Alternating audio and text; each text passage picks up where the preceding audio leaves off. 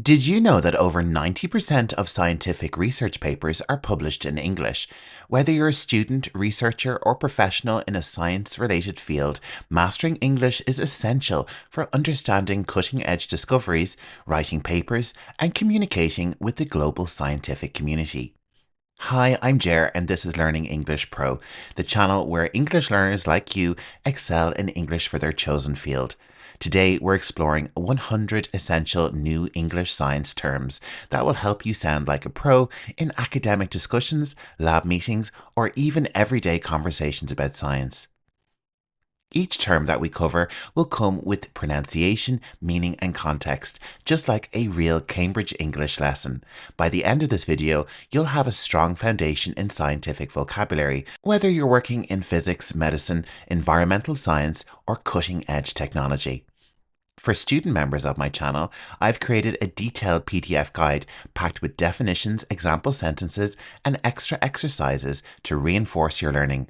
If you're not a member yet, you can join today. The link is in the video description. To delve even deeper into English for Science, I've included my Science Masterclass in this video. After the 100 terms, stay tuned for 6 hours of Science English lessons covering a wide range of topics. You can pick the sections that interest you or let it play in the background to absorb the language naturally. And for my student members, there's an extensive PDF guide to go along with the masterclass, giving you a complete English learning course for science. Now, let's get started on 100 new science terms in English, the essential vocabulary you need to sound confident in the world of science. Science is constantly evolving, with new discoveries reshaping our understanding of the world. In this section, we'll explore some of the most exciting and groundbreaking concepts in modern science. Our first term is quantum entanglement. Quantum entanglement. This is a phenomenon where two particles remain connected regardless of distance. Let's check out our example sentence. Quantum entanglement suggests that changing the state of one particle instantly affects the other, no matter how far apart they are. Let's move on to CRISPR. CRISPR. CRISPR is a revolutionary gene editing technology used to modify DNA with precision. Scientists are using CRISPR to edit genes and potentially cure genetic diseases. Dark matter. Dark matter. Dark matter is a mysterious substance that makes up most of the universe's mass but cannot be directly observed. Astronomers believe dark matter influences the movement of galaxies, yet it remains undetected. Neuroplasticity. Neuroplasticity. This is the brain's ability to reorganize and adapt by forming new neural connections. Studies show that neuroplasticity allows the brain to recover after injury by rewiring itself. Synthetic biology. Synthetic biology. This is the design and creation of new biological parts and systems. Synthetic biology is being used to engineer bacteria that can break down plastic waste. Let's move on to exoplanet. Exoplanet. An exoplanet is a planet located outside our solar system. Astronomers have discovered thousands of exoplanets, some of which have conditions suitable for life. Metamaterials. Metamaterials. These are artificial materials engineered to have properties not found in nature. Metamaterials are being developed to create invisibility cloaks by bending light around objects. Next up, we have bioinformatics. Bioinformatics. This is the application of computer science to analyze biological data. Bioinformatics is essential for sequencing genomes and understanding complex diseases. Astrobiology. Astrobiology. Astrobiology is the study of life in the universe, including the search for extraterrestrial organisms. Astrobiology examines extreme environments on Earth to predict where life might exist on other planets. Nanomedicine. Nanomedicine. Nanomedicine is the use of nanotechnology in medical applications. Nanomedicine enables targeted drug delivery, reducing side effects in cancer treatment. Let's move on to our next science topic. Life on Earth is built from tiny molecules and complex biological systems. This section covers fundamental terms in biology, from cells to DNA, helping you navigate discussions in genetics and medicine. Amino acid. Amino acid. Amino acids are the building blocks of proteins, which are essential for life. There are 20 different amino acids that combine to form proteins in our bodies. Genome. Genome. A genome is a complete set of genetic material in an organism. The Human Genome Project mapped out the entire human genome to understand our DNA better. Mitochondria. Mitochondria. Mitochondria are the powerhouses of the cell, generating energy. Mitochondria convert nutrients into energy, allowing cells to function properly. Photosynthesis. Photosynthesis. This is the process by which plants convert sunlight into energy. Without photosynthesis, life on Earth would not exist as we know it. Our next term is enzyme. Enzyme. An enzyme is a protein that speeds up chemical reactions in the body. Digestive enzymes help break down food so our bodies can absorb nutrients. Mutation. Mutation. A mutation is a change in DNA that can lead to genetic variation. Some mutations are harmless, while others can cause diseases like cancer. Stem cell. Stem cell. A stem cell is a cell that can develop into different types of specialized cells. Stem cell research offers hope for treating spinal cord injuries and degenerative diseases. Antibody. Antibody. An antibody is a protein produced by the immune system to fight infections. Vaccines work by stimulating the production of antibodies against specific viruses. Hormone. Hormone. A hormone is a chemical messenger that regulates bodily functions. Insulin is a hormone that helps regulate blood sugar levels. Microbiome. Microbiome. This is the community of microorganisms living in and on the human body. A healthy microbiome plays a crucial role in digestion and immunity. Our next topic is forces that shape our planet.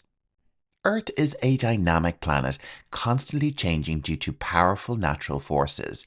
In this section, we explore the key scientific terms that explain earthquakes, weather patterns, and more. First up, we have tectonic plate. Tectonic plate. A tectonic plate is a large section of Earth's crust that moves and causes geological activity. The movement of tectonic plates can lead to earthquakes and volcanic eruptions. Seismology. Seismology. Seismology is the study of earthquakes and the movement of the Earth's crust. Seismologists use sensors to detect and measure earthquakes around the world. Erosion. Erosion. Erosion is the process by which natural forces wear away soil and rock. Coastal erosion is causing land to disappear due to rising sea levels.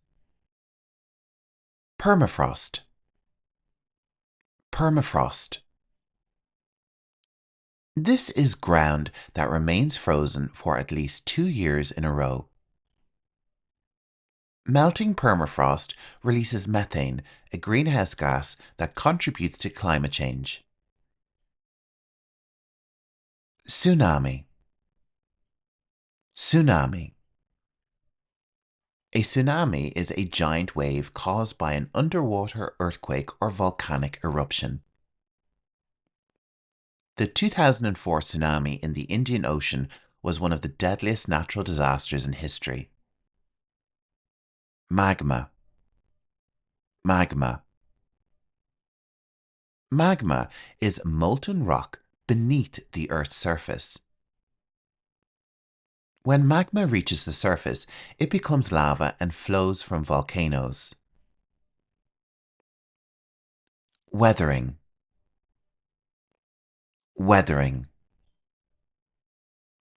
Weathering is the breakdown of rocks due to wind, water, or other natural processes. Chemical weathering changes the composition of rocks over time.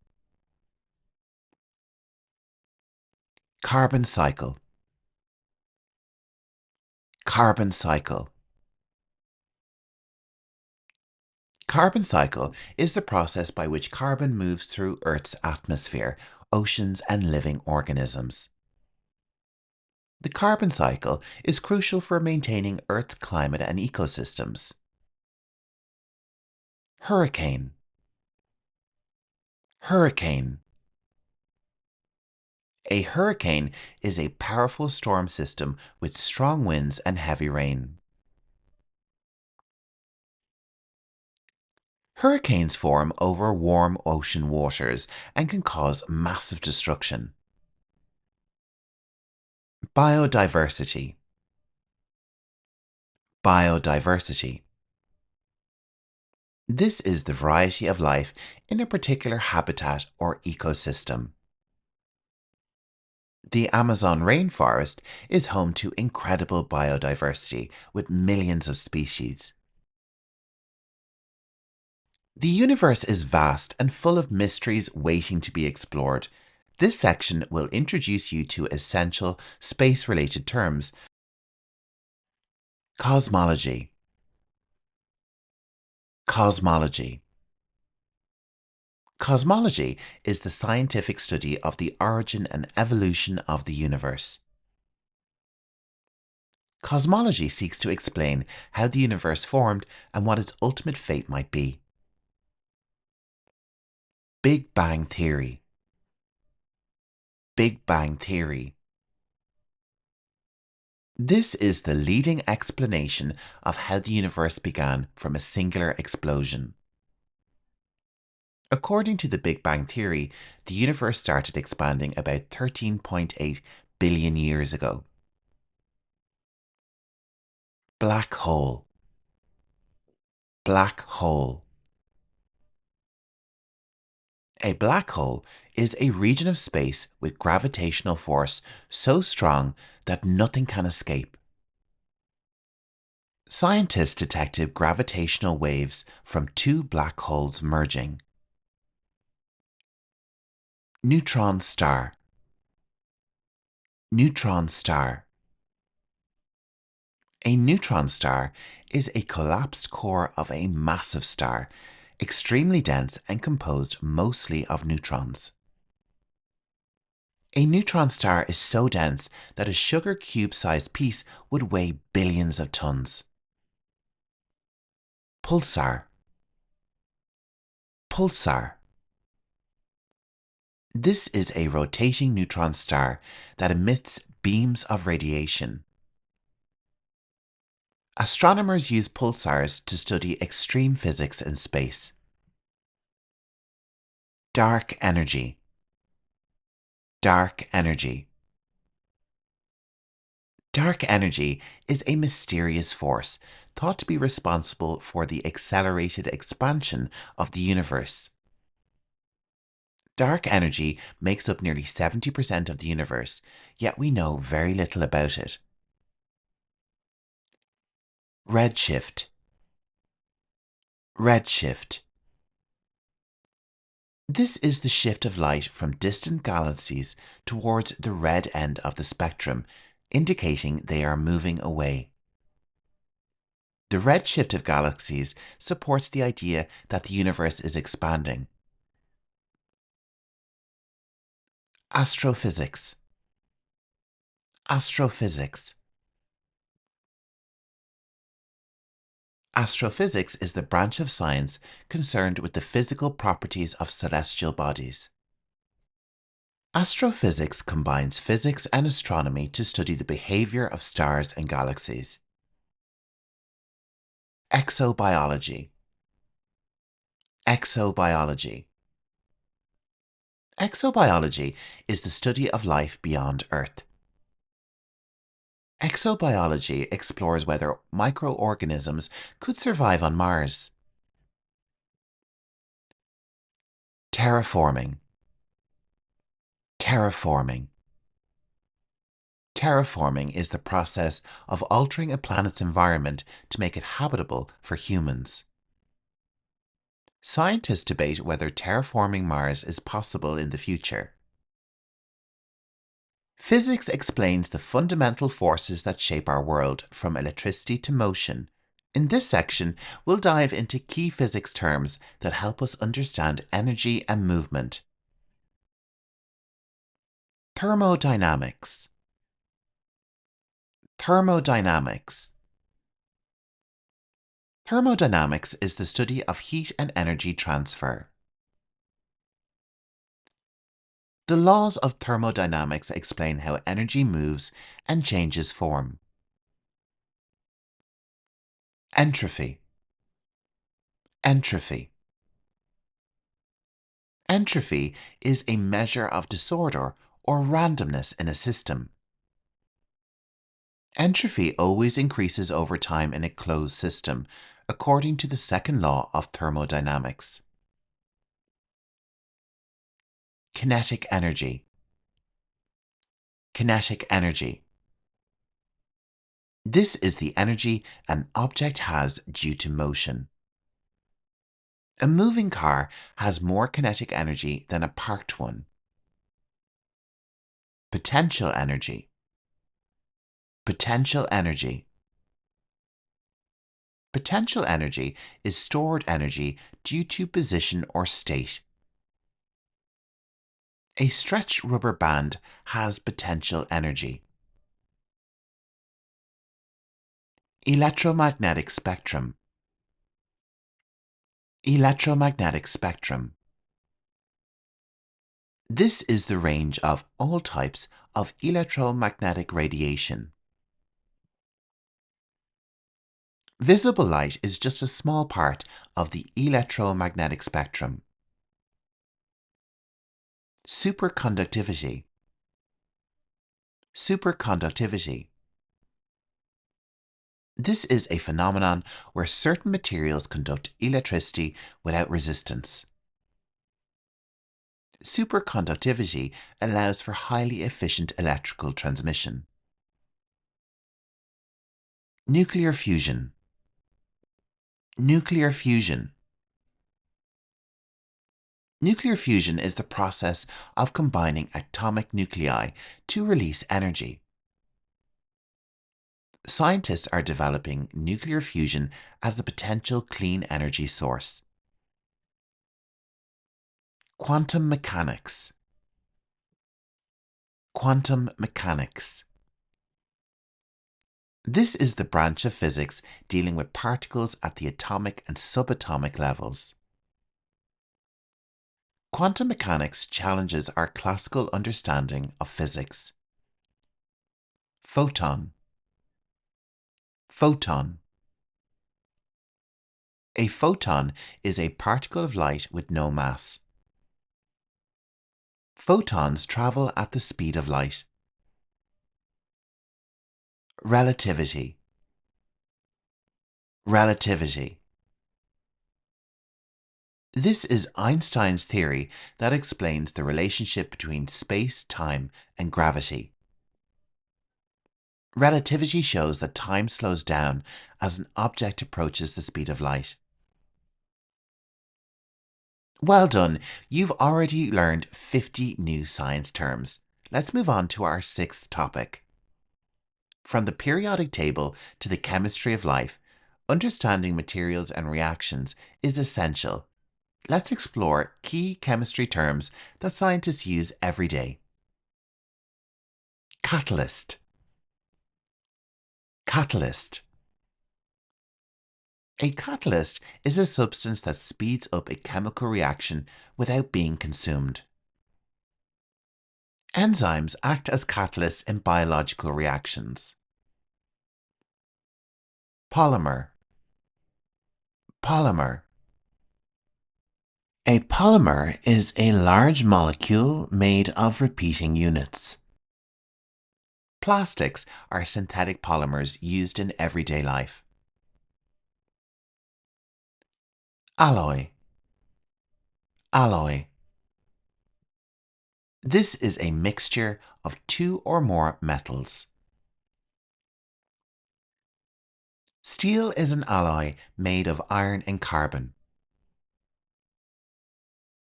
Oxidation. Oxidation. Oxidation is a chemical reaction in which a substance loses electrons. Rust forms when iron undergoes oxidation in the presence of water and oxygen. Electrolysis. Electrolysis. Electrolysis is the process of using electricity to drive a chemical reaction. Electrolysis is used to separate hydrogen from water. Nanoparticle. Nanoparticle. A nanoparticle is a particle with dimensions measured in nanometers. Nanoparticles are used in medicine for targeted drug delivery. Let's move on to pH scale. pH scale. This is a measure of acidity or alkalinity. Lemon juice has a pH of around 2, making it highly acidic. Isotope. Isotope. These are variants of an element with different numbers of neutrons. Carbon-14 is a radioactive isotope used in dating fossils. Covalent bond. Covalent bond. A covalent bond is a chemical bond where atoms share electrons. Water molecules are held together by covalent bonds. Solution. Solution. A solution is a homogeneous mixture of two or more substances.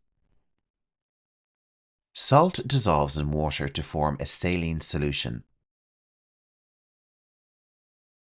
Modern medicine has transformed human health, allowing us to treat diseases and extend life expectancy. In this section, we'll explore important medical and healthcare related terms. Pathogen. Pathogen. A pathogen is a microorganism that causes disease. Viruses, bacteria, and fungi can all act as pathogens. Epidemiology. Epidemiology. This is the study of disease patterns in populations. Epidemiology helps researchers track and prevent the spread of infectious diseases. Placebo effect. Placebo effect. The placebo effect is a psychological response to a treatment that has no active ingredients. Some patients experience pain relief due to the placebo effect, even without real medication. Herd immunity. Herd immunity. This is the resistance to the spread of disease in a population when a high percentage is immune. Vaccination programs aim to achieve herd immunity to prevent outbreaks. Biomarker. Biomarker. A biomarker is a biological molecule that indicates a medical condition. Doctors use biomarkers to detect diseases such as cancer in early stages. Gene therapy. Gene therapy. This is a technique that uses genes to treat or prevent diseases. Gene therapy has shown promise in treating genetic disorders like cystic fibrosis. Antibiotic resistance. Antibiotic resistance. Antibiotic resistance is the ability of bacteria to withstand the effects of an antibiotic. Overuse of antibiotics has led to antibiotic resistance, making some infections harder to treat. Neurotransmitter. Neurotransmitter. This is a chemical messenger in the nervous system. Dopamine is a neurotransmitter associated with pleasure and motivation. Immunotherapy. Immunotherapy. Immunotherapy is a treatment that uses the body's immune system to fight disease. Immunotherapy is being used to treat certain types of cancer. Homeostasis. Homeostasis. Homeostasis is the body's ability to maintain stable internal conditions. Sweating helps maintain homeostasis by regulating body temperature. Our planet is facing major environmental challenges, from climate change to pollution. This section covers essential terms in environmental science to help us understand how we can protect the Earth. Greenhouse effect. Greenhouse effect. The greenhouse effect is the trapping of heat in the Earth's atmosphere by greenhouse gases. The greenhouse effect is causing global temperatures to rise. Carbon footprint. Carbon footprint. This is the total amount of greenhouse gases produced by human activities. Reducing our carbon footprint can help slow climate change. Deforestation. Deforestation. Deforestation is the large-scale removal of forests. Deforestation threatens biodiversity and contributes to global warming. Acid rain. Acid rain. This is rain that contains high levels of acidic pollutants. Acid rain damages crops, forests, and aquatic ecosystems. Sustainable development. Sustainable development. Sustainable development is economic growth that meets present needs without compromising future generations. Sustainable development focuses on renewable energy and conservation. Renewable energy. Renewable energy. Renewable energy describes energy sources that are naturally replenished. Solar and wind power are important forms of renewable energy. Biodiversity loss. Biodiversity loss. This is the decline of different species in an ecosystem. Pollution and habitat destruction contribute to biodiversity loss. Desertification. Desertification. Desertification is the process by which fertile land becomes desert. Desertification is a major environmental issue in arid regions. Carbon sequestration. Carbon sequestration. This is the capture and storage of carbon dioxide from the atmosphere. Forests act as carbon sinks, helping with carbon sequestration. Overfishing. Overfishing.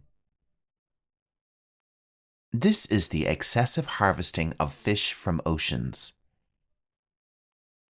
Overfishing has led to declining fish populations and damaged ecosystems.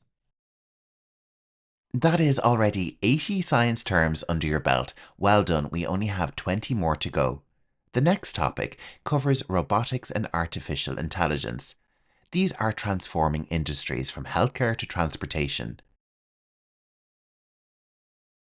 Machine learning. Machine learning. This is a type of AI that allows computers to learn from data. Machine learning helps detect patterns in large data sets. Neural network. Neural network. A neural network is a computer system modeled after the human brain. Neural networks are used in speech recognition and image processing. Automation. Automation. This is the use of technology to perform tasks without human input. Factories use automation to increase efficiency and reduce costs. Natural language processing. Natural language processing. This is AI technology that enables computers to understand human language. Voice assistants rely on natural language processing to respond to questions. Humanoid robot. Humanoid robot. A humanoid robot is a robot designed to resemble and mimic human behavior. Scientists are developing humanoid robots for customer service and caregiving. Algorithm. Algorithm. This is a set of instructions for solving a problem or performing a task. Search engines use algorithms to rank web pages. Deep learning. Deep learning. Deep learning is a subset of AI that uses large neural networks to analyze complex data. Deep learning powers advanced image recognition systems. Chatbot. Chatbot. A chatbot is a computer program that simulates conversation with users. Many websites use chatbots to provide customer service. Ethical AI.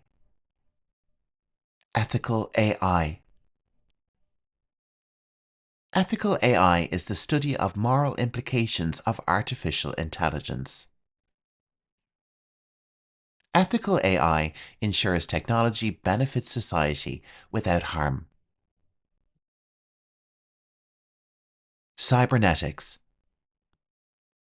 Cybernetics. Cybernetics is the study of systems that integrate humans and machines. Cybernetics explores how humans and technology interact. Science isn't just something for labs and research papers. It's woven into our everyday lives, from the technology we use to the food we eat. In this final section, we'll explore key scientific terms that impact modern living. Biotechnology. Biotechnology. This is the use of living organisms to develop useful products. Biotechnology has led to breakthroughs in medicine, such as insulin production from bacteria. Smart materials. Smart materials. These are materials that change properties in response to external conditions. Smart materials are used in self-healing coatings and temperature-sensitive fabrics. 3D printing. 3D printing. 3D printing is a technology that creates three-dimensional objects layer by layer. 3D printing is revolutionizing manufacturing, allowing for rapid prototyping and custom designs. Wearable technology. Wearable technology. Wearable technology includes devices designed to be worn on the body. Smartwatches are a popular example of wearable technology. Virtual reality. Virtual reality. It can also be referred to as VR. This is a simulated digital environment experienced through special equipment. Virtual reality is used in gaming, education, and even medical training. Augmented reality. Augmented reality. This can also be known as AR. This is a technology that overlays digital content onto the real world. Augmented reality apps allow users to see digital objects in their physical environment. Digital twin. Digital twin. A digital twin is a virtual model of a real-world object or system. Engineers use digital twins to test and improve industrial machines before manufacturing. Quantum computing. Quantum computing. This is a type of computing that uses quantum mechanics to process information. Quantum computing could revolutionize problem solving in medicine and cybersecurity. Hydroponics. Hydroponics. Hydroponics is a method of growing plants without soil, using nutrient-rich water. Hydroponics allows for farming in areas with poor soil conditions. Our final term is Internet of Things. Internet of Things, also referred to as IoT. This is a network of connected devices that communicate with each other. Smart homes rely on the Internet of Things to control lighting, heating, and security. Well done! You've just learned 100 new science terms in English, covering everything from cutting-edge discoveries to everyday scientific principles. Expanding your vocabulary like this will boost your confidence in scientific discussions, research, and professional settings. If you're a student member, don't forget to download your PDF guide packed with detailed explanations, example sentences, and exercises to help you reinforce everything you've learned today. And if you haven't joined yet, the link is in the description. It's the best way to get access to exclusive learning materials and master English in your field. And if you want to dive even deeper into science, stay tuned. My Science English Masterclass is up next. This is 6 hours of in-depth lessons covering key science topics and terminology. You can pick a section that interests you or let it play in the background to absorb the language naturally. Thanks for watching, and if you found this lesson useful, give it a like, subscribe, and let me know in the comments which science topic you'd like me to cover next. See you in the next lesson. Have you ever wondered why mastering academic English is the key to unlocking both the mysteries of science and the narratives of our past? Consider this: over 90% of groundbreaking scientific research is published in English. Hi, I'm Jer, and this is Learning English Pro, the channel where English learners and educators come together to maximize their learning with hours of expertly crafted content. We'll begin our journey with the world of science, where you'll explore subjects ranging from chemistry, biology, and physics to astronomy, zoology, geology, and much, much more. Every lesson is carefully timestamped in the video description, so you can easily navigate to the lesson that intrigues you the most, or let the lesson play in the background as you go about your day, absorbing English naturally. For my dedicated student members, there is an exclusive bonus, a comprehensive PDF guide filled with over 40 pages of content covering all the science lessons. If you'd like to join the student membership with Learning English Pro, you can access this resource by joining the link in the video description. Now let's dive into our first lesson, Beginner's Physics Vocabulary. Get ready to expand your academic English and embark on this exciting journey of discovery. Today we are diving into the fascinating world of basic physics vocabulary. Whether you're a science enthusiast or just looking to expand your English language skills, this video is perfect for you. If you're ready, sit back, relax, and let's learn some English together. And let's begin with the foundation of our topic, physics. Physics is the study of matter, energy, and the fundamental forces that shape the universe. Physics. Next up, we have force. A force is a push or pull that can change the motion or shape of an object. Force. Speaking of motion, motion refers to the change in position of an object over time. Motion. When we talk about how fast an object's position changes, we use the term velocity. It's a vector quantity that includes both speed and direction. Velocity. And acceleration is the rate of change of velocity. It tells us how quickly an object's velocity is changing, whether it's speeding up or slowing down. Acceleration. Now let's explore mass. Mass is the amount of matter in an object. It's a measure of how much stuff is there.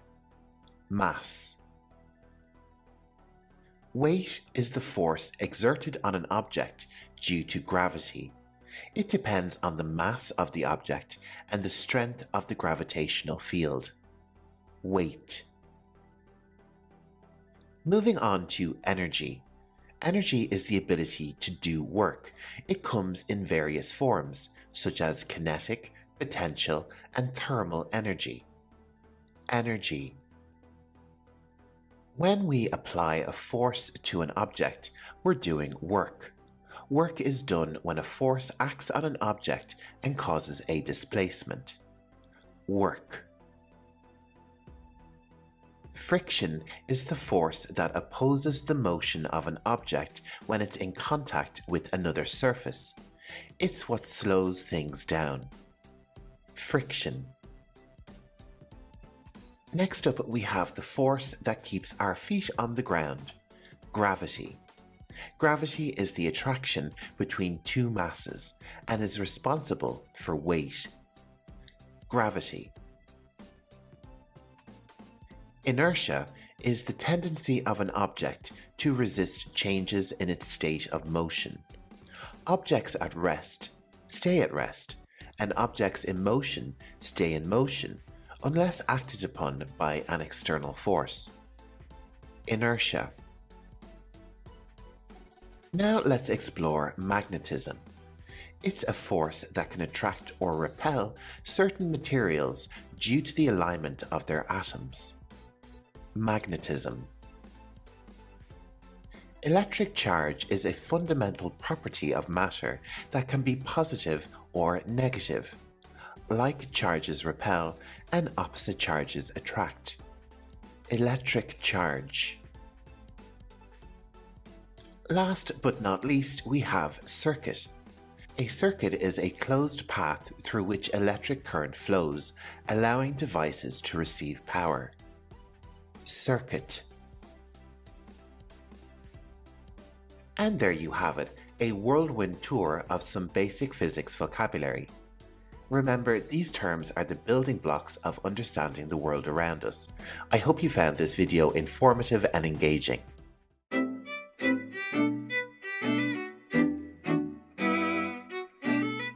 Today we're diving into the fascinating world of basic chemistry.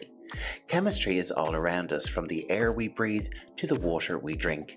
So if you're ready, let's jump right in. And our first word is atom.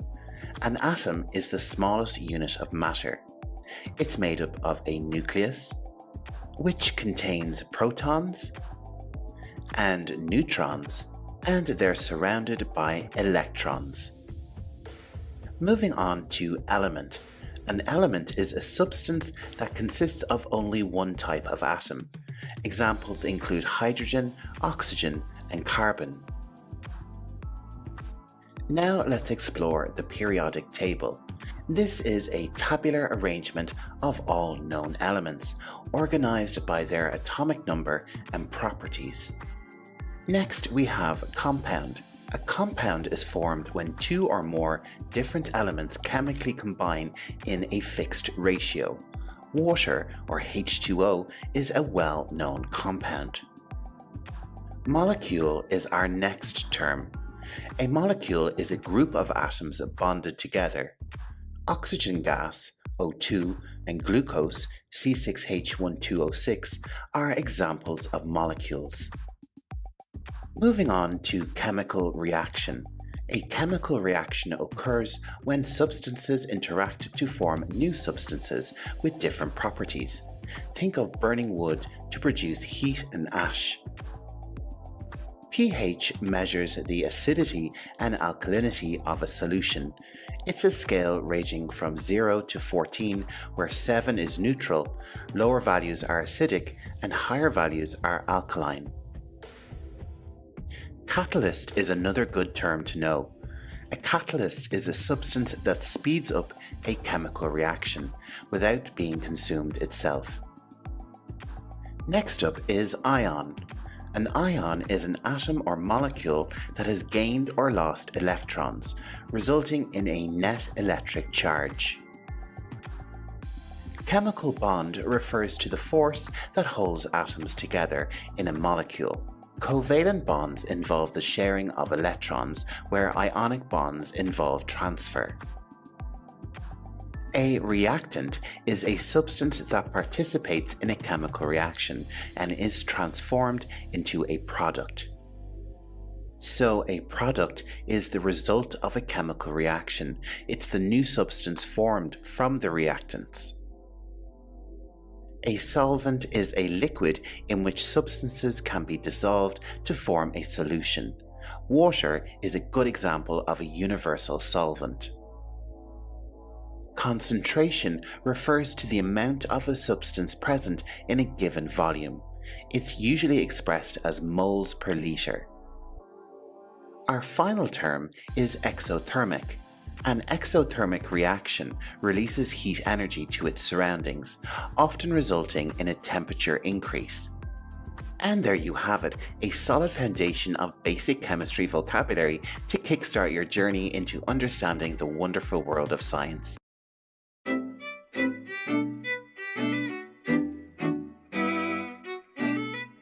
Today we embark on an exciting journey through the world of engineering. It's a field that powers innovation and shapes the world around us. Engineering is the application of scientific and mathematical principles to design, construct, and maintain structures, systems, and processes. It plays a crucial role in our lives, from the buildings we inhabit to the technology we use. Civil engineering focuses on the design and construction of infrastructure like roads, bridges, and buildings. It ensures that these structures are safe, efficient, and durable.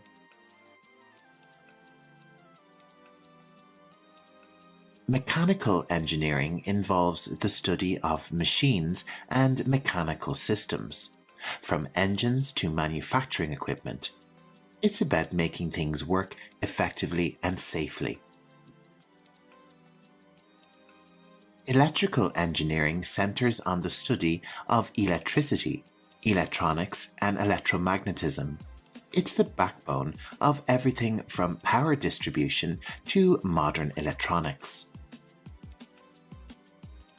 Computer engineering blends electrical engineering and computer science to develop computer hardware and software. It drives the technology we rely on daily. Next up, we have chemical engineering.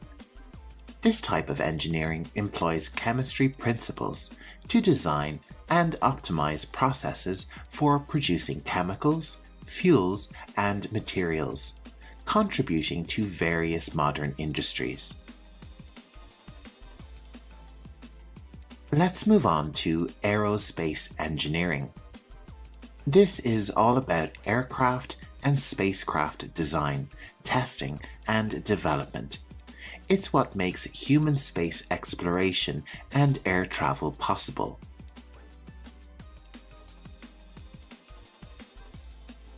Structural engineering specializes in designing and analyzing structures to ensure their safety, stability, and integrity. Moving along to environmental engineering, this focuses on environmental protection and sustainability, addressing issues like pollution control and resource conservation. Material science studies the properties and applications of materials, like metals, ceramics, and polymers, paving the way for innovations in various industries. Our next engineering term is CAD. CAD is an acronym of Computer Aided Design. CAD is the use of specialized software to create detailed 2D and 3D models and designs for engineering projects. A prototype is an early model or sample of a product used for testing and refining the design before mass production. An important term for any engineer is innovation. Innovation is the process of introducing new and improved ideas, products, or processes. Innovation drives progress and change. Sustainability involves using resources in a way that meets current needs without compromising future generations. It's about responsible resource management. Robotics is the design and creation of robots to perform various tasks, from manufacturing to exploring challenging environments. Let's move on to thermodynamics. This is the scientific study of heat, energy transfer, and the relationship between heat, work, and energy. Friction is the force that opposes motion when two surfaces are in contact. It's a critical factor in mechanical design, affecting the efficiency and wear of moving parts. The term load-bearing refers to a structure or material's capacity to support a weight or force without failing. It's a fundamental consideration in construction and engineering design. Voltage measures electrical potential difference, which drives current flow in electrical circuits. It's a key concept in electrical engineering. A blueprint is a detailed technical drawing or plan used in construction and engineering projects to communicate precise information about the design and structure. And there you have it, my essential engineering vocabulary for beginners. Each term is a building block in this exciting field of knowledge and innovation.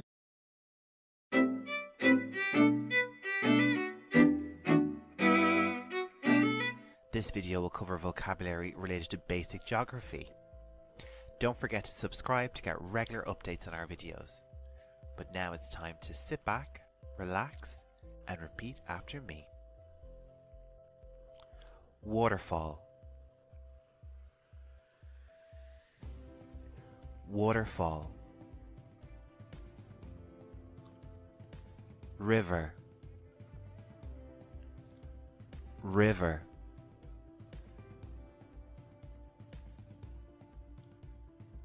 Lake.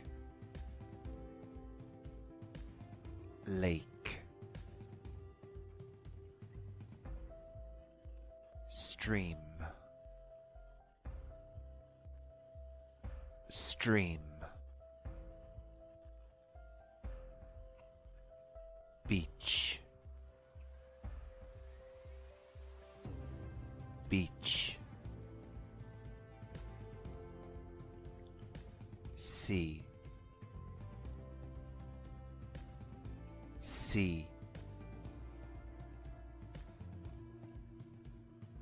Island. Island. Coral reef. Coral reef. Volcano. Volcano. Lava. Lava.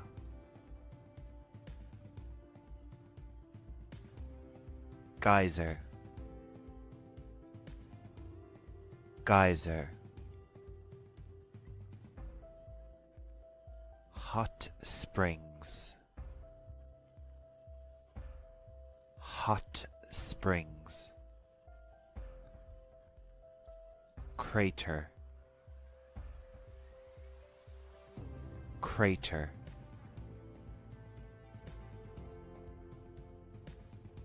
Pyroclastic flow. Pyroclastic flow. Forest.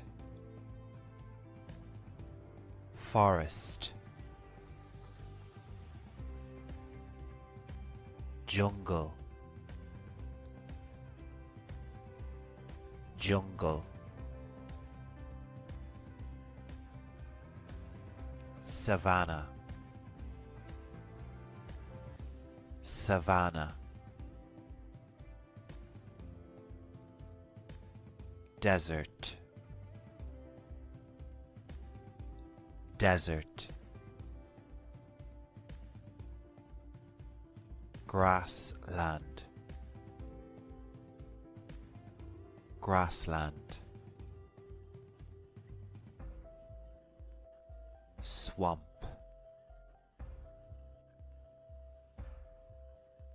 swamp, rainforest, rainforest, tundra, tundra, polar landscape, polar landscape, mountain range, mountain range, mountain, mountain, hill, hill,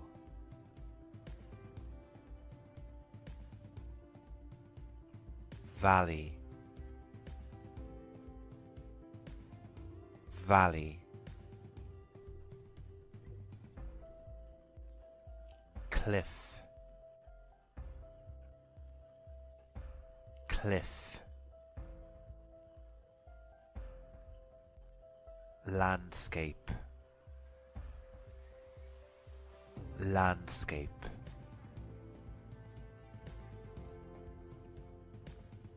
soil, soil, rocks, rocks,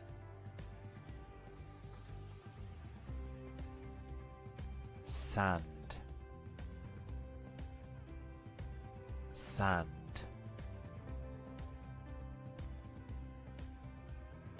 clay, clay, continents, continents, tectonic plates, tectonic plates, earthquake, earthquake, tsunami, tsunami, earth, earth.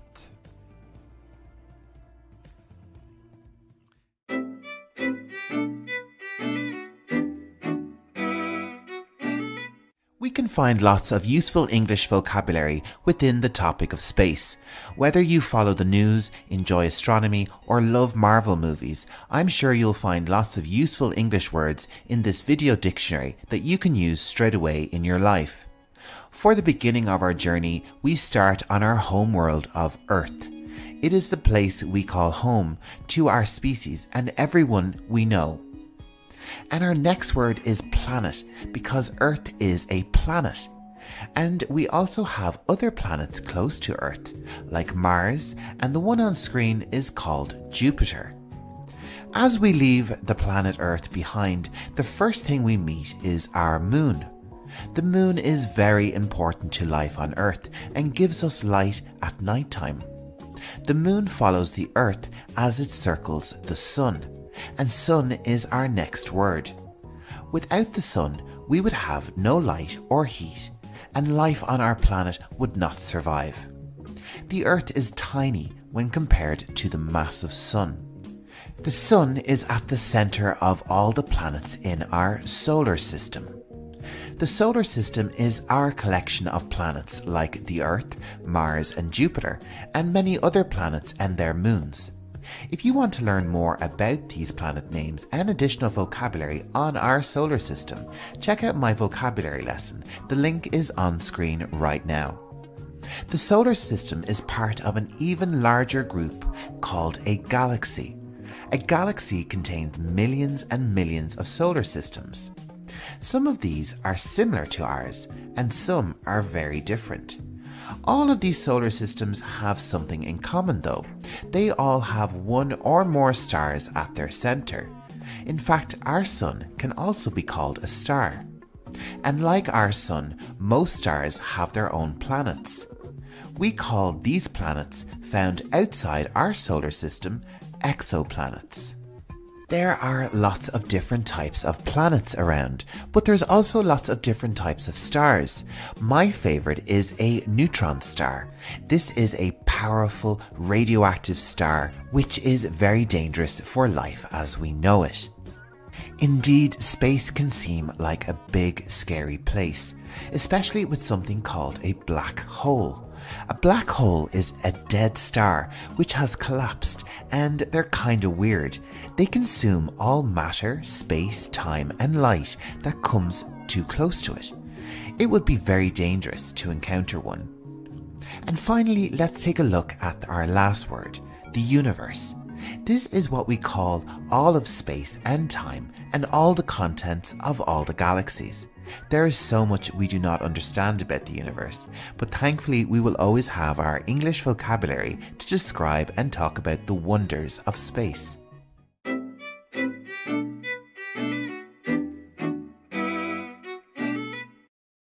So in this video, you will learn lots of words related to sociology, and we'll bring you some profiles on some famous sociologists. In this video, we will first look at some profiles of sociologists, and then follow up with an in-depth vocabulary.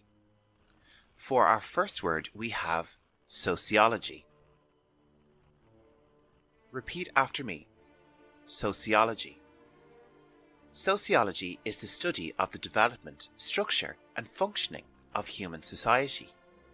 Our first sociologist we will look at is Auguste Comte, who is said to have defined the science of sociology. He was interested in positivism and was influenced by the French Revolution, industrialization, and the secularization of society. Our next sociologist is Karl Marx. It is said that Marx rejected Comtean positivism, and he is recognized as a founder of sociology. He wrote the Communist Manifesto in 1848 with Friedrich Engels, and this focused on class struggle, conflicts of capitalism, and the capitalist mode of production.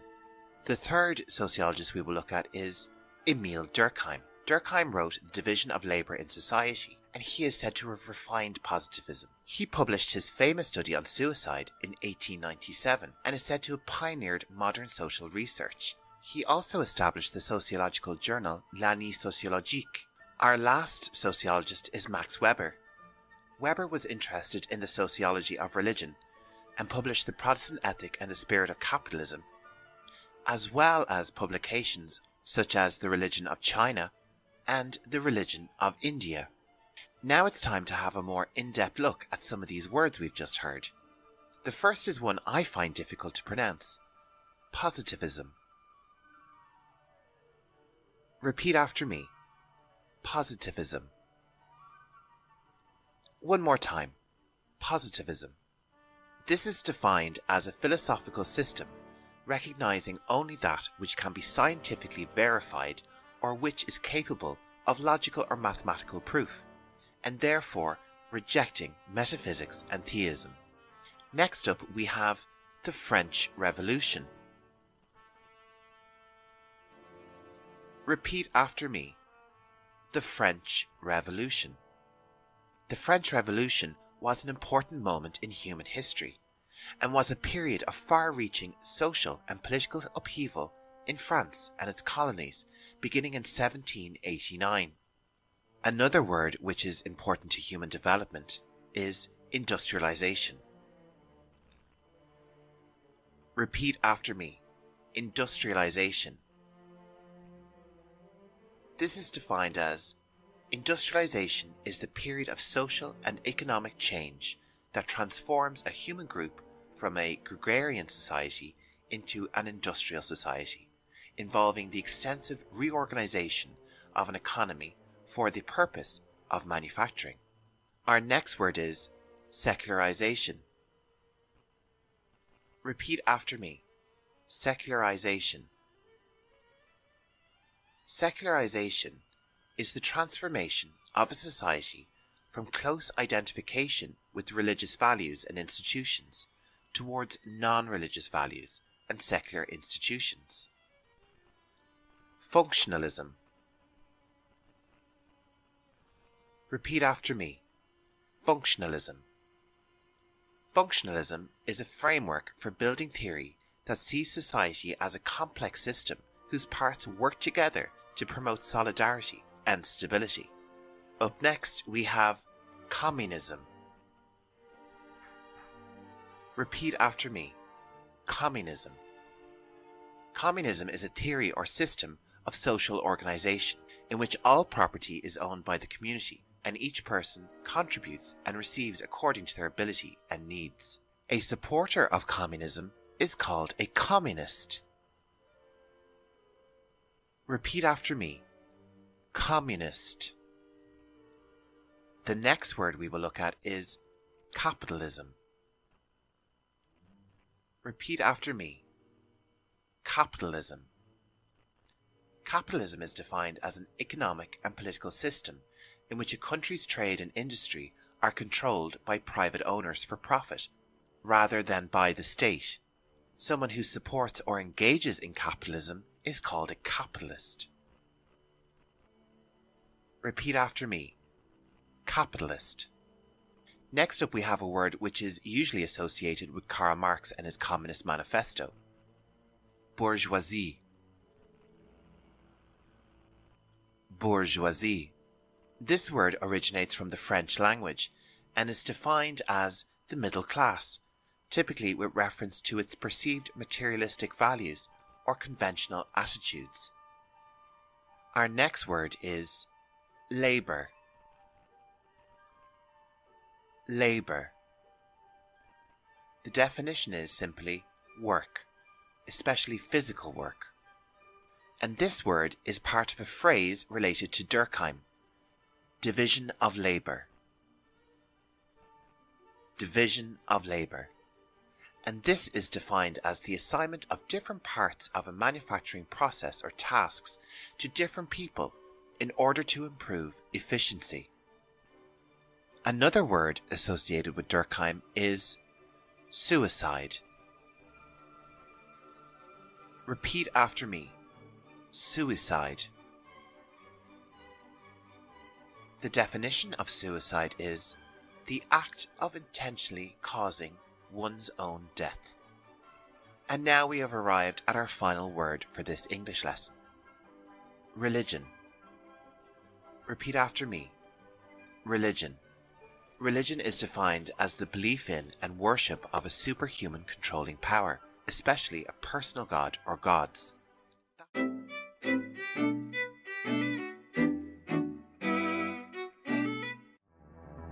Hello, you are very welcome to this English vocabulary lesson on climate change. My name is Jer and I'll be narrating your lesson, and you're very welcome to my channel, Learning English Pro. So if you're ready, let's get started learning some essential English on this really important topic. I'm sure you hear the term climate change a lot, but let's break down these words and understand what each of them means. The word climate means the weather conditions prevailing in an area in general or over a long period.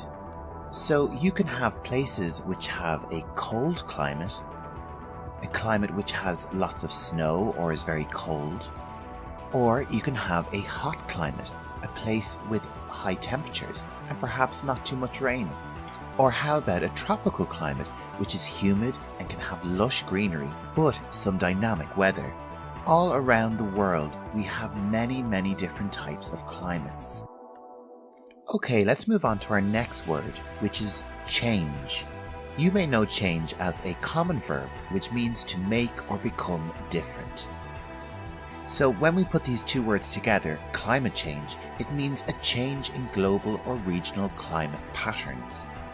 And we often see this change in rainfall and temperature. When we talk about rainfall and climate change, it's important to note that a climate may experience an increase or a decrease in rainfall. Someone in one part of the world may say, "There is a lot less rain in my region due to climate change." And in a different part say, "The climate in my country is much wetter now." And also, scientists have observed that the Earth's surface is warming. Some of the hottest years on record have been in the last 20 years. What can we call this? Is it a problem, an emergency, a crisis, a disaster, a meltdown? The term we use is global warming. Let's break this down to understand these words. Global is an adjective and it means something that is relating to the whole world, something that is worldwide. In this term, the word warming is a noun and it means the process of making something or of becoming warm or warmer. So how is this warming affecting the Earth? One way is wildfires, and these are large destructive fires that spread quickly over woodland. In 2020, we saw massive wildfires in Australia and the Western USA, which were very devastating. The greatest warming of the Earth's surface is taking place at the Arctic. There has been a huge increase in the reduction of sea ice. You might hear a lot that the sea ice is melting. The word to melt is important and its definition is to make or become liquefied by heat. A sentence example is, "Ice melts in the heat." And because of this melting ice, the Earth is experiencing rising sea levels. Let's take a closer look at the word rise, which is a verb and a noun. The verb definition is to move from a lower position to a higher one, to come or go up. You could say climate change will cause the sea level to rise. And moving on to the noun definition of rise, it means an upward movement, an instance of rising. Let's have a look at a sentence example. The recent rise in temperature is concerning. A question you may ask is, if the Earth is getting warmer, why do we sometimes still have very bad winters? Answer is that we have also more intense or extreme weather with climate change. Like we can have much colder winters with much heavier snow. Another problem is that the planet is experiencing a lot more storms and extreme conditions. So just to summarize, global warming is causing climate change. Or another way we could say it is that climate change is a result of global warming. So then we need to ask the question, what is causing global warming? I'm sure you know the reason why, but to say it in English, we would say the emission of gases which damage the atmosphere is causing climate change. Let's take a closer look at this word emission, which is a noun which means the production and discharge of something, especially gas or radiation. Another important word is atmosphere. This noun means the layer of gases surrounding the Earth or another planet. The two gases which are causing the problem of climate change are carbon dioxide and methane. To understand climate change, you need to know a lot of the heat from the sun should bounce off the Earth into space. But with the additional carbon dioxide and methane in the atmosphere, this creates a layer which traps heat from the sun in the Earth's atmosphere. And of course, we have a term for this. It is called the greenhouse effect. The full definition is the trapping of the sun's warmth in the planet's lower atmosphere. And unfortunately, the main cause of climate change, global warming and the greenhouse effect is human activity, and we are doing it through the following ways: electricity and heat production, industry like manufacturing, and we produce a lot of gases with our transportation. Another area of human activity which causes a lot of waste is agriculture, and the commercial industry also contributes to gas production. Another big contributor is wastes, leaks and accidents. Another huge problem which is contributing to the issue is deforestation. Let's take a look at the definition of this noun. It means the permanent removal of trees to make room for something besides a forest, and deforestation is happening all around the world. But why is it contributing to the problem of climate change and global warming? Trees absorb carbon dioxide in a process we call photosynthesis. And without our forests, the Earth's atmosphere will gain too much carbon dioxide and overheat. And if you want to learn more about photosynthesis in English, check out my video on my YouTube channel. The link for the video is on the screen right now. Let's move on and ask an important question. How can we help stop climate change? A handy way to remember how you can help is the 3 R's. Reduce. Use less things in your daily life. Reuse. Use things again or more than once. And you should always recycle. Convert waste or unwanted items into reusable material. If you love nature, you may be called a nature lover or an environmentalist, conservationist, eco-warrior, or preservationist. Environmental activism describes a movement which is concerned with and/or advocates for the protection of the environment. This is done through political actions such as public protests or at elections in aid of environmental issues.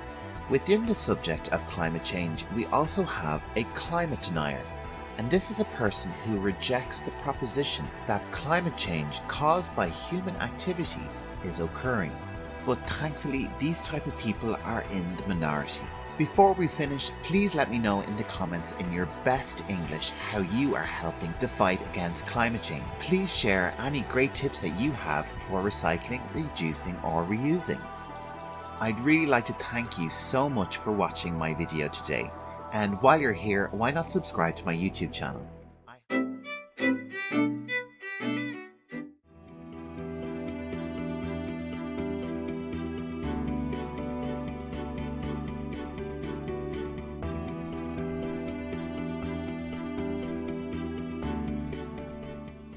Hello, you're very welcome to Learning English Pro.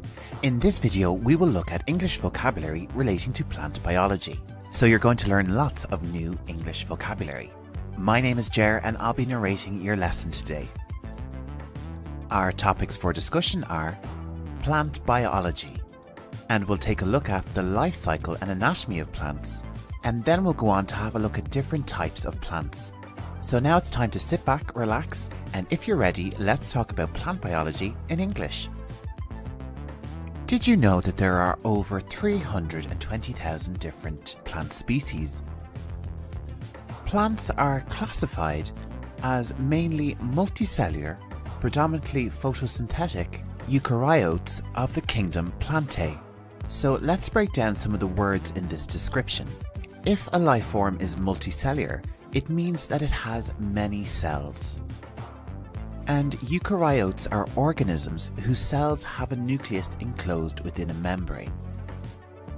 Plants are the basis of most of the Earth's ecosystems, and a big reason for this is because of photosynthesis. This is a process used by plants and other organisms to convert light energy into chemical energy. In fact, green plants provide a substantial proportion of the world's molecular oxygen. Let's move on to our next topic, which is the life cycle and anatomy of plants. And we're going to begin with the very first stage of a plant's life. Our first English word for this topic is seed.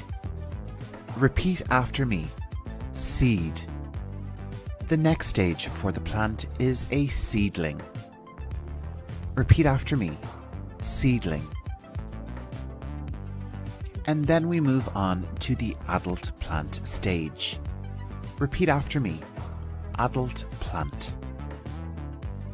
And after this stage, a plant may flower. Repeat after me. Flower. A plant can also produce fruit. Repeat after me. Fruit. Let's move on to the different parts of a plant. These are the roots. Repeat after me. Roots. Our next anatomy part is the stem. Repeat after me. Stem. The equivalent for a tree is the trunk. Repeat after me. Trunk. And the part of the tree that grows out from the trunk is called the branch. Repeat after me. Branch. And an even smaller part that grows from a branch is called a twig. Repeat after me. Twig. The equivalent for a plant is a shoot. Repeat after me. Shoot. Our next word is leaf, which is singular. Repeat after me. Leaf. This is the plural form, leaves. Repeat after me. Leaves. We have already had the word flower, but a flower grows from a bud. Repeat after me. Bud. To describe a piece of grass, we use the word blade, or we would say a blade of grass. Repeat after me. Blade of grass. Okay, let's move on to our final topic for our video and look at different types of plants. The first type of plant we will look at is flowering plants or flowers. And their scientific designation is angiosperms. An angiosperm means that flowers are seed-producing plants. And characteristics of angiosperms include flowers, endosperm within seeds, and the production of fruits that contain seeds. And flowers are the most common type of plant, with over 300,000 species. The next type of plant we will look at are conifers. Repeat after me. Conifers. Conifers could also be referred to as gymnosperms. And this means that conifers are cone-bearing seed plants. There are 629 species of conifers, with the majority being trees with a few shrubs. Conifers are ecologically important. They are the dominant plants over large areas of land across the globe. The next type of plant we will look at are ferns. Repeat after me. Ferns. Ferns are really interesting because they reproduce via spores and have neither seeds nor flowers. Next up, we have a group of 3 different types of plants referred to as the bryophytes. And our first one is moss. One more time, moss. Next up, we have hornwort. Repeat after me, hornwort. Next up, we have liverwort. Repeat after me, liverwort.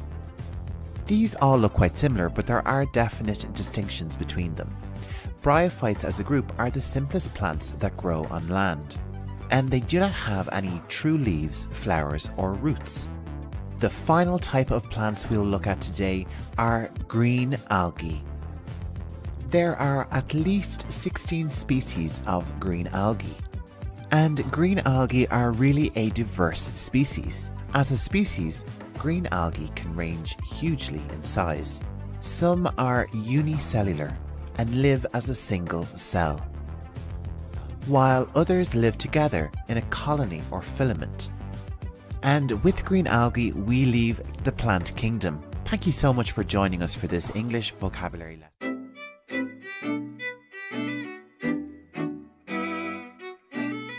vocabulary.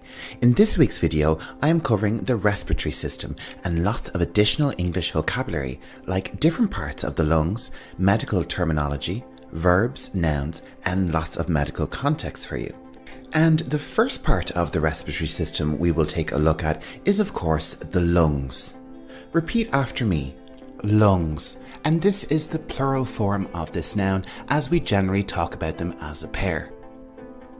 And below the lungs we have the diaphragm, and the G here is silent, diaphragm.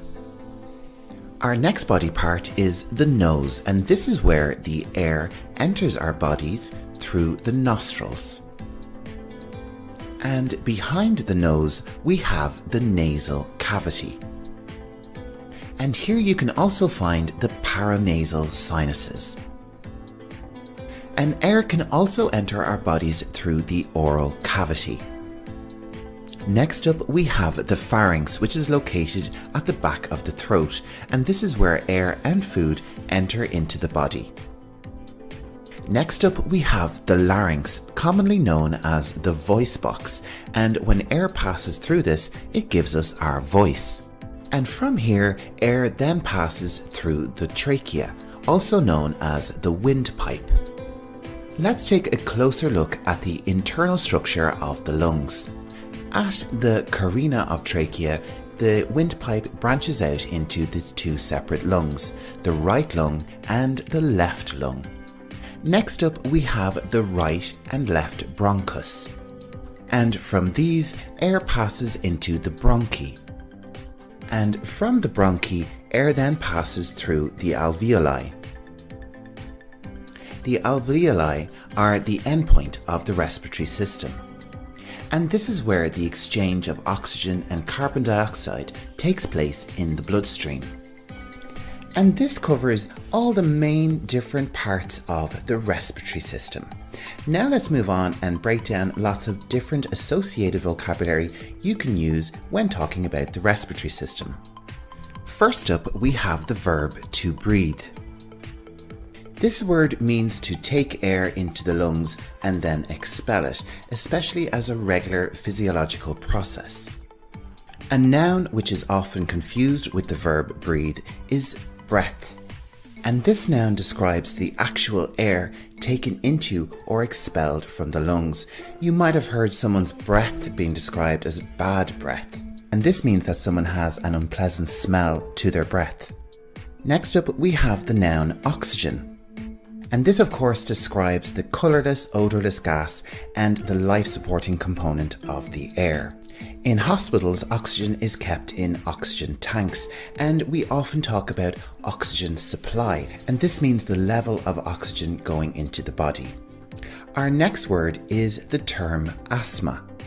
Repeat after me, asthma. Asthma is a condition in which your airways narrow and swell and may produce extra mucus. This can make breathing difficult and trigger coughing, a whistling sound when you breathe, and shortness of breath. Don't worry if you don't understand all these words, I'll be covering them in just a moment. Asthma is usually treated with steroids delivered into the lungs by an inhaler.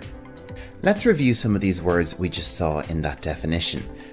Airways is a noun, and it describes the passage by which air reaches a person's lungs. So it's a synonym of the word trachea or windpipe, airways. Our next word is the noun mucus. Mucus is a normal, slippery and stringy fluid substance produced by many lining tissues in the body. We also have the word phlegm, which is a type of mucus produced in the lungs and the lower respiratory tract. Let's take a closer look at the pronunciation of phlegm, and as you can see on screen, the PH is pronounced as an F. And we have a silent G, so this word is quite deceptive. Phlegm. Next up we have the term shortness of breath. And this means an uncomfortable condition that makes it difficult to fully get air into your lungs. You could say the patient is suffering with a shortness of breath.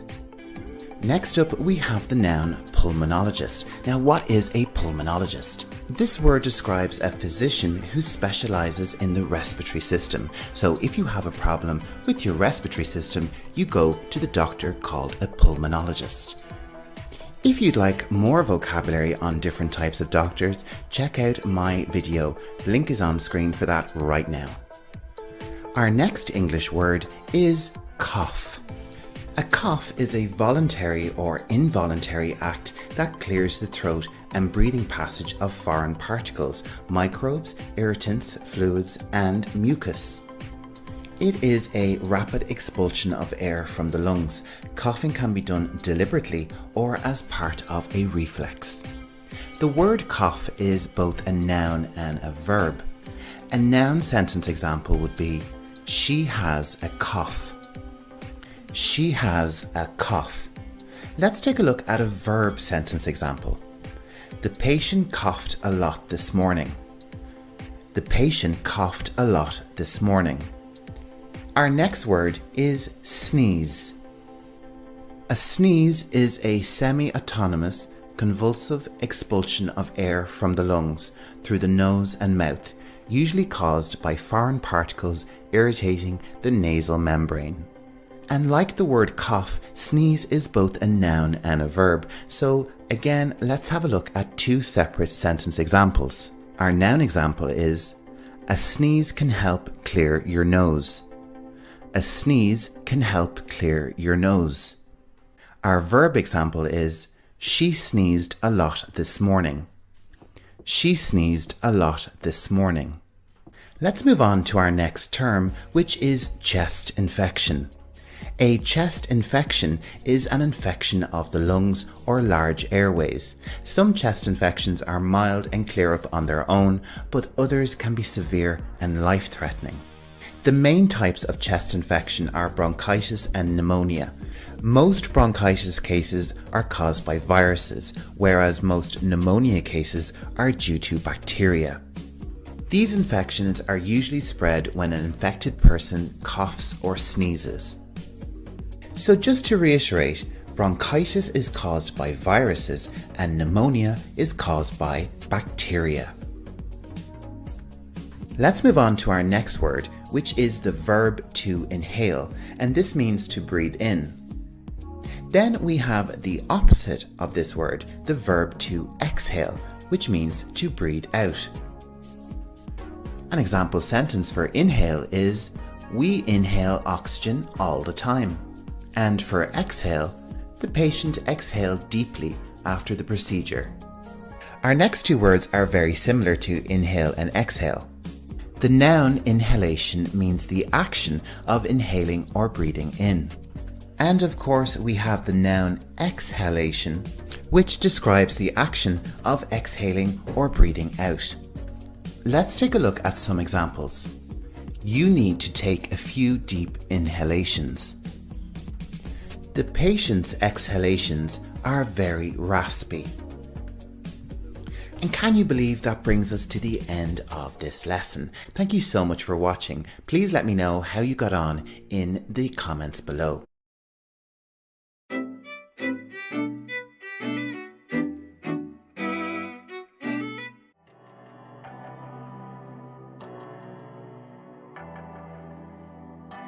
Hello and welcome to Learning English Pro. In this video, we're going to look at English vocabulary relating to photosynthesis. The topics for discussion are photosynthesis explained with lots of new English words for you.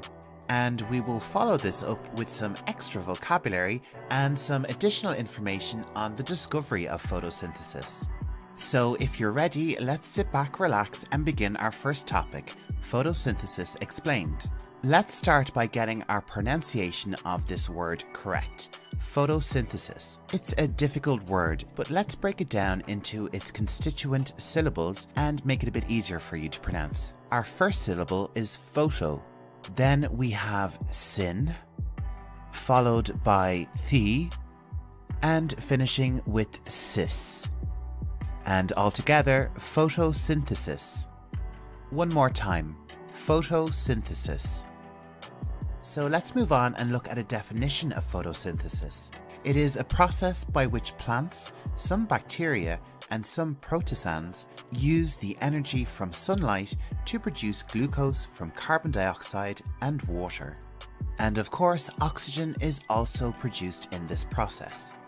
So just to recap, for photosynthesis to work, we need sunlight, and we also need carbon dioxide, or CO2, and also water, or H2O. And on screen you can see that the water molecule has 2 hydrogen atoms and 1 oxygen atom.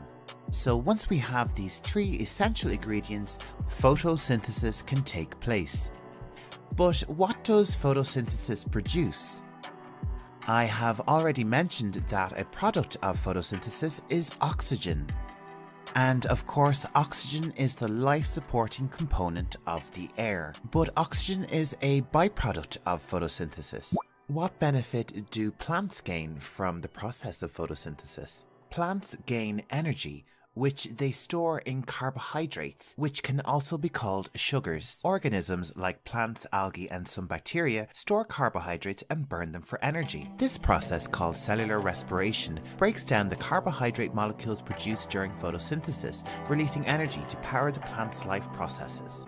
Let's move on and look at some additional vocabulary that you will require if you're studying photosynthesis, along with a few interesting facts. Photosynthesis begins when energy from light is absorbed by proteins called reaction centers that contain green chlorophyll pigments. So repeat this word after me: chlorophyll. One more time: chlorophyll. In bacteria, the protein reaction centers are embedded in the plasma membrane, while in plants, these proteins are held inside organelles called chloroplasts. Repeat after me: chloroplast. One more time: chloroplast. The next word we will look at is photoautotrophs. Let's do that one more time. Photoautotrophs. A photoautotroph is any organism which can perform photosynthesis, like plants and bacteria. Our next scientific term is the Calvin cycle. Repeat after me: Calvin cycle. The chemical reactions that convert carbon dioxide and other compounds into glucose during photosynthesis is called the Calvin cycle. Before we finish our video, let's quickly talk about 2 men associated with the discovery of photosynthesis. In 1771, Joseph Priestley observed that plants excrete a gas, and this was later identified as oxygen. And this led to the discovery of photosynthesis by Jan Ingenhousz in 1778, when he exposed submerged plants to light and then to darkness. And that brings us to the end of our video. Thank you so much for watching.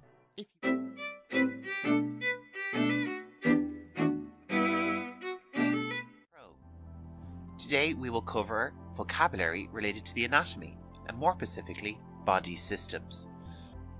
The muscular system. Repeat after me: the muscular system.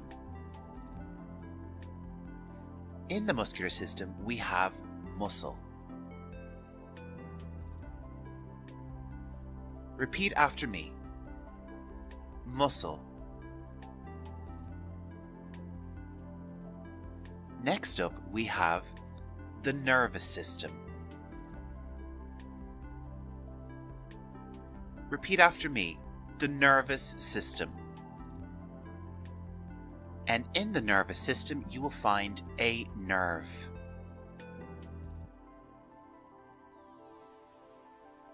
Nerve. Our next system is the circulatory system. The circulatory system. In the circulatory system, you will find an artery, which takes oxygen-rich blood away from the heart. And you will also find a vein. Veins deliver blood which is lower in oxygen back towards the heart. And of course, our next word is blood. Repeat after me. Blood. And within blood, we find red blood cells. Red blood cells, and these of course carry the oxygen around the body. Also in blood, we have white blood cells. White blood cells, and these help fight infection. Next up, we have a special image from an electron microscope of a platelet. Repeat after me. Platelet. And these help heal us when we get cut or have scars. And doing all the work in the circulatory system is the heart. Heart. Our next body system is the respiratory system. Respiratory system. And here we have the lungs. Lungs. Also in the respiratory system, we have the trachea.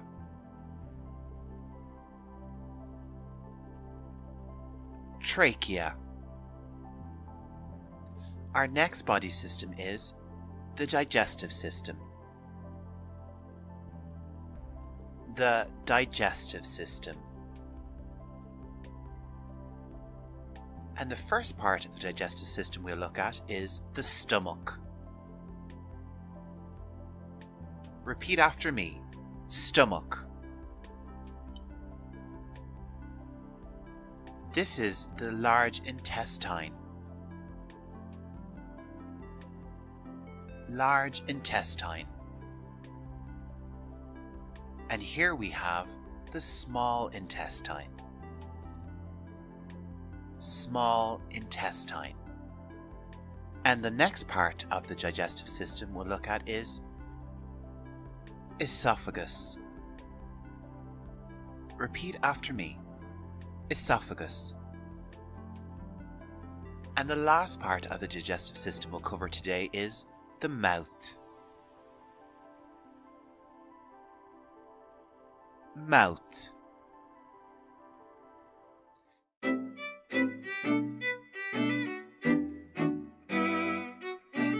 Hello and welcome to Learning English Pro. In this video, I'm going to delve into a word list that will equip you with essential medical vocabulary related to diseases and disorders. The first word on our list is asthma. Asthma is a chronic respiratory condition that causes difficulty in breathing due to narrowed airways and increased mucus production. Next up, we have hypertension. Hypertension, also known as high blood pressure, is a condition where the force of blood against artery walls is consistently too high, increasing the risk of heart disease and stroke. Moving on, let's talk about diabetes. Diabetes is a metabolic disorder characterized by high blood sugar levels, often resulting from the body's inability to produce or use insulin effectively. Arthritis is another term on our list. It's used to describe various inflammatory joint diseases that cause pain, stiffness, and swelling. Now let's learn about influenza, or the flu. Influenza is a contagious respiratory illness caused by influenza viruses, presenting symptoms like fever, cough, and body aches. Next word is depression. Depression is a mental health disorder characterized by persistent sadness, loss of interest, and lack of energy. Alzheimer's disease is a progressive neurological disorder that affects memory and cognitive functions, primarily occurring in older individuals. Cancer refers to a group of diseases characterized by the uncontrolled growth and spread of abnormal cells in the body. Another term is obsessive compulsive disorder, or OCD. OCD is a mental health condition where individuals experience recurring unwanted thoughts and engage in repetitive behaviors to alleviate anxiety. Now let's understand epilepsy. Epilepsy is a neurological disorder that causes recurrent seizures due to abnormal brain activity. Pneumonia is a serious respiratory infection that inflames the air sacs in one or both lungs, leading to coughing, fever, and difficulty breathing. Next, we have anemia. Anemia is a condition characterized by a deficiency of red blood cells, or hemoglobin, resulting in fatigue and weakness. A migraine is a severe headache accompanied by sensitivity to light and sound. Rheumatoid arthritis is an autoimmune disease that primarily affects the joints, causing inflammation and pain. Hepatitis refers to the inflammation of the liver, which can be caused by viral infections, alcohol, or certain medications. Atherosclerosis is a condition where plaque builds up inside the arteries, restricting blood flow and increasing the risk of heart attacks and strokes. Schizophrenia is a mental disorder characterized by delusions, hallucinations, and disordered thinking and behavior.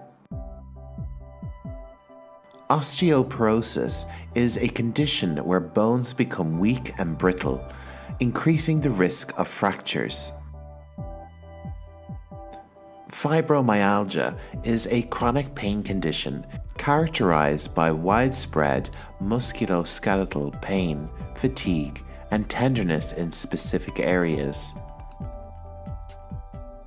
Lastly, let's explore gastritis. Gastritis is the inflammation of the stomach lining, often causing stomach pain, nausea, and indigestion. And there you have it, a comprehensive word list of diseases and disorders.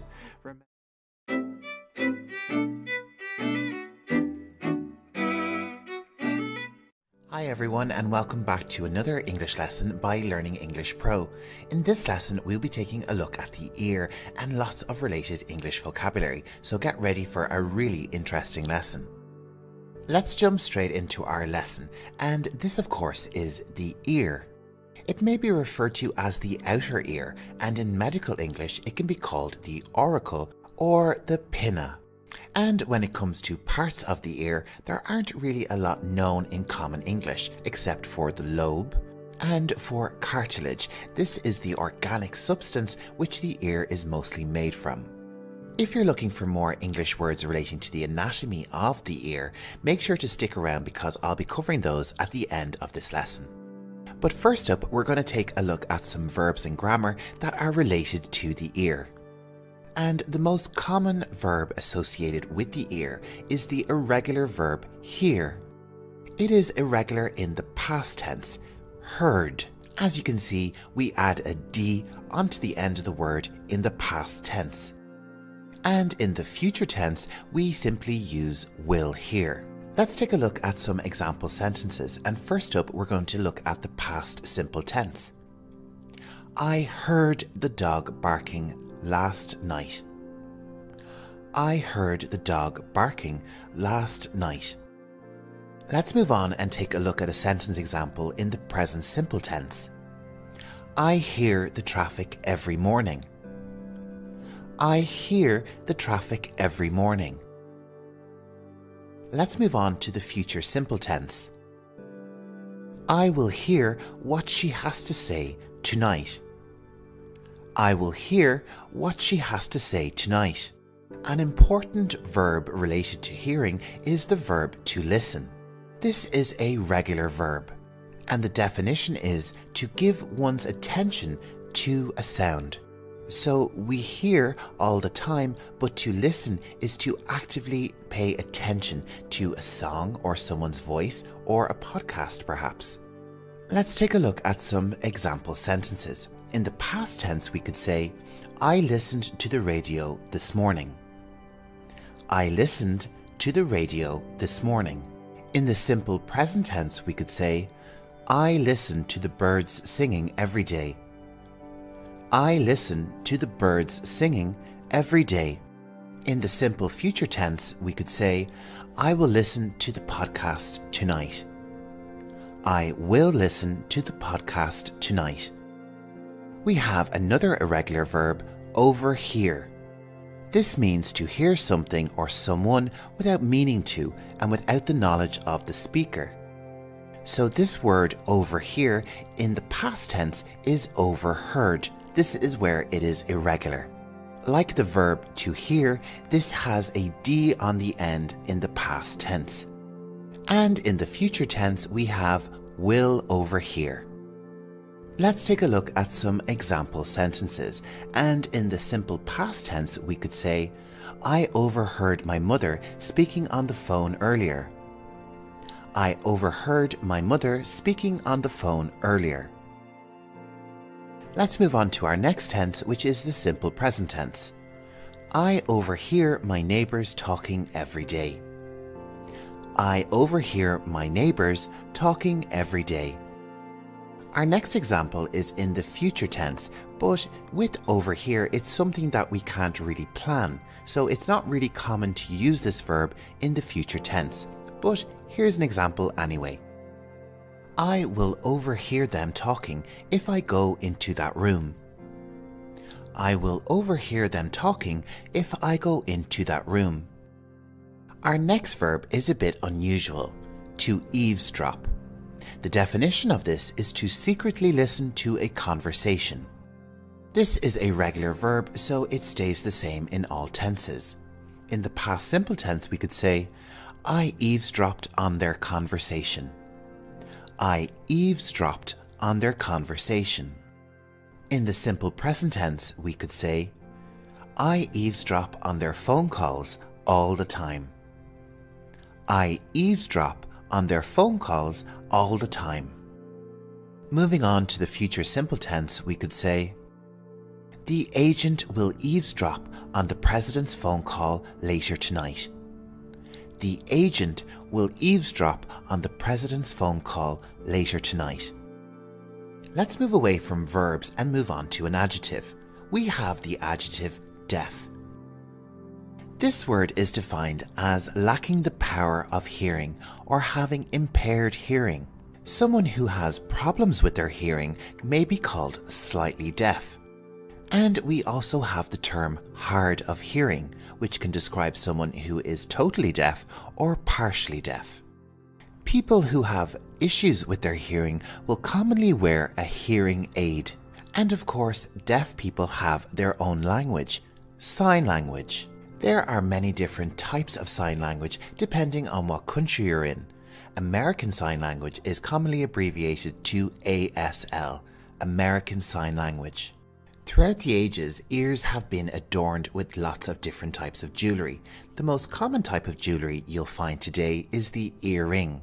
And if you're looking for more English vocabulary on jewellery in general, the link for this video is on screen now, where you'll find tons of new English vocabulary relating to jewellery. Let's move on to a very different type of product relating to the ears. Headphones. There is also a smaller version called earphones. These can sometimes be referred to as in-ear headphones. And the latest innovation in headphones are earbuds. And a lot of these products work with the technology called Bluetooth. Now it's time to check out some vocabulary relating to the anatomy of the ears. There's tons of really interesting English here. First up, we have the helix. And indicated on screen is the fossa of helix. Below this, we have the antihelix. The depression in the ear beside this is known as the concha. Indicated on screen is the antitragus. Earlier, I referred to this part of the ear as the lobe. In medical terms, it is known as the lobule. Indicated on screen is the fossa of antihelix. Below this and beside the concha is the external auditory canal. We'll come back to this later. Beside the canal we have the tragus. And below the tragus we have incisura intertrachea. Moving on, let's take a look at the inside of the ear. We have already covered the term the external auditory canal. This is commonly known as the ear canal. Inside the ear we have three bony ossicles, the malleus, incus and stapes. Indicated on screen are the semicircular canals. These are three tiny fluid-filled tubes in your inner ear that help you keep your balance. And beside these canals we have the vestibular nerve, which is primarily responsible for maintaining body balance and eye movements. Beside this nerve is the cochlear nerve. This is responsible for transmitting the electrical impulses generated for hearing and localization of sound to the brain. These electrical impulses are transduced by the cochlea from sound waves. Next up we have the eustachian tube. This connects your ear to your throat. The next part we will look at is the round window. This part of the ear helps decompress acoustic sounds into the cochlea. Below this we have the tympanic cavity. And beside this cavity we have the tympanic membrane, which is commonly known as the eardrum. The ear is divided into three separate zones: the outer ear, the middle ear, and the inner ear. And that brings us to the end of this English lesson on the ear. I hope you enjoyed it.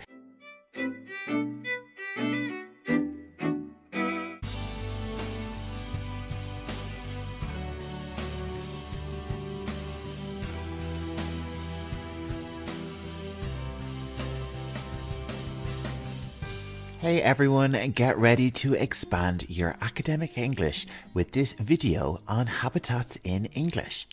In this lesson, I will discuss the different types of habitats that exist on our planet, and on screen you will see lots and lots of English vocabulary. This video is really useful for students studying geography, the environment, or for anyone looking to describe a location or region in English. Okay, are you ready to begin learning some English? Let's begin with the title of this video, the word habitat, and let's look at some definitions. A simple definition we could use is the natural home or environment of an animal, plant, or other organism.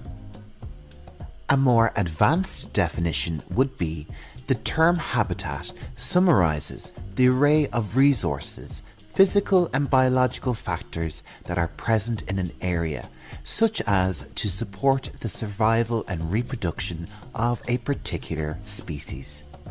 Let's move on and take a look at some synonyms of habitat. We could use the terms local environment or local area as a good replacement for the word habitat. Another word is home, but think of this more as in your home city and not your house. And another word we have is territory. And this word imparts the ownership and relationship of the animal to the area. Other synonyms include domain, terrain, surroundings, locality, and natural environment. Now it's time to take a trip around the world and have a look at all the different habitats that exist on our beautiful planet. So first up, we're going to have a look at the habitat which we call desert. Deserts are areas that receive very little rainfall. In hot deserts, daytime temperatures can reach as high as 45 degrees Celsius with an annual rainfall of less than 25 centimeters. Although deserts are mostly considered hot places, some are very cold, like the Gobi Desert in China.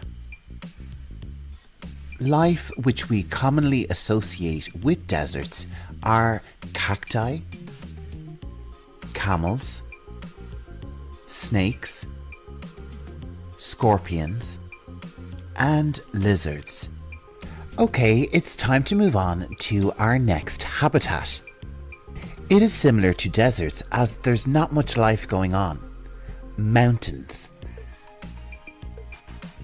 Tall mountains can be extremely cold. The temperature drops about half a degree Celsius every 100 meters you climb. Life which we commonly associate with mountain habitats are goats, sheep, yaks, snow leopards, and many types of grasses.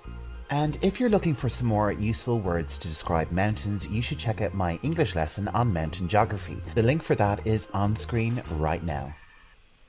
Now it's time to grab your coat because we are going to a habitat we call tundra. It's also known as polar. This habitat can be found in the Arctic, which is in the north, or the Antarctic, which is in the south. Tundra regions, along with mountain terrain, are the coldest habitats on Earth. The lowest temperature ever recorded was in the Antarctic at -88 degrees Celsius. And tundra life includes polar bears, seals, penguins, walrus, and Arctic foxes. Let's move on to our next habitat, and it is grassland. Grasslands have few trees and are areas which are dominated by grass. There are two types of grassland.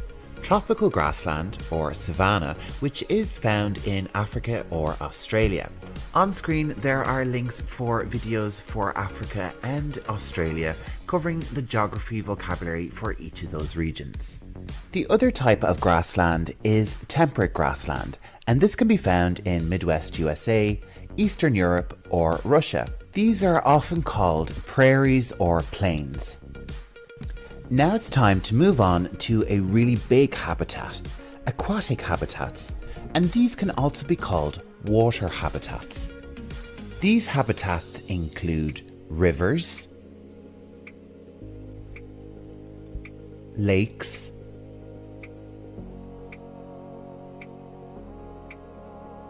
seas,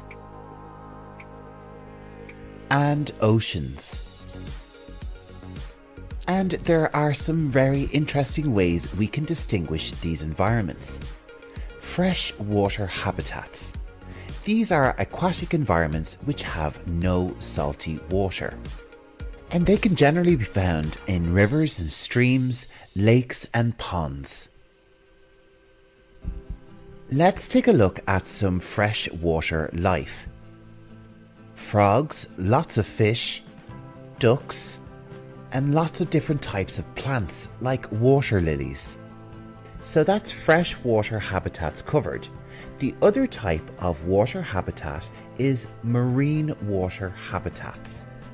And of course, these have salty or saline water.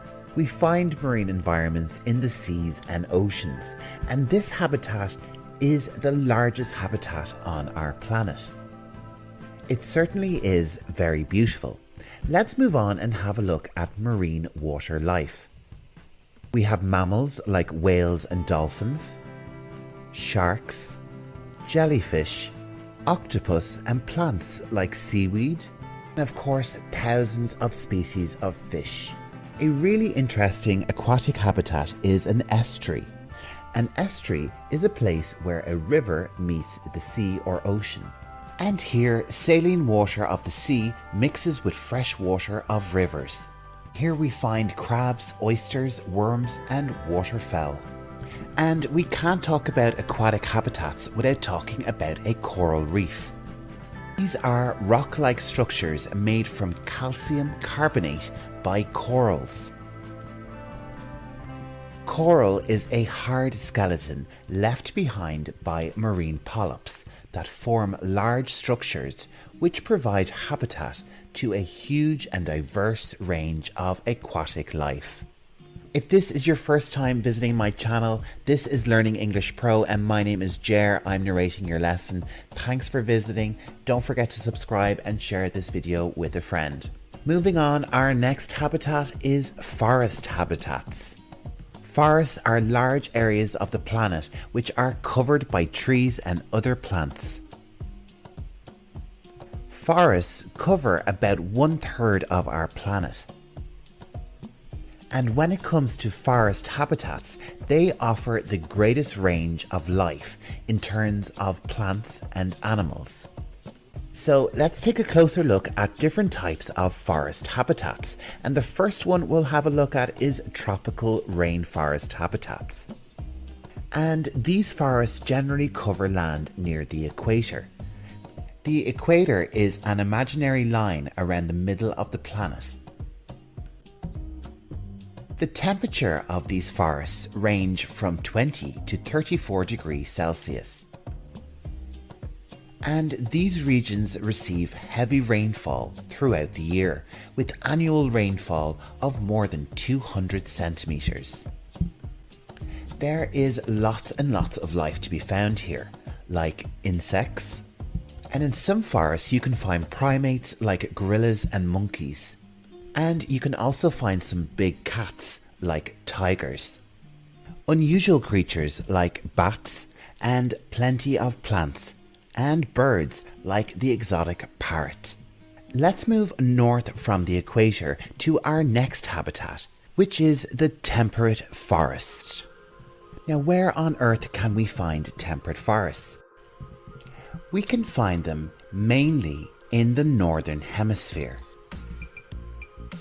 They can be found in places like Eastern North America, Northeast Asia, and Western and Central Europe. The temperature of these regions ranges from -30 to 30 degrees Celsius. The annual rainfall is about 150 centimeters. And there is a clear distinction between the summer and winter seasons. Let's take a look at some temperate forest life. We have famous trees like the oak, maple, and elm, and big cats like the mountain lion. And here we start to see deer. And we can also see animals like bears, eagles, and beautiful birds like the owl. Let's move on to our final habitat for this video, and we're going to the very north, to what is called the boreal forests. Boreal is another word for northern, and that's because these forests are located at the very north of our planet, in places like Scandinavia, Mongolia, Russia, northern Japan, Canada, and China. In boreal forests, the temperature can dip as low as -50 degrees Celsius and reach as high as 30 degrees Celsius. Let's take a look at some boreal forest life. This includes wolves, lynx cats, along with foxes, and birds like the woodpeckers. And boreal forests are famous for their evergreen trees. So everyone, that brings us to the end of this English lesson on habitats. I hope you learned lots about habitats and increased your English word power.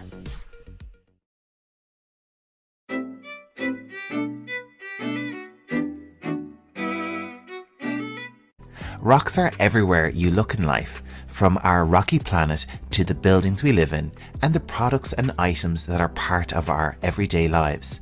In this video, I will talk you through the different categories of rocks and the names in English of different rock materials.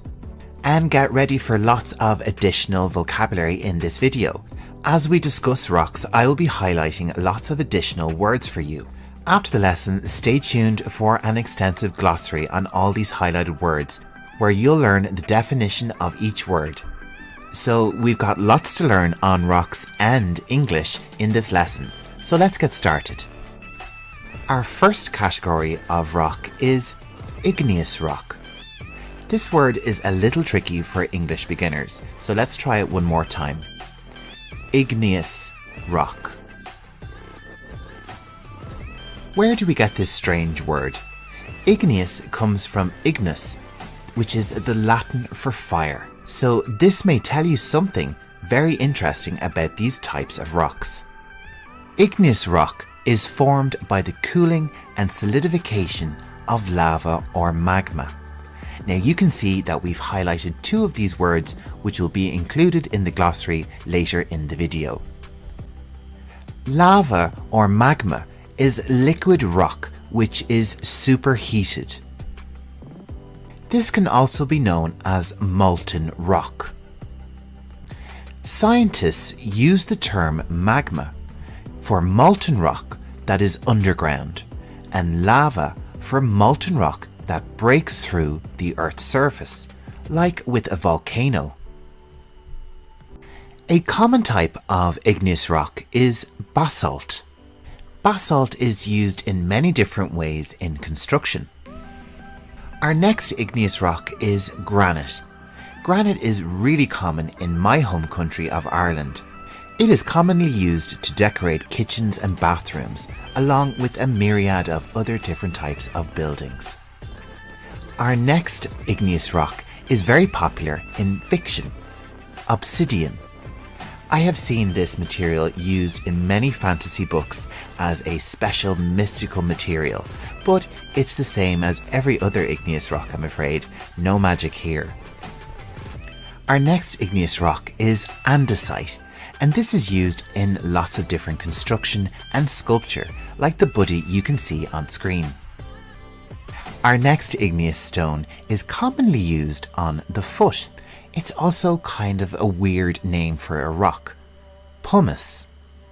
This stone can be massaged on the skin to remove rough or dry skin. Our final igneous rock is peridotite. Repeat after me. Peridotite. You might never have heard of peridotite, but it is a source of lots of commonly known materials and metals, such as platinum, magnesite, and diamonds. Okay, it's time to move on to a different category of rock. This time we're looking at sedimentary rock.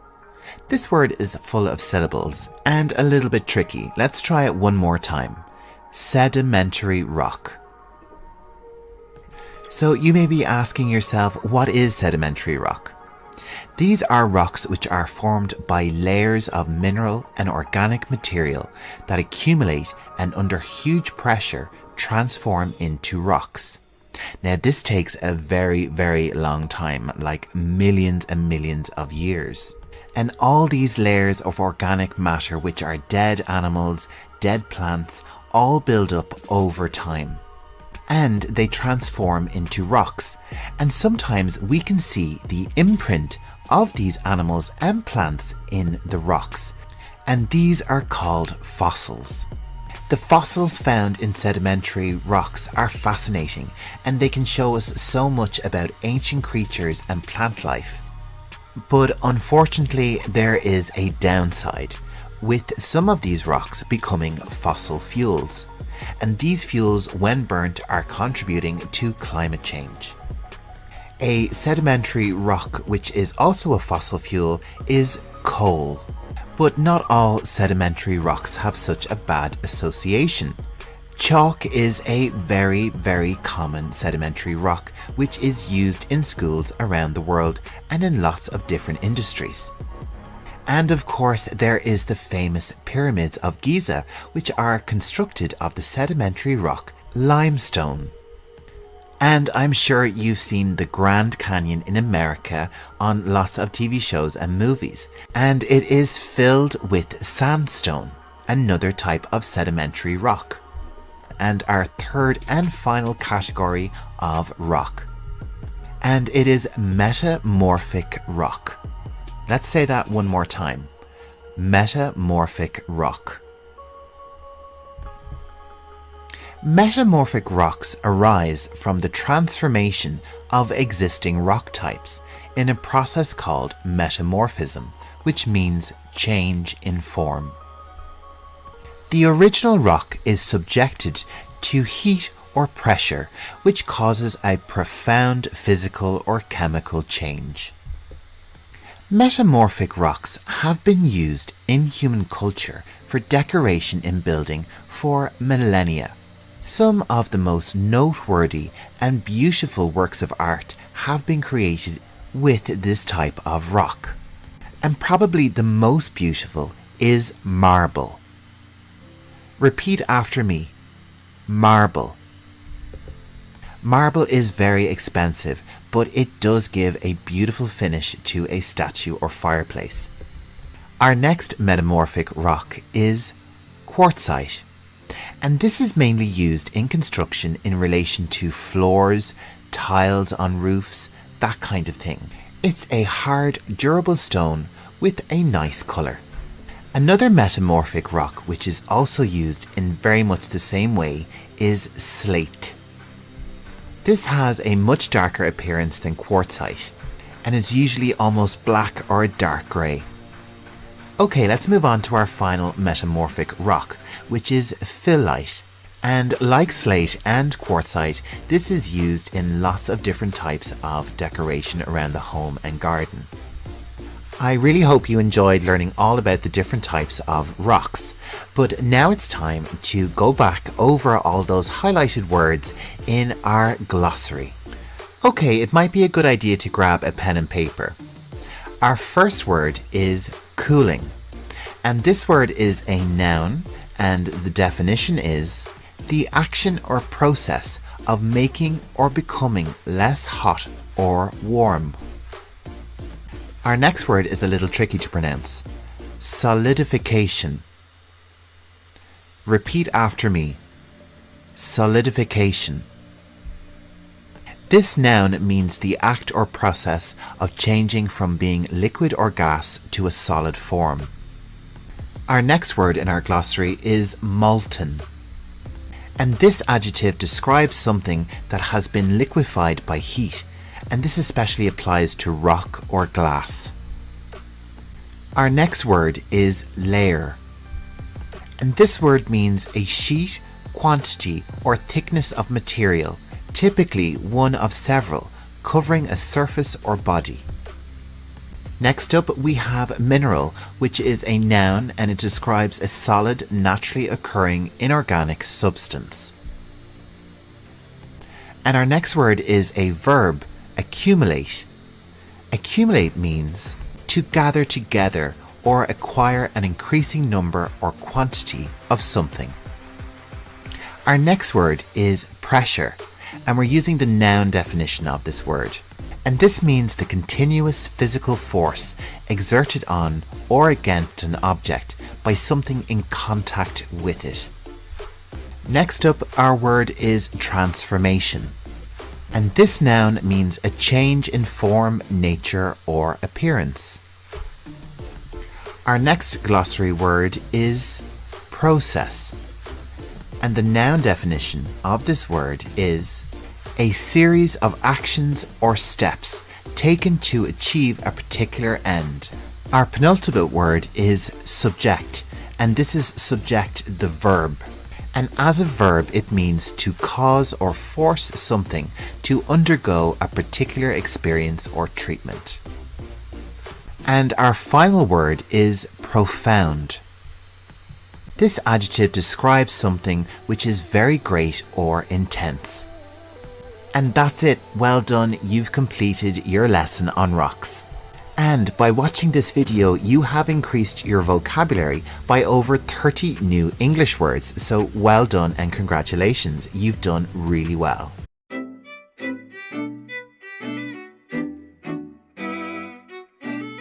Hello and welcome back to Learning English Pro. In this lesson, we will be taking a look at some English vocabulary relating to the topic of evolution. I will be covering lots of different types of English, including nouns, verbs, phrasal verbs, and adjectives. Plus, you'll be getting the definition for all the terms included in today's lesson. So let's jump straight into our lesson with our first word, which is the noun evolution. This is the process of gradual change that takes place over many generations, during which types of animals, plants, or insects slowly change some of their physical characteristics. We also have the verb to evolve.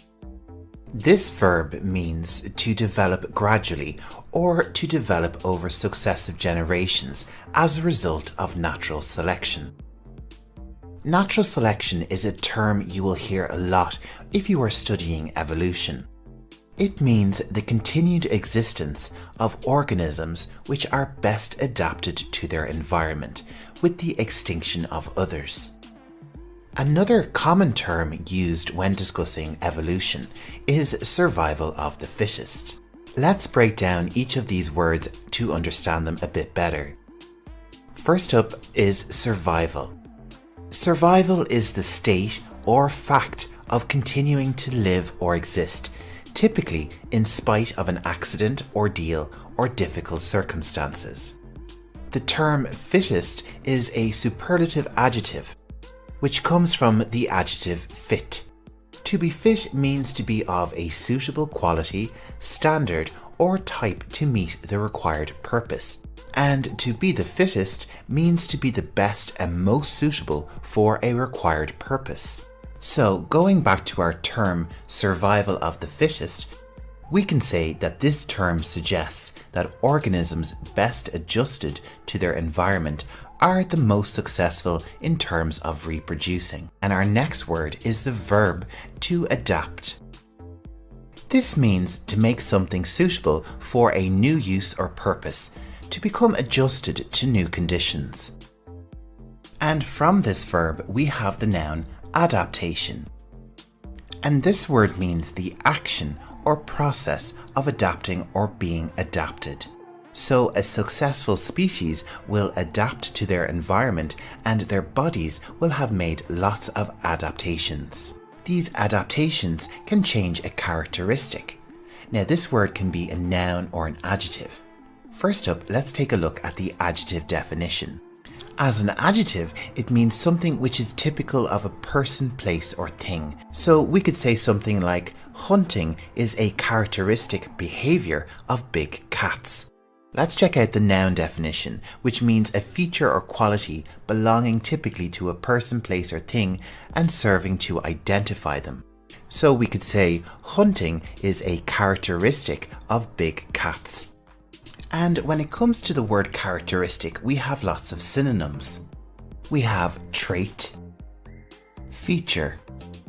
We also have the words attribute and aspect. Our next word is the verb to mutate. This is an important word when discussing evolution, and it means to change in form or nature. In biological terms, the definition is to undergo or cause change to an organism's DNA. We have the noun mutation, and this word describes the action or process of mutating. Biologically, it means the changing of DNA, either by a mistake when the DNA is copied or by a factor such as the environment.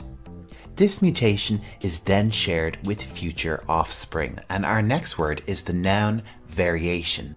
The word variation describes a change or slight difference in condition, amount, or level, typically within certain limits. Biologically, the occurrence of an organism in more than one distinct colour or form. Moving on, up next we have an adjective, heritable.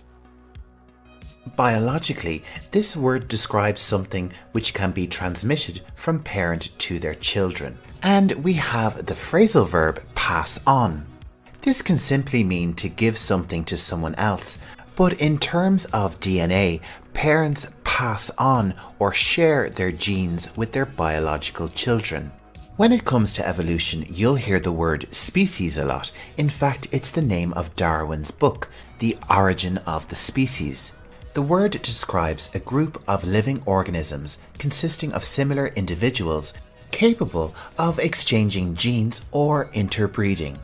A noun which is commonly used in the discussion of evolution is generation.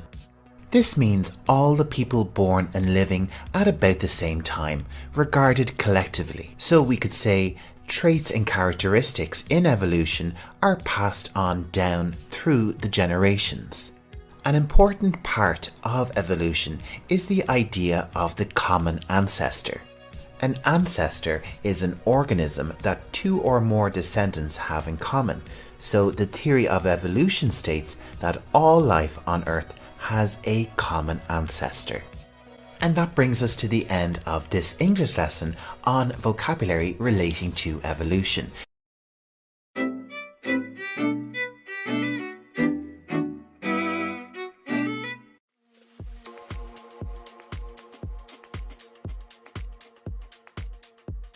Hello and welcome to Learning English Pro. In this video, you will learn geography vocabulary relating to rivers. The topics for discussion are river geography, and we'll also look at some vocabulary relating to the stages of a river. So lots of interesting English ahead in our video. So if you're ready, let's begin with our first topic, river geography. Let's begin with a definition of a river. A river is a naturally flowing watercourse, and rivers are usually comprised of fresh water, not salt water. And rivers generally flow towards an ocean, sea, lake, or another river. And most major cities are located on rivers. In fact, rivers are really important to human civilization. Let's take a look at some of the reasons why. The first reason is because a river can be a source of water, and also a food source. Humans consume many products from rivers like fish and plants. Rivers can also be used for transport, and this can include transporting humans or cargo. Another use for rivers is that they can be used as borders between countries or different land areas. And rivers which are used as borders can also be used for defensive reasons. In the video on screen, you can see a defense ship patrolling waterways. Rivers have also been used for centuries by humans for hydropower. Hydropower can be used in the production of food or in factories, and also for electricity.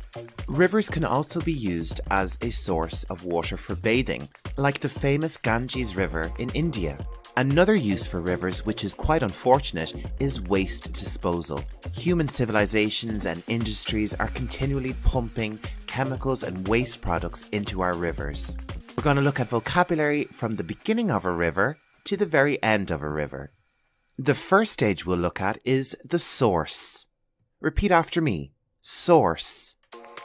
Definition is, the place a river originates from is called the river's source. Our next feature is a waterfall. Repeat after me. Waterfall. A waterfall is defined as a cascade of water falling from a height, formed when a river or stream flows over a precipice or a steep incline.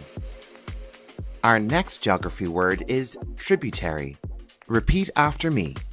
Tributary. Now, on the screen, you can see an arrow pointing to a smaller river. So a tributary is a river or a stream which flows into a larger river or lake.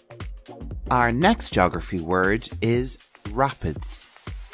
Repeat after me. Rapids. Rapids are a fast-flowing and turbulent part of the course of a river. It's a popular location on a river if you enjoy white water rafting. Our next word is meander.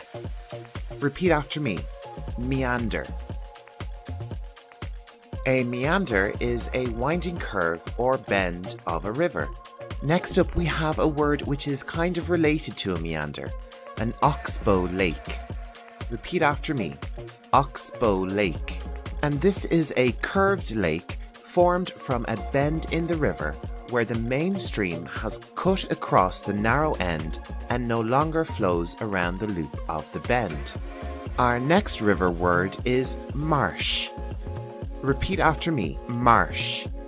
A marsh is an area of low-lying land which is flooded. Marshes can be found often where a river empties into the sea or along the side of a low, flooded river. Another word for marsh is swamp. This word is more commonly used in America. Our next word is estuary. Repeat after me. Estuary. An estuary is a partially enclosed coastal body of brackish water with one or more rivers or streams flowing into it, and with a free connection to the open sea. Our next word is river delta. Repeat after me, river delta. A river delta is a landform where the mouth of a river flows into an ocean, sea, estuary, lake, or another river. It is formed by sediment carried by the river being deposited in the wider mouth. The flow of water is often slower moving there. Our last term is river mouth. Repeat after me, river mouth. A river mouth is the part of a river where the river enters into another river, a lake, a reservoir, a sea, or an ocean.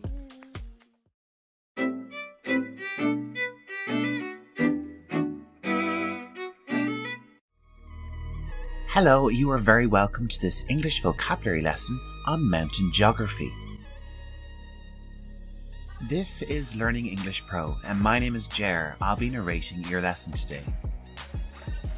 In this lesson, you will learn ways to describe mountain geography in English. This lesson will be about 10 minutes, and I will include lots of sentence examples. And at certain points in the video, we will go pro, where we will use lots of our vocabulary in one big statement. And we'll even be visiting some famous mountains and locations. So if you're ready, sit back, relax, and repeat after me. Our first word is, of course, mountain. Repeat after me, mountain. You might have also heard the word mount, which means the same thing, but is usually used in the names of mountains. Let's take a look at our first mountain. Do you recognize it? It is Mount Everest. So we call it Mount Everest and not Mountain Everest or Everest Mountain. Mount Everest can be found in Nepal, and its height is 8,848 meters. When we talk about height in relation to mountains and structures, a better word to use academically is elevation. Repeat after me, elevation. Okay, let's have a look at our first sentence example. Repeat it after me. Mount Everest has an elevation of 8,848 meters. When we talk about elevation, an important word we need to know is summit, which is a synonym of the top or the highest point of a mountain. Repeat the word after me. Summit. The summit of Mount Everest is at an elevation of 8,848 meters. So up next, I have a question for you. What is the collective noun for a group of mountains? Do you know the answer? The answer is mountain range. You could also say range of mountains, but that's not very common. You could also use mountain chain or chain of mountains to describe a mountain range which stretches across a piece of land. Mount Everest is found in the Himalayas, and as you can see, it is a group of mountains and also a chain of mountains, as it stretches across a large part of Asia. Let's take a look at some other famous mountain ranges. This one is the Alps, which is found in Europe. And let's visit North America. On our map, you can see the Rocky Mountains, or as it's better known, the Rockies. We would say that this mountain range stretches from Canada to the USA. The word stretches or to stretch is a regular verb which we use to describe geographical features which span a large geographical area. Let's take a look at some example sentences. The Rockies stretch from North Canada to southern USA. Or we could say, the Rockies stretch across the continent of North America. Okay, we've learned a lot of vocabulary so far, so it's time to go pro. This is the part of the video where we use all the vocabulary we've learned so far in one big statement. Let's go. The biggest mountain range in Europe is the Alps, which stretches across many countries. The highest summit in the Alps is Mount Blanc, which has an elevation of 4,810 meters. Okay, well done. Don't worry, we'll go pro again later in the video. But now it's time to continue learning about describing mountain geography. When it comes to talking about size and mountains, we use a lot of general terms. Big, huge, enormous, immense, and gigantic are all common words to use. A sentence example would be, I saw some huge mountains on my trip to Spain. When it comes to describing smaller mountains, words we can use are little, or terms like not so big, or using a comparative like smaller than. Let's take a look at some sentence examples. The animals graze on the little mountain. The animals graze on the little mountain. The mountain range in my country is much smaller than the Alps. The mountain range in my country is much smaller than the Alps. Well done, you're learning lots of new English geography vocabulary, and don't worry, here's some more right now. And coming up next, I have another question for you. What do you call the side of a mountain? In English, we call it a mountainside. And another term you can use is slope. Mountainside is more general and slope is more specific. Let's take a look at some example sentences. The hotel is located on the mountainside. The hotel is located on the mountainside. The slopes in the mountain range have a lot of snow and are perfect for skiing. When we talk about a mountainside or a slope, what word can we use to better describe the angle relative to the ground level? The word we use is incline. Repeat after me. Incline. Another word we could use is steepness. Let's take a look at the different ways we can describe the incline of a mountainside or slope. This type of incline we would call a gentle incline or a steady incline. Let's take a look at these words in action. The mountain has a gentle incline.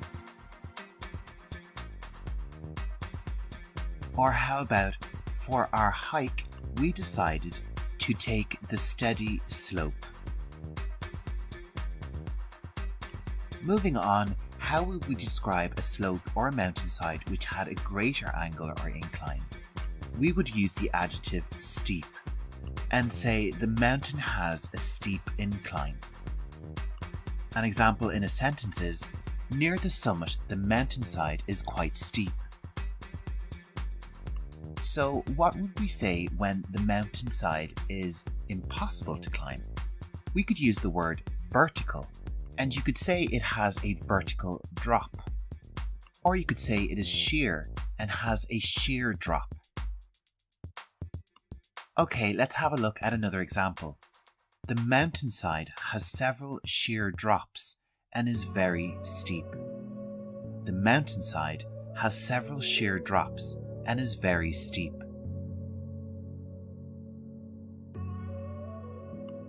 Well done. Now it's time to take a look at all the amazing new English geography vocabulary that you've learned in this video. And I think it might be time we go pro again and use all these words in one statement. And are you ready to go pro for the last time in our video? I'm going to read you my statement about my favourite mountain in my hometown of Dublin. My favourite mountain is the Three Rock Mountain in Dublin. It has a small elevation of 444 metres. It is part of a range of mountains called the Dublin Mountains, which stretches across a large part of the county. My aunt and uncle live on the mountainside.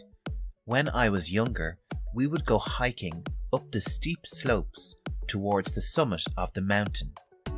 close by there is a sheer drop with a beautiful waterfall surrounded by gentle inclines. So that brings us to the end of our English vocabulary lesson on mountain geography.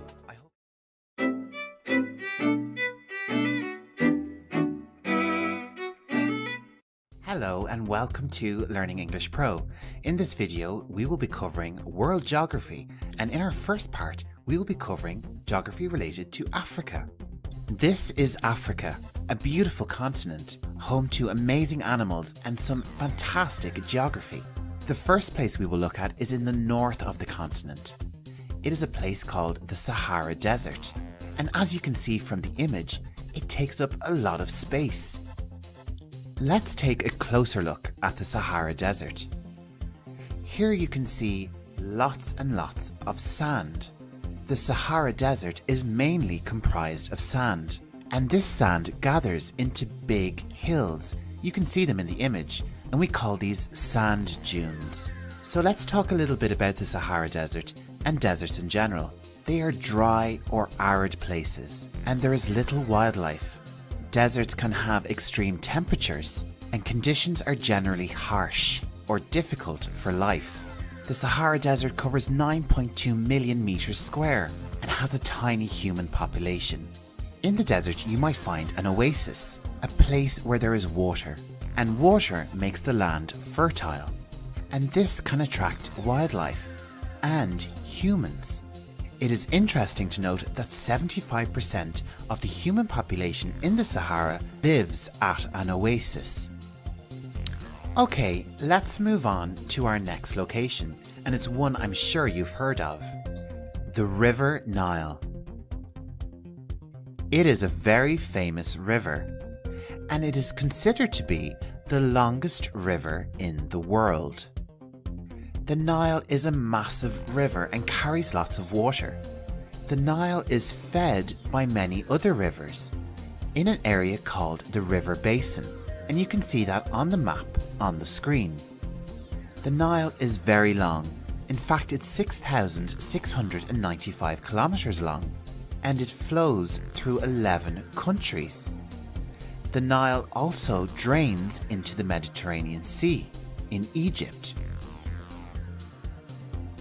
The Nile has been important to humans for over 5,000 years. Its ancient floodplains would nourish farms every August. However, the Nile no longer floods as the Aswan Dam was built in 1970 to generate electricity, but stopping this natural process.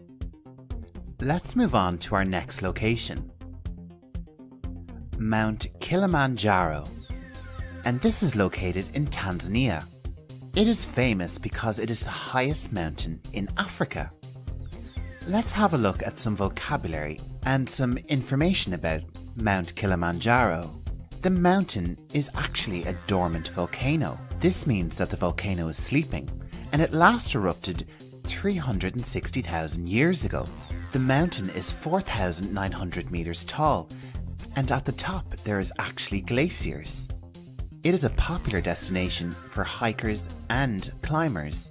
Let's move on to a very different geographical location in Africa, the Serengeti, which is also found in Tanzania in the north of the country. This type of habitat is called savanna or grassland, and it has an abundance of grass and very few trees. Would you like to visit the Serengeti? This abundance of grass is a food source for many animals and leads to one of the greatest migrations on the planet, the wildebeest migration. This migration involves 1.7 million wildebeest, 250,000 zebras, and 470,000 gazelles. These animals are herbivores. They eat the grass, but they are also prey for lots of the large mammals who live on the Serengeti. These animals are hunters and carnivores, and include over 3,000 lions, 1,000 leopards, and approximately 8,000 spotted hyenas. It is a fascinating ecosystem and a very beautiful place. Okay, we have time for one more geographical location from Africa. Table Mountain, and this can be found in Cape Town in the country of South Africa. Table Mountain is famous because it is flat-topped. On top of the mountain is a 3-kilometer long plateau, and this flat area gives the mountain its name, like a table. The mountain is comprised of rocks made mostly of sandstone and granite. Table Mountain is a beautiful place, and it is said to have a rich biodiversity. This means that there are lots of different types of plants and animals to be found in the location.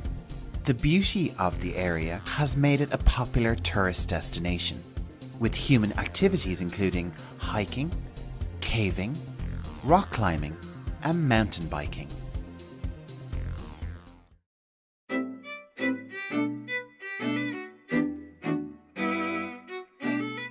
Hello, you're very welcome to Learning English Pro.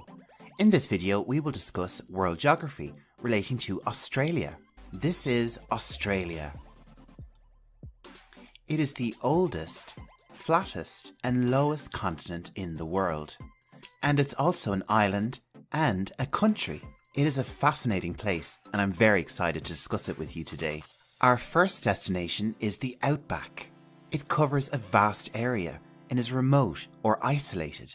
This means that it is situated far from the main centres of population. On the coast, you can see it here on the map. The outback is an amazing place, and it has many different types of climatic zones, like the coast and monsoon. It also has tropical zones and semi-arid zones, along with temperate zones, and the famous red centre, which we will cover in detail later in the video. Australia, and the outback in particular, has lots of well-adapted wildlife, including many different species of marsupials, creatures who rear their young in a front pouch. And the outback is one of the largest remaining intact natural areas on Earth. This means that it has mostly been untouched by man. In our last video, we saw the savannas in Africa in the Serengeti, but the savanna in northern Australia is actually the largest intact savanna region in the world. Okay, it's time to move on to our next location in Australia. Coming up, we have the Red Centre, famous for having 10 named deserts, largest of which is the Great Victoria Desert. Australia has lots of deserts. In fact, deserts cover 35% of the continent. And in these deserts, vegetation is limited in both height and density. Located in the Red Centre is the very famous Uluru. Uluru is a sandstone formation and incredibly is 600 million years old. Uluru is huge, and it is 340 meters high, with a circumference of 9.4 kilometers.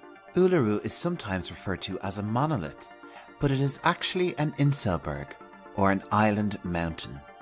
Humans have lived in Australia for 40,000 years, and Uluru is a sacred site to the local Aboriginal people. It is also an UNESCO World Heritage Site. And did you know that Uluru appears to change colour at different times of the day and year, especially at dawn and sunset? Uluru is an amazing place, and of course it is a popular tourist attraction. Would you like to visit Uluru someday? Write a comment and let us know. Now it's time to move to a different geographical location. Australia is very famous for its beaches, and this is one of its most famous beaches, Bondi Beach in Sydney. As Australia is a huge island, it is surrounded by oceans. To the west, the Indian Ocean, to the east, the Pacific Ocean, and to the south, the Southern Ocean, or Antarctic Ocean. So it is no surprise that Australia has a prominent beach culture. This is very natural, as over 85% of Australians live near the coast. There is over 10,000 beaches, and amazingly, 25,000 kilometers of coastline. It's no surprise they love to surf. Now it's time to move to our last location, and this one is a little bit further out to sea, the Great Barrier Reef, found off the coast of Queensland in the northeast of the country. This famous aquatic environment is the world's largest coral reef. It is a place filled with colour because of an abundance of species. It has a huge diversity of life, and like Uluru, is a World Heritage Site. Unfortunately, The Great Barrier Reef has several environmental threats, and since 1985 has lost half its coral reefs. These threats include climate change, pollution, invasive species, and overfishing. Saving the barrier reef is a big job because it is 2,300 kilometers long. It contains 2,900 individual reefs and 900 islands. You can help the Great Barrier Reef and the planet, so make sure to recycle and limit your use of single-use plastics. That's the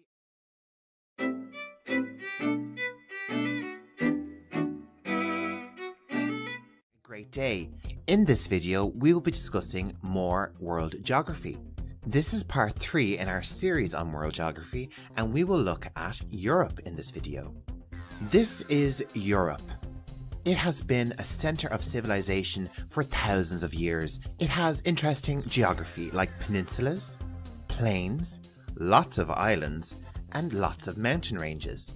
So let's dive right in with peninsulas. A peninsula is a landform surrounded by water on the majority of its border, while being connected to the mainland from which it extends. The Italian peninsula is a very good example. It is a strip of land which sticks out from the bulk of mainland Europe. Let's have a look at some notable European peninsulas. This is the Scandinavian peninsula, and it contains the countries Norway and Sweden. Just below Scandinavia is the peninsula called Jutland. In this peninsula, we have a little part of Germany and a big part of Denmark. Okay, let's move down to Southern Europe and look at the Balkan Peninsula. It contains about 11 countries, including Greece, Montenegro, Bulgaria, Albania, and many others. Next up, we have Crimea. This peninsula was recently annexed by the Russian Federation, so at the moment it has some political instability. Let's pass by the Italian peninsula and move over to the west of Europe to the Iberian Peninsula, home to the nations of Spain and Portugal. Those were the major peninsulas in Europe, but there are many more. But let's move on to our next subject, plains, and in particular, the East European Plain. This is also known as the Russian Plain. A plain is defined as a large area of flat land with few trees. Adjectives associated with a plain would be flat and expansive, and we could describe it as something that does not change much in height or elevation. It really is a massive area. It covers an area of over 4 million kilometers square. Most of the Baltic states are located inside the plain, and it is one of the greatest uninterrupted expanses of plain on the Earth's surface. It is also the location of the Volga, Europe's longest river. Well done, you are learning lots of new geography. But don't worry, we still have lots more to come. Europe has lots of islands, and an island is defined as a piece of land surrounded by water. We won't be able to tell you all the islands in Europe because there are so many of them, but let's have a look at the major ones. This is Iceland, found in the northwest of Europe. Iceland can be described as an Arctic desert, with vegetation mostly near coastal areas. The landscape is punctuated by mountains, glaciers, geysers, hot springs, some active volcanoes, and lots of waterfalls. It is an incredible landscape, and in our next video we will visit Iceland and explore this fascinating and dynamic island. But right now, let's get back to more European islands. Moving away from Iceland and heading south, we come to my homeland, Ireland. And I think I will probably do a video on my home country as well in the future for our geography series. Across from Ireland, we have the island of Great Britain. Great Britain is home to the countries Scotland, Wales, and England. Some of the most breathtaking geography can be found in the Highlands, which are located in Scotland. Let's move on to our next islands, which are the Faroe Islands, a nation which is found north of Great Britain. To the southeast of the Faroe Islands, we have Zealand, located beside the Jutland Peninsula, also located in the country of Denmark. To the south in Spain, we have the Balearic Islands. famous tourist destination, also in the Mediterranean, is Sardinia, an Italian island. To the north we have Corsica, which is a French territory. And south of these two islands we have the biggest Italian island, Sicily. Let's take a closer look at Sicily. Sicily is famous for its Mount Etna, a very active volcano. In fact, it is Europe's most active volcano. And it is huge, with its base having a circumference of 140 kilometers. And as we mentioned, it is very active. As a consequence of this activity, the volcano fertilizes the soil in the surrounding areas. This enables the humans living close to Mount Etna to produce high-quality produce from vineyards and orchards, producing everything from pistachio nuts to olive oil. There are just a few more islands we need to cover before we move on to our last section.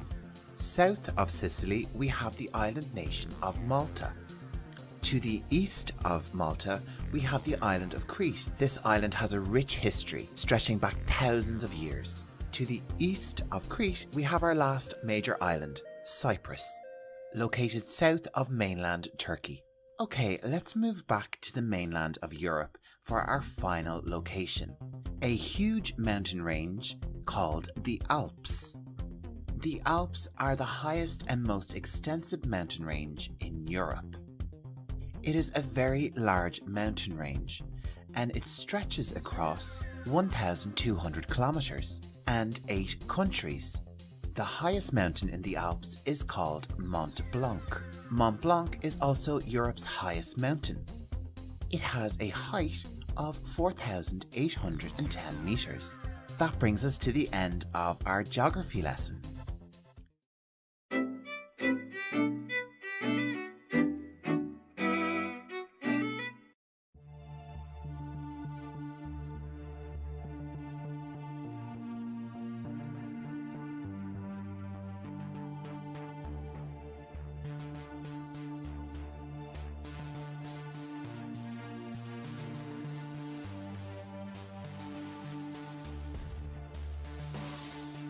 Hello, you're very welcome to this English language lesson on vocabulary relating to Icelandic geography.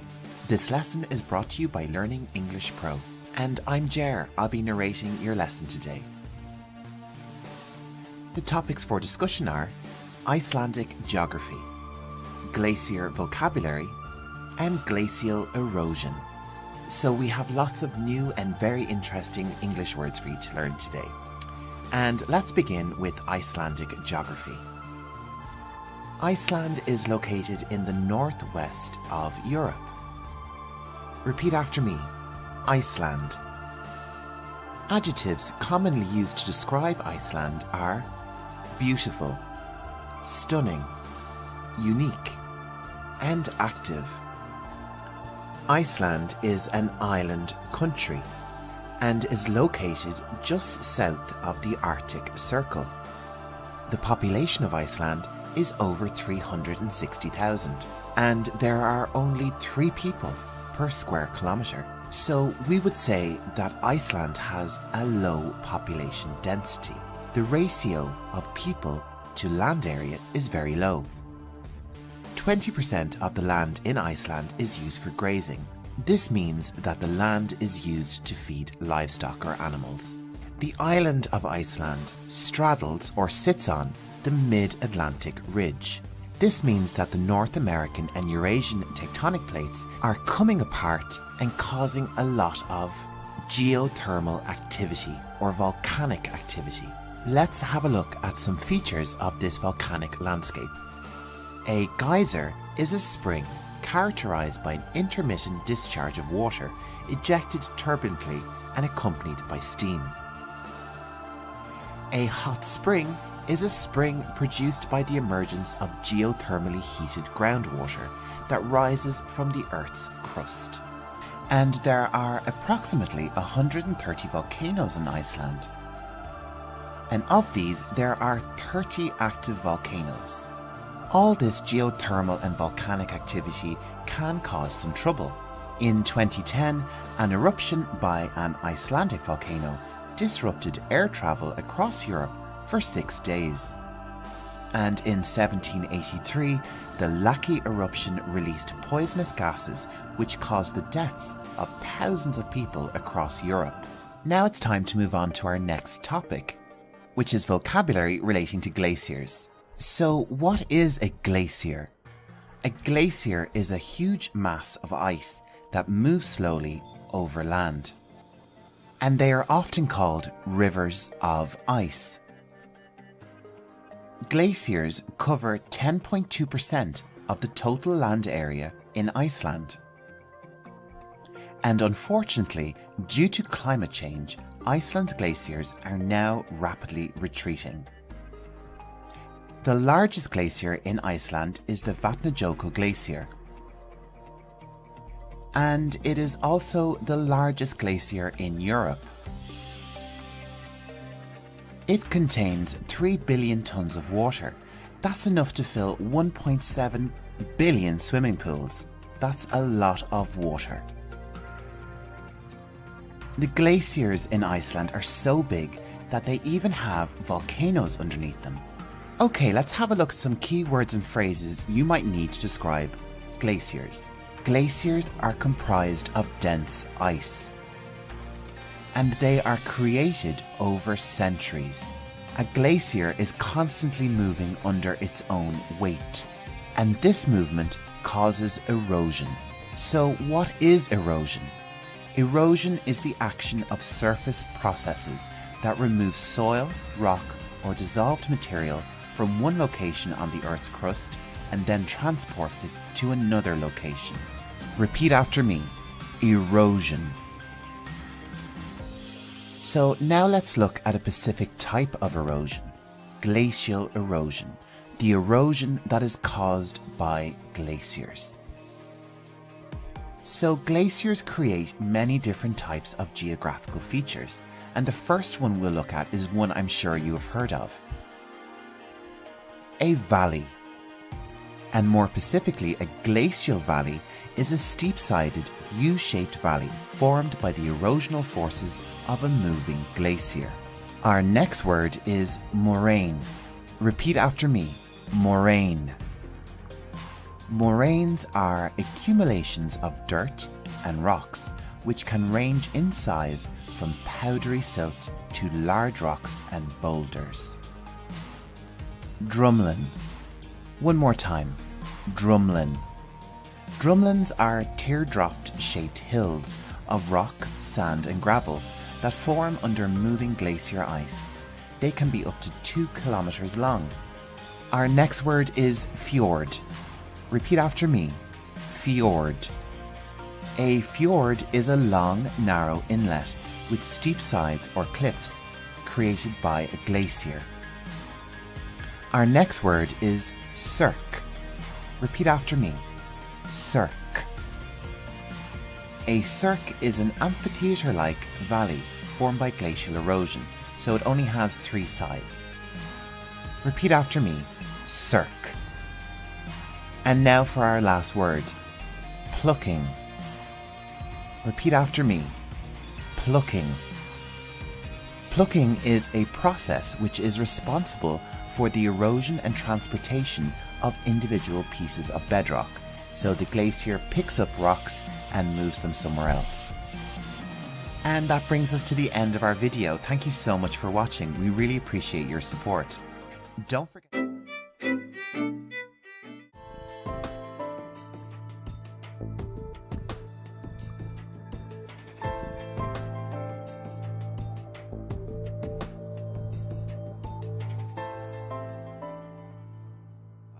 Today we're delving deeper into our chemistry vocabulary series. Let's start our lesson with the term isotope. Isotopes are variants of a chemical element that differ in the number of neutrons, thus altering their atomic weight. These variations retain the same number of protons and electrons, hence identical chemical properties. The diverse isotopes of an element are crucial in fields like radiometric dating and nuclear medicine. Let's move on to equilibrium. In chemistry, Equilibrium refers to a state where the rates of the forward and reverse reactions in a system are equal. This balance signifies a stable state, although it does not imply an absence of change. Equilibrium can be shifted by altering temperature, pressure, or concentration. Avogadro's number, approximately 6.022 by 10 to the power of 23, represents the number of particles, meaning atoms, ions, or molecules, in 1 mole of a substance. This foundational constant plays a crucial role in understanding and calculating quantities in chemistry. Hybridization occurs when atomic orbitals combine to form new hybrid orbitals during the formation of chemical bonds. This process helps explain the molecular structure and bonding properties of compounds, particularly in organic chemistry. Let's move on to titration. This is a laboratory technique used to determine the concentration of a solution by reacting it with a solution of known concentration. This process involves carefully adding one solution to another until a chemical reaction between the two is complete, allowing for precise measurements of concentration. Electronegativity measures the tendency of an atom to attract shared electrons in a chemical bond. This property aids in understanding the nature of bonds formed between different elements, elucidating trends in reactivity and polarity. Let's move on to endothermic reaction. Endothermic reactions absorb heat from their surroundings, resulting in a temperature drop in the immediate environment. These reactions are vital in various industrial processes and are often used in cold packs and certain chemical reactions. Oxidation refers to the loss of electrons by a molecule, atom, or ion. It's an essential process in various chemical reactions, including combustion and rusting, and is crucial in understanding redox reactions. In chemistry, reduction is the gain of electrons by a molecule, atom, or ion. It's integral to redox reactions and is often paired with oxidation, resulting in the transfer of electrons between reactants. Organic chemistry studies the structure, properties, composition, reactions, and synthesis of carbon-containing compounds. This branch of chemistry is foundational in understanding living organisms and various industrial processes. Hydrocarbons are organic compounds consisting solely of hydrogen and carbon atoms. They form the basis of petroleum and natural gas and are crucial in various industrial applications. Van der Waals forces are weak intermolecular forces of attraction between molecules. They include dipole-dipole interactions, London dispersion forces, and hydrogen bonding. Next up, we have activation energy. This is the minimum amount of energy required to initiate a chemical reaction. It determines the rate of a reaction and influences the feasibility of the reaction. If you're enjoying this deep dive into intermediate chemistry, you'll love my channel. I have lots of science vocabulary videos waiting for you. Check out the links in the video description to really boost your English science vocabulary. Let's get back to our lesson with our next term, which is concentration. This refers to the amount of a substance present in a given volume. It is vital in understanding solution properties and the behavior of chemical reactions. Enzymes are biological catalysts that speed up chemical reactions in living organisms. They are specific to their substrates and play a crucial role in metabolism. Stoichiometry is the calculation of reactants and products in chemical reactions. It involves the quantitative relationships between substances involved in a reaction. Our next term is molar mass. This is the mass of 1 mole of a substance and is expressed in grams per mole. It is a crucial concept in chemistry calculations and stoichiometry. Polymerization is the process of combining small molecules to form a larger molecule known as a polymer. This process is crucial in the production of plastics, fibers, and other materials. Reactivity is the tendency of a substance to undergo chemical reactions. It's an essential property in understanding the behavior of elements and compounds. Electrolytes are substances that conduct electricity when dissolved in water. They are vital in various biological processes and in the functioning of batteries and other electrical devices. Thank you for joining me on this exploration of intermediate chemistry terms. I hope these comprehensive definitions have enriched your understanding of these fundamental concepts. Don't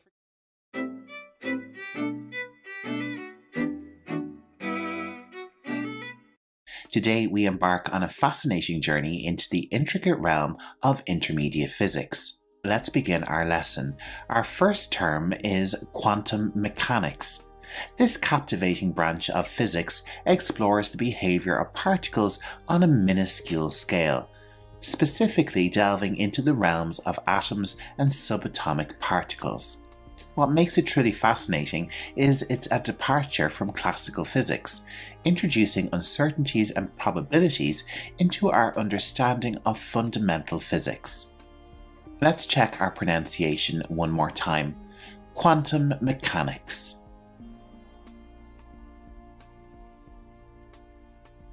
Moving on, we encounter relativity. Conceived by the brilliant mind of Einstein, this theory interlaces space and time, revealing that they are not independent entities but intricately woven together. Particularly relevant at high speeds or in the presence of strong gravitational fields, relativity challenges our conventional notions of the universe. Relativity. Now let's explore thermodynamics, a discipline focused on the study of heat and energy transfer. This intricate field unveils the laws governing energy exchanges, shedding light on phenomena such as heat engines and the flow of energy within systems. Repeat after me. Thermodynamics. Venturing further, we encounter the dynamic force of electromagnetism. This phenomenon is the intricate dance between electricity and magnetism, shaping everything from the magnets on your refrigerator to the expansive power grid that illuminates our cities. Electromagnetism. Delving into the quantum realm, we confront the mind-bending concept of quantum entanglement. Here, particles become entwined and the state of one instantaneously influences the state of the other, defying our classical intuition and illustrating the interconnectedness of the quantum world. Quantum entanglement. Transitioning to the fourth state of matter, we encounter plasma. Distinct from solid, liquid, and gas, plasma is an electrified gas characterized by free-flowing charged particles. This state is prevalent in stars and other high-energy environments. Plasma. Within the quantum landscape, we confront the notion of superposition. This principle allows particles to exist in multiple states simultaneously until observed. Superposition challenges our understanding of the definite nature of reality. Superposition. Now let's delve into the cosmic enigma known as a black hole. Formed by the gravitational collapse of massive stars, a black hole possesses gravitational forces so intense that nothing, not even light, can escape its gravitational pull. Black hole.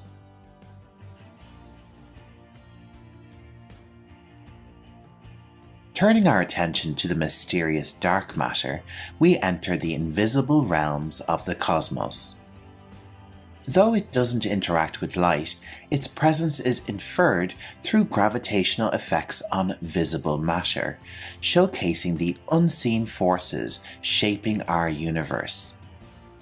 Dark matter. Let's move on to our 10th term. Unveiling the fabric of reality, we encounter string theory. This theoretical framework suggests that the fundamental building blocks of the universe are not particles but tiny vibrating strings, providing a harmonious explanation for the diversity of particles. String theory. Journeying to the heart of celestial power, we encounter nuclear fusion. This process powers stars where atomic nuclei combine, releasing prodigious amounts of energy. It's the cosmic engine that sustains the brilliance of our own sun. Repeat after me. Nuclear fusion. In the curious realm of antimatter, we encounter particles with opposite charges to regular matter. When matter and antimatter collide, they annihilate each other, leaving behind a burst of energy. Antimatter. Let's move on to the frontiers of particle physics, where we encounter the elusive Higgs boson. This particle is associated with the Higgs field, believed to endow other particles with mass, offering a profound understanding of the origins of mass in our universe. Higgs boson. Now let's move on to quantum tunneling. In this quantum phenomenon, particles can traverse barriers that classical physics would deem impassable. Quantum tunneling showcases the probabilistic nature of quantum mechanics. Repeat after me. Quantum tunneling. Our next term is neutrino, a tiny, nearly massless particle. The neutrino interacts weakly with matter, making its detection a challenging but crucial pursuit in the study of particle physics. Repeat after me. Neutrino. Adding a cutting-edge dimension, quantum computing harnesses the principles of quantum mechanics to perform computations that would be practically impossible for classical computers, opening up new frontiers in information processing. Quantum computing. Finally, we turn our gaze beyond our celestial neighborhood to exoplanets. These planets orbit stars outside our solar system, expanding our understanding of the complex nature of planetary systems in the cosmos. Exoplanet. And there you have it, fellow explorers, a comprehensive expedition into the captivating world of intermediate physics vocabulary.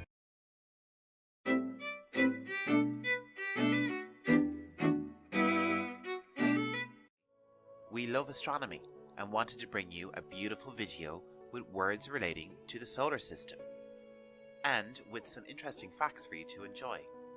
And now to our first word. Solar system. Repeat after me. Solar system. The first object we'll encounter in the solar system is sun. Sun. Did you know the light from the sun takes 8 minutes and 20 seconds to reach Earth? Our next word is planet. Repeat after me. Planet. A planet is an astronomical body orbiting a star that is massive enough to be rounded by its own gravity. Let's start by looking at the terrestrial planets, the 4 innermost planets that are composed mainly of rock. Mercury. Mercury. Mercury is the closest planet to the Sun and completes an orbit in 115.8 days. The second planet from the Sun is Venus. Repeat after me. Venus. Did you know Venus is named after the Roman goddess of love? Our next planet is Earth.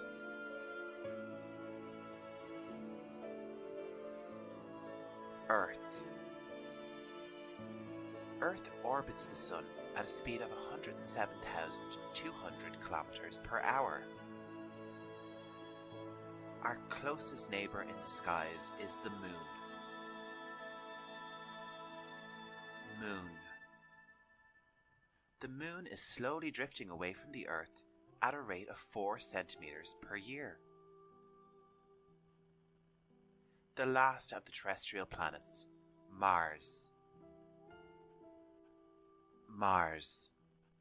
And because of its distinctive color, it is also known as the Red Planet. And on Mars we have Olympus Mons, the largest volcano in the solar system. The next set of planets we will look at are the gas giants, the 4 outermost planets which are composed mainly of gas and are enormous. The first of these planets we will look at is Jupiter. Repeat after me. Jupiter. Jupiter is the largest planet in our solar system and has over 50 moons. Our next planet is the beautiful Saturn. Repeat after me. Saturn. The rings of Saturn are mainly composed of water ice. The next planet we'll look at is Uranus. Uranus. Did you know that this planet has faint rings similar to Saturn? And the last of our gas giants is Neptune. Neptune.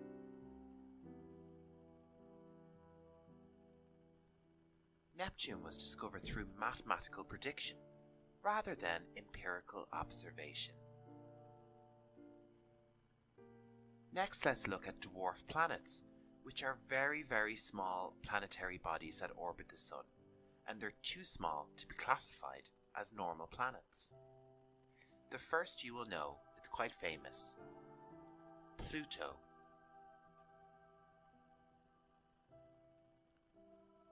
Pluto.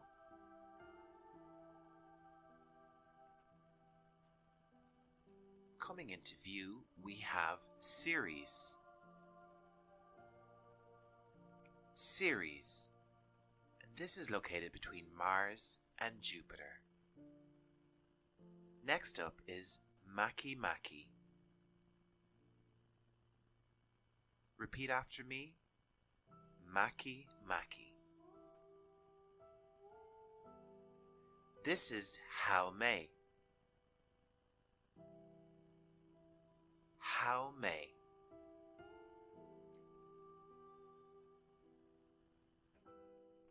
And finally, we have eris.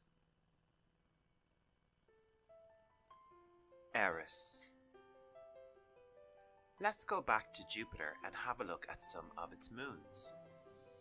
Now, as we said earlier, it has 50 moons, but today we'll look at the 4 principal largest moons of Jupiter.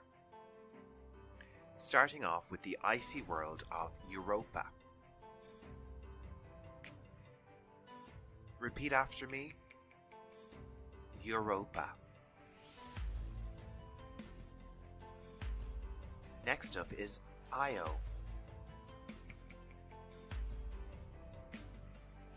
Io.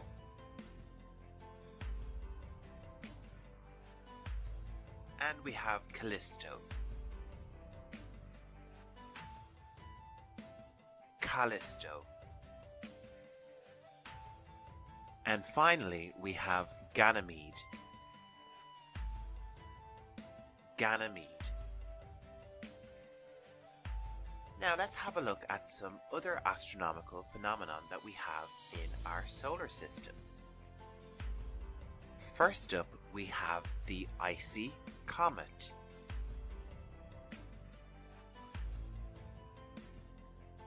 Repeat after me. Comet.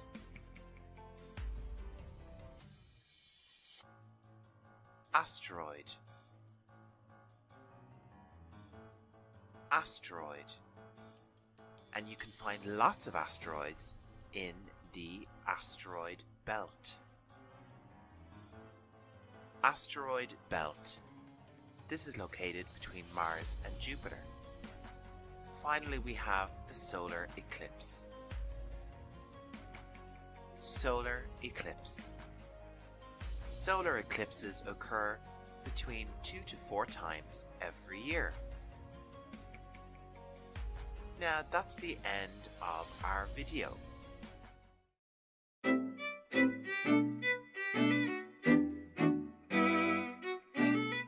Guide. Today we embark on a journey through intermediate geography, unraveling the mysteries of our planet's diverse landscapes.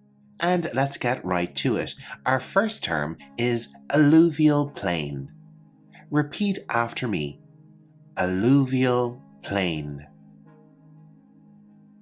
So what is an alluvial plain? This is an expansive, flat terrain adjacent to rivers or beside rivers which owes its existence to the deposition of sediment carried by that river. Alluvial plains are veritable cradles of fertility, supporting diverse ecosystems and awfully densely populated. Let's check our pronunciation one more time. Alluvial plain.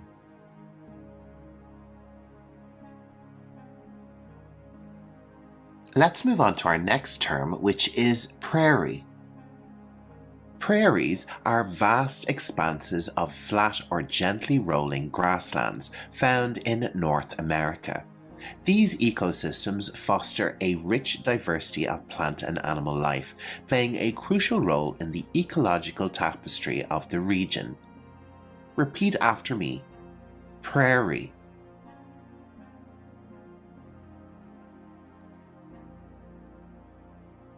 Our next term is monsoon. This is a seasonal wind pattern that brings copious rainfall to specific regions during particular times of the year.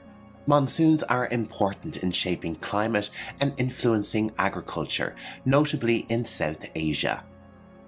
Monsoon. Let's move on to cirque. These amphitheatre-like hollows carved in mountains or valleys are the handiwork of glacial erosion. Cirques often cradle serene lakes known as tarns, adding an enchanting dimension to mountainous landscapes. Let's check our pronunciation one more time. Cirque. Next up is escarpment. These steep slopes or cliffs, sculpted by erosion or faulting, influence the flow of water and formation of valleys. Escarpments are crucial elements in shaping the topography of various landscapes. Repeat after me. Escarpment. Moving to grasslands, we encounter the term steppe. These treeless plains with semi-arid climates are home to short grasses and diverse ecosystems. Steppes are significant contributors to global diversity and often utilized for agriculture. Steppe. Navigating to marine wonders, let's explore the coral atoll. These ring-shaped coral reefs or islets that encircle a lagoon are the jewel of the tropical oceans. Coral atolls provide a habitat for diverse marine life and contribute to the resilience of coral ecosystems. Repeat after me. Coral atoll. For our eighth term, we have boreal forest. Dominated by coniferous trees and characterized by cold temperatures, the boreal forest spans vast areas in North America, Europe, and Asia. It is a critical biome with unique flora and fauna, and it may also be known as taiga. Repeat after me. Boreal forest. Let's move on to our next term, which is strait. Narrow passages of water connecting larger bodies, straits are vital for maritime navigation and have historical and economic significance. Strait. Turning our attention to tropical grasslands, we explore the savanna. There are a few alternate spellings for the term savanna, but it doesn't really matter which one you choose. These vast plains with scattered trees are characteristic of tropical and subtropical regions. Savannas support a myriad of wildlife and contribute to the planet's biodiversity. Repeat after me. Savanna.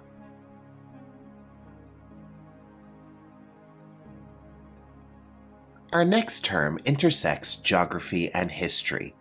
The Fertile Crescent. This region, known for its fertile soil, played a pivotal role in the development of agriculture and the rise of ancient civilizations. This region extends from the Persian Gulf to the Nile River Valley. The people of Mesopotamia, now Iraq, may have settled in villages as long as 8,000 years ago in this region. Fertile Crescent. A focal point in talk of climate change is the permafrost. This permanently frozen ground in cold regions impacts landscapes, ecosystems, and climate patterns, making it a cornerstone in the understanding of Earth's dynamic processes. Permafrost. And if you'd like to learn more vocabulary relating to the permafrost, I have an entire English lesson dedicated to the subject. The link for that is on screen and in the video description below. Our next term is pronounced a little bit differently than you might imagine. Butte. Repeat after me. Butte. A butte is a unique landform and is considered an isolated hill with steep sides and a flat top. Buttes dot the landscape of arid and semi-arid regions, standing as geological sentinels. Let's try the word one more time. Butte. Let's move on to the Isthmus of Panama. This vital land bridge connects North and South America, shaping oceanic currents and facilitating the movement of species between continents. In this country of Panama, you'll also find the Panama Canal, which connects the Atlantic and Pacific Oceans, helping a lot with shipping times around the world. Repeat after me. Isthmus of Panama. Our intermediate geography exploration concludes with the estuary. These partially enclosed coastal bodies of water where fresh water from rivers meets and mixes with salt water create rich and dynamic ecosystems. Estuaries are crucial habitats supporting diverse marine life. Repeat after me. Estuary. Thank you for joining me on this immersive journey through the intricacies of our planet in intermediate geography.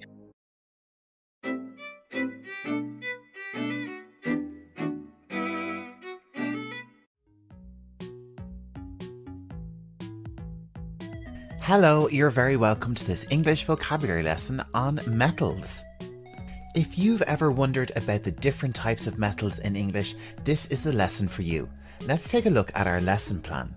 You'll be learning lots of key vocabulary along with perfect pronunciation, plus some interesting context along with some excellent sentence examples.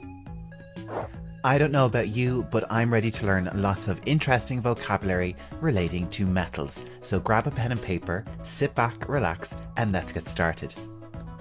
Okay, I'm starting you with a very common metal, and one that's probably a little bit difficult to pronounce initially.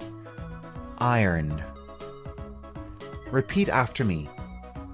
Iron. One more time. Iron. Now, as I mentioned, iron is a very common metal. In fact, there is lots of it in the Earth's core, in the center of the Earth. Iron is used in lots of different ways, but when iron is exposed to moist air, it gains rust or gets rusty. So we have two new words here, rust, the noun, and rusty, the adjective, the description word. A noun example sentence is, the iron pipes have some rust. Let's take a look at an adjective example sentence. The iron pipes are rusty. We can also use the adjective strong to describe iron. And in very tiny amounts, iron is an important nutrient. In fact, it is essential for health, and it's very important for a healthy brain. Let's move on to our next metal. Gold. Repeat after me. Gold. Gold is very popular throughout world culture, but did you know nearly all the gold on Earth came from meteorites that bombarded the planet over the 200 million years after it was formed? On the periodic table, gold is represented by the letters AU. And AU comes from the old Latin name for gold, aurum, which means shining dawn or glow of sunrise. Gold is popular in jewellery and decoration, but it is also popular in other industries like electronics, dentistry, and medicine. If this is the first time you're visiting my YouTube channel, Learning English Pro, you're very welcome. My name is Jer. Make sure to subscribe and like this video right now. Let's move on to our next metal. Silver. Repeat after me. Silver. An adjective in English that we can use to describe silver very well is reflective. In fact, silver is the best known reflector of visible light. And did you know that silver is commonly used in mirrors? Have you ever wondered where silver comes from? Well, the world's top producer of silver is Mexico. For our next metal, we have two different pronunciations. The American English pronunciation is aluminum. Aluminum. And in British English, it is called aluminium. Repeat after me. Aluminium. It is interesting to note that aluminium or aluminum does not suffer from rust or cannot get rusty. We could say, unlike iron, aluminum will not get rusty in moist air. You could use the adjective rustproof and say, aluminum is rustproof. Another adjective we could use to describe aluminum is recyclable. Aluminum is a recyclable metal. Our next metal is titanium. Repeat after me. Titanium. The building you can see on screen is the Guggenheim Museum Bilbao in the Basque region in Spain, and it is covered in titanium. Titanium is very strong, but we could also use the English adjective lightweight to describe it. It is very light, it is not heavy when compared to other metals. Did you know that titanium does not occur naturally? It needs to be extracted from certain minerals. And they are anatase, brookite, ilmenite, perovskite, rutile, and titanite. Our next metal is copper. Repeat after me. Copper. Let's take a look at some interesting facts relating to copper. It was one of the first metals used by humans. And an amazing fact about copper is that it is antibacterial. This adjective describes something that tends to prevent the growth or spread of bacteria. Copper is also used in architecture, and copper that has been exposed to the air will undergo a process called oxidization and slowly turn a green colour. And I think this fact makes it my favourite metal. It's truly a beautiful colour. Another metal that's used a lot in ornaments is bronze. Repeat after me. Bronze. Bronze is not a natural metal. It is an alloy. The definition of an alloy is a metal made by combining two or more metallic elements. Bronze is a cheap and strong metal and is used a lot in statues. An example sentence could be, a lot of statues in cities are made from bronze. And the statue on screen is probably the most famous bronze statue in the world, the Little Mermaid, which can be found in Copenhagen in Denmark. The final metal we will take a look at in today's lesson is steel. Repeat after me. Steel. This metal is used in all walks of life, and we could say that steel is the most recycled material in the world. And like the other metal, bronze, steel is an alloy made from iron and other metals. And the place where metals like alloys are made is called a foundry. Repeat after me. Foundry. Let's take a look at our final sentence example. Metals and alloys are created and processed in the foundry. And that brings us to the end of our lesson.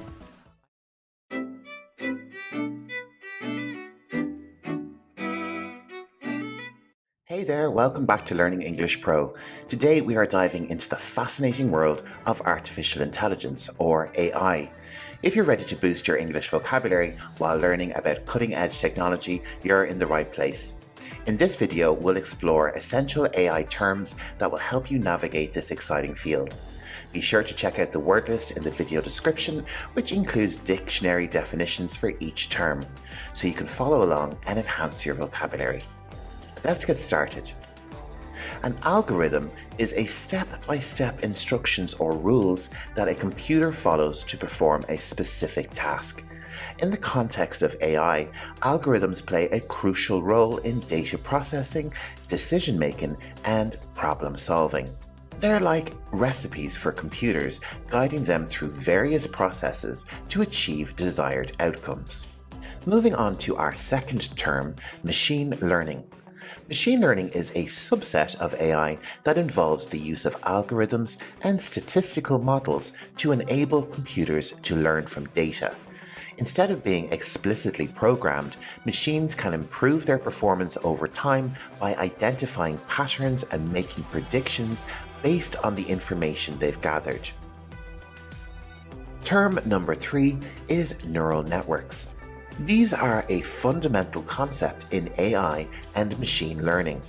Neural networks are computational models inspired by the structure and functioning of the human brain. They consist of interconnected nodes or neurons that process and transmit information. Neural networks are crucial for tasks like image recognition and natural language processing. Natural language processing, often abbreviated as NLP, is a branch of AI that focuses on enabling computers to understand, interpret, and generate human language. NLP technologies are used in applications like chatbots, language translation, sentiment analysis, and text summarization. Now let's explore deep learning. This is a specialized subset of machine learning that involves complex neural networks with multiple layers. These deep neural networks can automatically learn to represent data in more abstract and hierarchical ways. This can lead to incredibly accurate results in tasks like image and speech recognition, as well as language generation. Our final term for today is data mining. This involves the process of discovering patterns, trends, and useful information from large sets of data. In the context of AI, data mining plays a crucial role in extracting insights that can be used to improve algorithms, make predictions, and enhance decision-making. And there you have it, 6 essential AI terms that will give you a solid foundation for understanding the fascinating world of artificial intelligence. Remember to check out the word list in the video description, which includes dictionary definitions. This will help you reinforce your newfound vocabulary. If you enjoyed this video, be sure to give it a thumbs up and subscribe to Learning English Pro for more engaging content. Thanks for learning with me today, and until the next time, remember, keep learning English like a pro.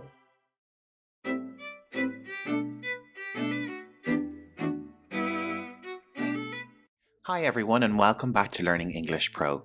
Today we're diving into the fascinating world of geology, where we'll explore some essential terms that will help you grasp the basics of this earth science. And let's start with the basics. Geology is the study of the Earth's structure, composition, and processes that shape our planet. Rocks are solid, naturally occurring substances made up of minerals, and they are the building blocks of the Earth's crust. A mineral is a naturally occurring inorganic substance with a specific chemical composition and crystal structure. Now let's talk about the lithosphere. The lithosphere is the rigid outermost layer of the Earth. It consists of the crust and the uppermost part of the mantle, and it encompasses the Earth's solid rocky surface and extends to an average depth of about 100 kilometers or 62 miles beneath the continents and about 50 kilometers beneath the ocean floors. The lithosphere is divided into several large and small tectonic plates, but we'll get into that later in the video. But right now I want to talk about the 3 different categories of rocks that are studied in geology. First up, we have sedimentary rocks. These are a fundamental type of rock that form at or near the Earth's surface through accumulation, compaction, and cementation of various sediments, including particles such as sand, mud, organic material, and even the remnants of plants and animals. These rocks often occur in distinct layers or strata and are rich in information about Earth's history, as they contain fossils providing insights into past environments and life forms. For different types of sedimentary rocks and other rocks we're going to cover in this video, you should check out my video on rocks, where you'll discover lots of additional useful vocabulary. Let's move on to igneous rocks. These are another fundamental type of rock that form from the cooling and solidification of molten magma or lava. They can be categorized into two main types: intrusive or plutonic, which forms below the Earth's surface and has coarse-grained textures. The other type of igneous rock is extrusive or volcanic. These rocks form on the surface and have fine-grained textures due to rapid cooling. Igneous rocks vary in composition, from felsic to mafic, influencing their color and mineral content. Our next category of rock is metamorphic. Metamorphic rocks are a significant category of rocks that form from pre-existing rocks, either igneous, sedimentary, or other metamorphic rocks, and this happens through intense heat, pressure, and chemical changes within the Earth's crust. These transformative processes cause the original rock to recrystallize, resulting in new textures and mineral compositions. Metamorphic rocks often exhibit foliation, which is the alignment of minerals in parallel layers, giving them a banded appearance. Examples of metamorphic rock include marble and slate. Let's move on to a really important term in geology: erosion. Erosion is the process of wearing away and transporting rocks and soil by natural forces like wind, water, or ice. Another really important term, and something you may have heard me already mention in the video, is a fossil. A fossil is the preserved remains or traces of ancient organisms. Fossils can tell us a lot and can provide valuable insights into Earth's history. Another term I referenced earlier was plate tectonics. Plate tectonics is a foundational theory in the field of geology that explains the dynamic movement of the Earth's lithosphere, which consists of large, rigid plates that float on the semi-fluid asthenosphere beneath them. These plates are in constant motion, driven by the heat generated from the Earth's interior. Plate boundaries are where significant geological activity happens, leading to phenomena such as earthquakes, volcanic eruptions, and the creation of mountain ranges. The theory of plate tectonics helps us understand the Earth's ever-changing surface and provides insights into the formation and breakups of continents, the distribution of earthquakes and volcanoes, and the processes that shape our planet's landscape over geological time. A feature of plate tectonics is a fault. This is a fracture in the Earth's crust along which movement can happen. These often cause earthquakes. Volcanoes are geological features that result from the eruption of molten rock, ash, and gases from the Earth's interior onto its surface. They happen at specific locations known as volcanic vents or openings in the Earth's crust. Volcanoes can take various forms, from towering mountains like Mount Fuji to underwater vents on the ocean floor. The eruptions can be explosive or effusive, depending on the type of magma involved and the presence of gases. Volcanic eruptions played a crucial role in shaping the Earth's landscape and can have significant impacts on the environment and human communities. Stratigraphy is a branch of geology that focuses on the study of rock layers or strata and their arrangement in chronological order. It plays a crucial role in deciphering Earth's history and understanding the sequence of geological events that have shaped our planet. Stratigraphers examine the characteristics of these layers, including their composition, fossil content, and relative positions, to determine the relative ages of rocks and the events that have happened over millions of years. When we're talking about millions of years, we're talking about a geological timescale. This is the framework used by geologists and paleontologists to divide Earth's vast history into distinct periods, epochs, and eras, helping us understand and organize the sequence of geological events and the evolution of life on our planet. It is divided into eons, eras, periods, epochs, and ages, each representing specific intervals of time. The largest divisions, eons, encompass billions of years, while the smallest, ages, represent shorter intervals. Notable divisions include the Phanerozoic eon, which covers the last 540 million years, and includes the Paleozoic, Mesozoic, and Cenozoic eras, during which major life forms have evolved and geological events have happened. Our final term for our geology lesson is clastic sediment. This refers to a type of sedimentary material composed of fragmented pieces of pre-existing rocks and minerals, which are transported by natural agents like water, wind or ice and then deposited. Clastic sediments can vary in size from tiny clay particles to larger sand, silt or gravel-sized fragments. The classification of clastic sediment is often based on the size of these particles, with categories including clay, silt, sand, and gravel. Over time, these sediments can accumulate and become compacted and cemented together, eventually forming clastic sedimentary rocks such as sandstone, shale, or conglomerate. And there you have it. We've covered lots of essential geology terms that are sure to kickstart your journey into the captivating world of geoscience.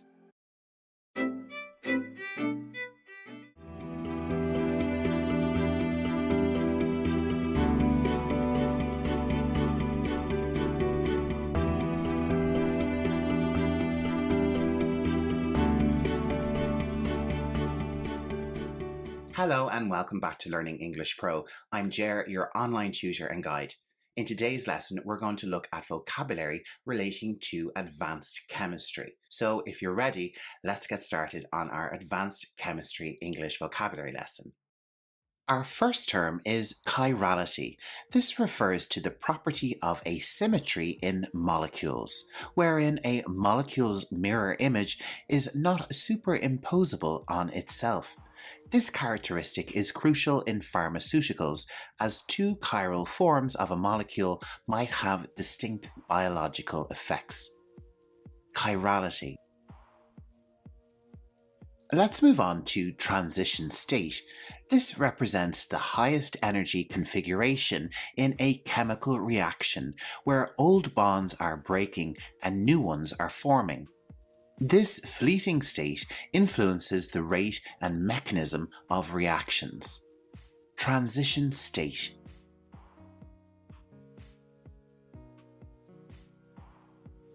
Stereochemistry examines the spatial arrangement of atoms within molecules and the effects on their properties. Understanding stereochemistry is important in fields such as drug design and biochemistry. Stereochemistry.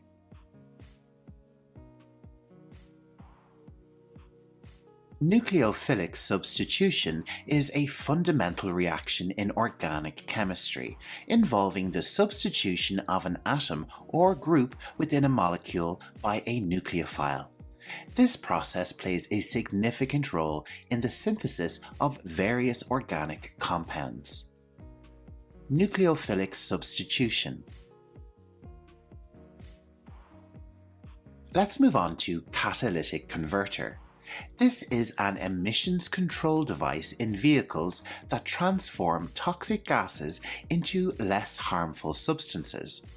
This technological marvel relies on catalysts to facilitate chemical reactions, reducing environmental impact. Catalytic converter. Fermentation is a biochemical process wherein microorganisms like yeast or bacteria break down complex organic compounds, often yielding alcohol or organic acids. This process is extensively used in food production, biofuel generation, and lots more. Fermentation.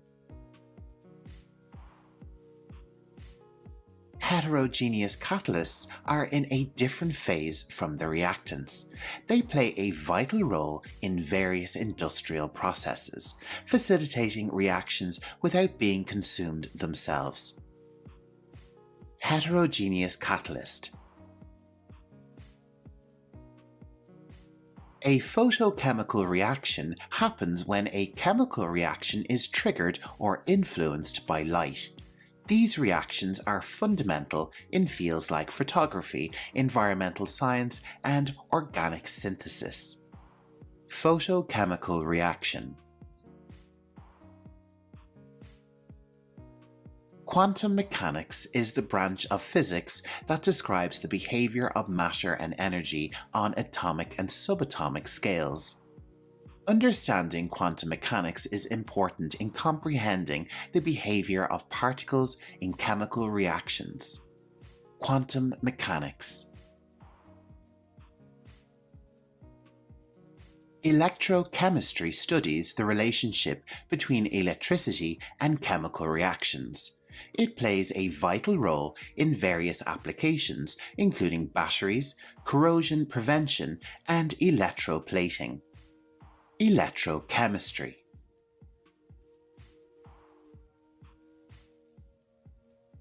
Let's move on to our next term, hemiacetal.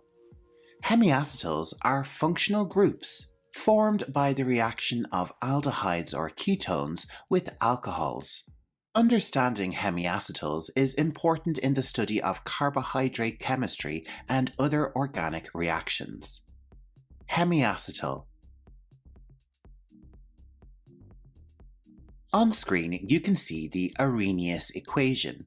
This relates to the rate of a chemical reaction to temperature, providing insights into reaction kinetics and the effect of temperature on reaction rates. Arrhenius equation.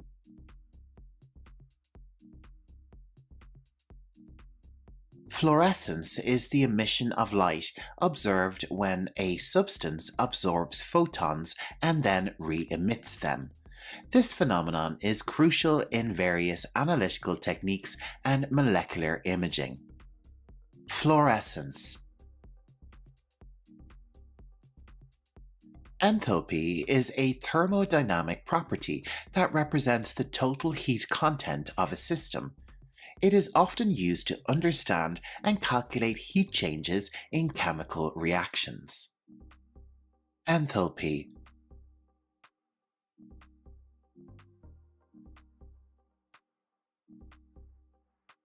If you're looking for an English vocabulary challenge, head over to the Community tab on Learning English Pro's YouTube page, where you'll find a daily advanced English quiz waiting for you to test your English knowledge, and you can even write me an advanced English sentence in the comments. I'd love to hear from you.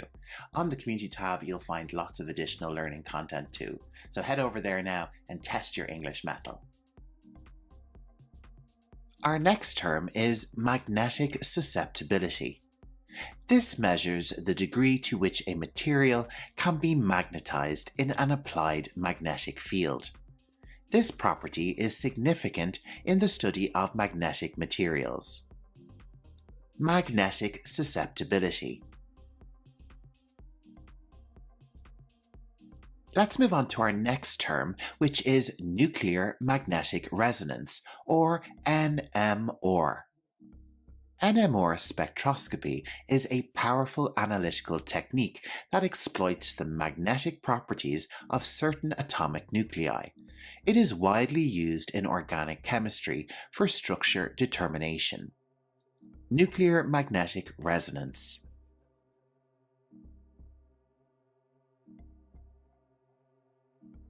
Isomerization is a chemical process in which a molecule undergoes a structural rearrangement to form isomers. This phenomenon is prevalent in various chemical reactions and industrial processes. Isomerization.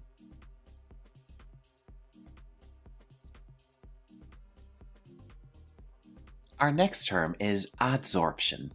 This is the adhesion of atoms, ions, or molecules to a surface.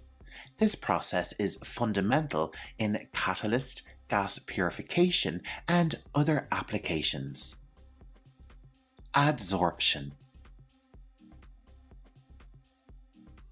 Supramolecular chemistry explores the non-covalent interactions between molecules to form larger, more complex structures. This field is essential in the design of functional materials. Supramolecular chemistry.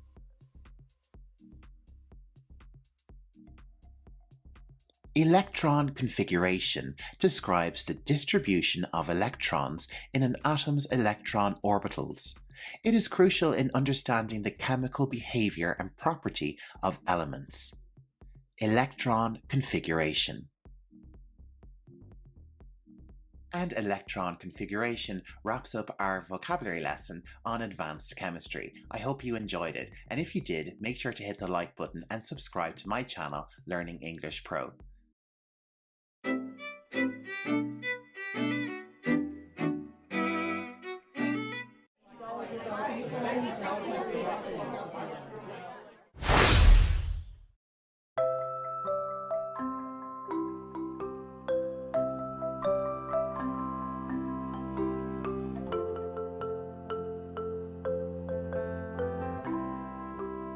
Welcome back everyone, it's Jer. This will be my new lesson on an in-depth journey through the fascinating world of primates. In this video, we'll explore 15 types of primates, uncovering terms relating to their origins, history, dietary habits, and intriguing behaviors. Our journey begins with lemurs, and these charming primates can only be found in the wild in Madagascar. Lemurs have been around for approximately 60 million years, making them one of the most ancient primate lineages. They primarily dine on fruits, leaves, and insects. Some lemurs are known for their peculiar habit of sunbathing in the morning to warm up. These primates are crucial to the biodiversity of Madagascar's ecosystems, playing a vital role in seed dispersal and pollination. Sadly, many lemur species are endangered due to habitat loss and other threats. Next up, we have the tarsier, hailing from Southeast Asia. These primates have been around for about 45 million years, and their diet mainly consists of insects, making them agile hunters. Tarsiers are unique for their constant owl-like gaze and the ability to rotate their heads nearly 180 degrees. Unlike many primates, tarsiers are solitary animals and have minimal social interactions. They establish their territories and communicate through high-pitched calls, which are almost ultrasonic and inaudible to human ears. Capuchin monkeys inhabit Central and South America. They've been thriving there for approximately 45 million years. These intelligent primates feed on fruits, nuts, and small animals. One of the most striking features of capuchins is their distinctive appearance, with tufts of hair on their heads that resemble the hoods worn by capuchin friars, which is how they got their name. Capuchin monkeys have earned a reputation for their remarkable problem-solving skills.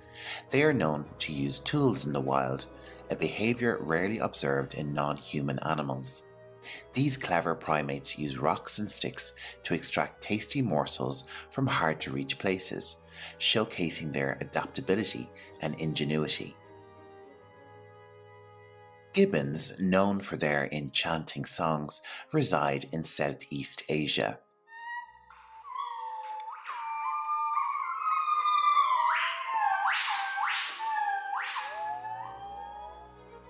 And they've been swinging through trees for around 20 million years. Their diet includes fruits and leaves. Gibbons are masters of brachiation, swinging effortlessly from branch to branch with their long arms. One of the most unique aspects of gibbon behavior is their monogamous family structure. Gibbons typically form lifelong pair bonds with a single mate, and they often sing duets together as a way of strengthening their bond and defending their territory. Howler monkeys are found in the rainforests of Central and South America. They've been calling these jungles home for nearly 15 million years. One of the most remarkable features of howler monkeys is their powerful vocal cords.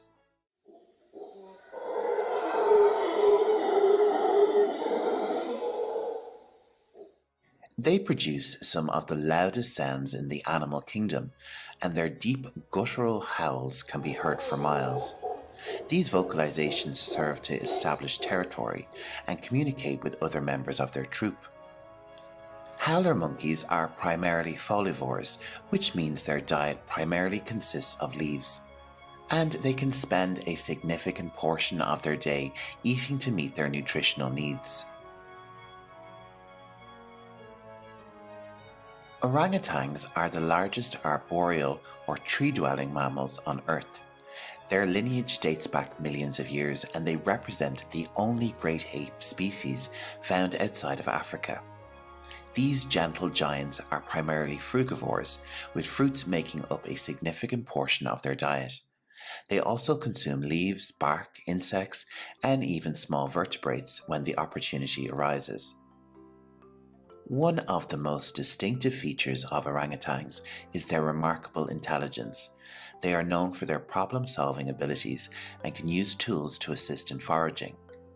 Orangutans have been observed fashioning tools from branches to extract insects or honey from tree crevices. Orangutans have a predominantly solitary lifestyle, with males and females coming together only for brief periods during mating. This solitary behavior is unusual amongst the great apes.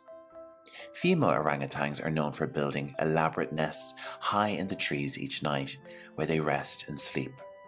Male orangutans are recognized by their striking cheek pads, known as flanges, which develop as they reach maturity.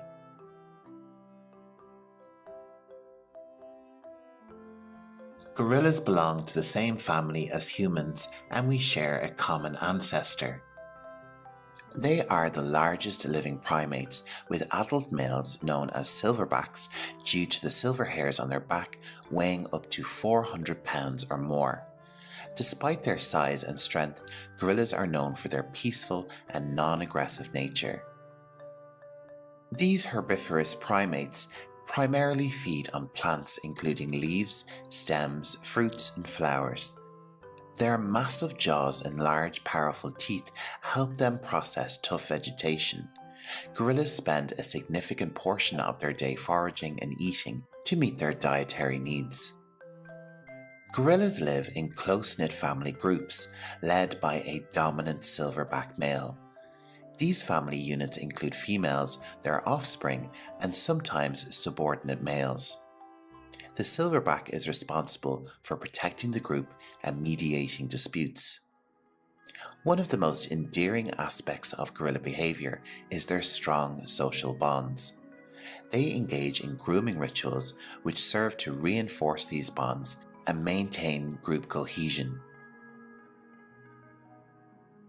Our journey now takes us deep into the dense forest of the Democratic Republic of Congo, where we encounter the captivating bonobos. The bonobos share a common ancestor with chimpanzees, which we'll cover in a little while, and humans, and they have been evolving for approximately 2 million years. They live in close-knit communities, and conflicts are often resolved through bonding and sexual interactions rather than aggression. This makes them unique amongst the great apes. Bonobos are omnivores, with their diet consisting of a wide range of foods including fruits, leaves, stems, and the occasional insect or small animal.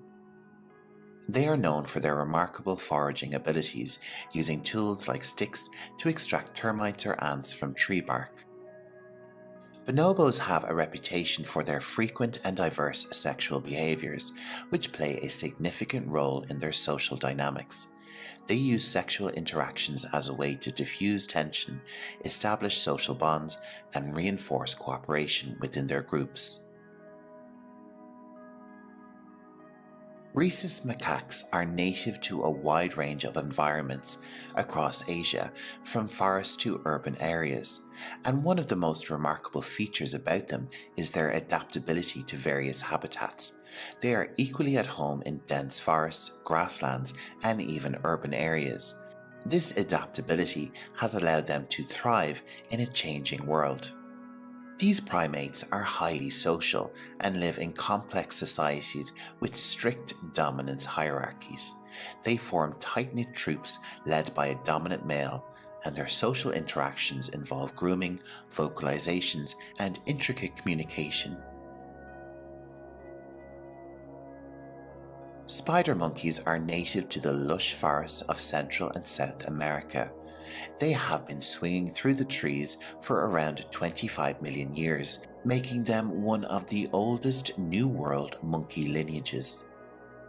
One of the most distinctive features of spider monkeys is their remarkably long and slender limbs, which make them agile acrobats in the treetops. Their prehensile tails, which can be used like an extra hand, are capable of gripping branches with incredible strength. These primates live in social groups which can vary in size from a few individuals to over 30 members. Troop dynamics are complex, and they often have a dominant female who plays a significant role in leading and making group decisions. Colobus monkeys are native to various regions of Africa, including the forests of East and Central Africa, and they've been thriving there for millions of years, adapting to their forested habitats. One of their most distinctive features is their striking black and white fur, which sets them apart from many other primate species. Their name, colobus, is derived from the Greek word for mutilated, referring to their apparent lack of thumbs. These primates have a predominantly arboreal lifestyle, spending most of their time in treetops. They typically live in small family groups led by a dominant male. Group members engage in grooming rituals which serve to strengthen social bonds and maintain group cohesion. Our journey takes us to the lush rainforests and savannas of Africa, where we encounter our closest living relatives, the highly intelligent and social chimpanzees. They are known for their problem-solving abilities and use of tools such as sticks and leaves for various purposes. Chimpanzees have been observed crafting tools to extract termites from mounds or crack open nuts. They are omnivores with a diverse diet that includes fruit, leaves, stems, insects, and occasionally small mammals. They have a remarkable ability to form and maintain strong emotional bonds within their groups. They engage in grooming rituals, which help strengthen social bonds and reduce tensions within the community. Unfortunately, chimpanzees face significant threats from habitat loss, poaching, and diseases like Ebola. Conservation efforts are essential to protect these highly intelligent and socially complex primates. Across various habitats in Africa and parts of Arabia, we encounter the resilient and adaptable baboons. One of the most distinctive features of baboons is their dog-like snouts and robust bodies. They vary in size depending on the species, with males being larger than females. They are opportunistic feeders, and their diet can vary depending on what's available in their habitat. They are highly social, and troop sizes can range from a few individuals to over 100 members. Baboons are highly adaptable and have successfully adjusted to living in proximity to human settlements.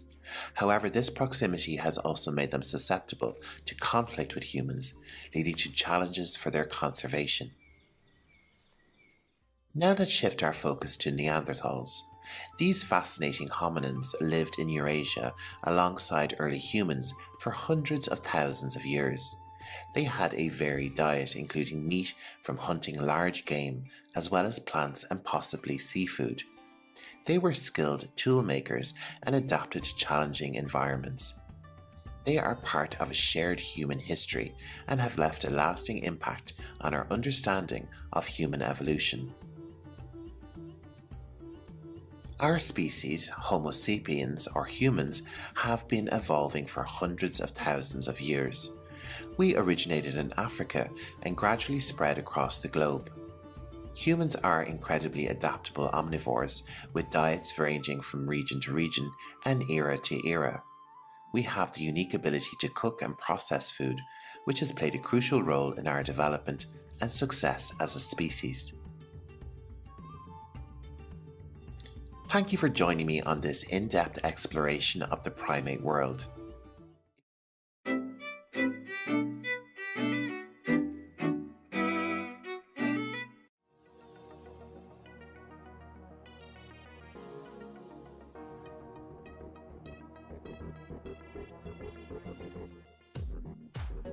This biology vocabulary video is brought to you by Learning English Pro.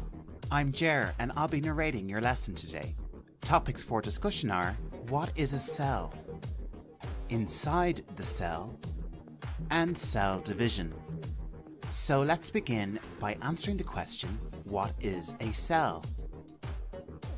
The cell is the basic structural, functional, and biological unit of all known organisms.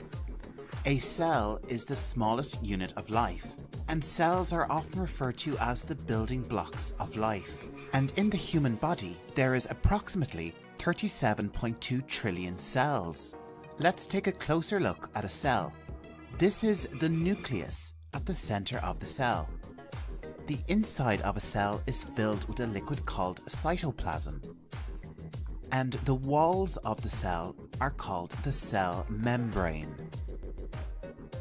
Let's take a closer look inside the cell and see what other particles and materials are floating around in the cytoplasm. First up is mitochondria. And mitochondria is responsible for cellular respiration.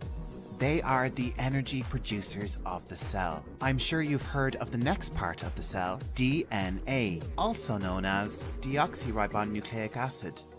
DNA is a molecule which takes the shape of a double helix. DNA carries genetic instructions and can be found in all known organisms and many viruses.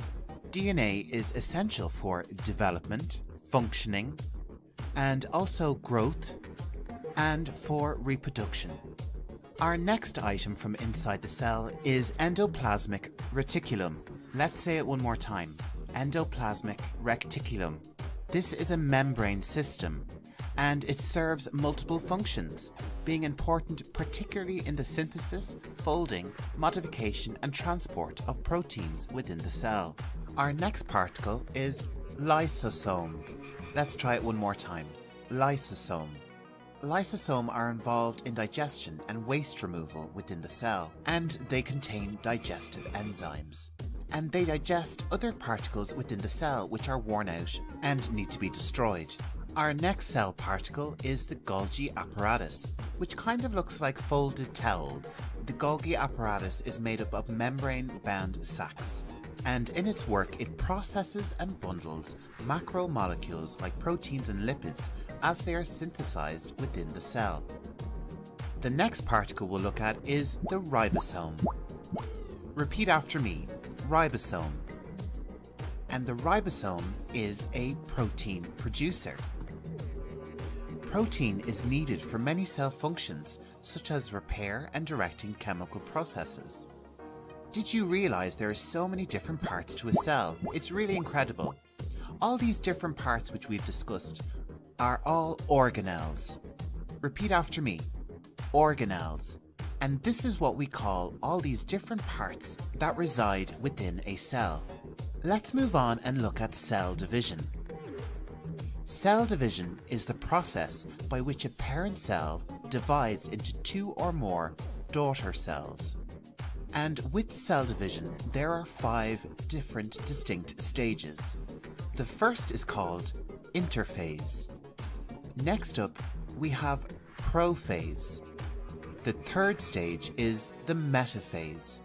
Following this, we have the anaphase. And the last phase in cell division is the telophase. And with cell division, there are 2 different types that we need to discuss. Firstly, we have mitosis. This is a type of cell division that results in 2 daughter cells, each having the same number and kind of chromosomes as the parent nucleus. And this is typical of ordinary tissue growth. The next type of cell division we'll look at is meiosis. This type of cell division is one that results in 4 daughter cells, each with half the number of chromosomes of the parent cell. This is common in the production of gametes and plant spores. Can you believe we're at the end of our English lesson?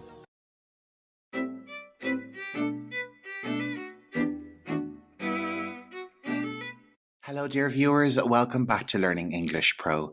Today we're embarking on an expedition into the captivating realm of advanced geography terms. So if you're ready, let's jump right into our lesson. And our first term is continental drift. This term encapsulates the theory that Earth's continents were once a supercontinent and have gradually drifted apart over millions of years due to the movement of tectonic plates.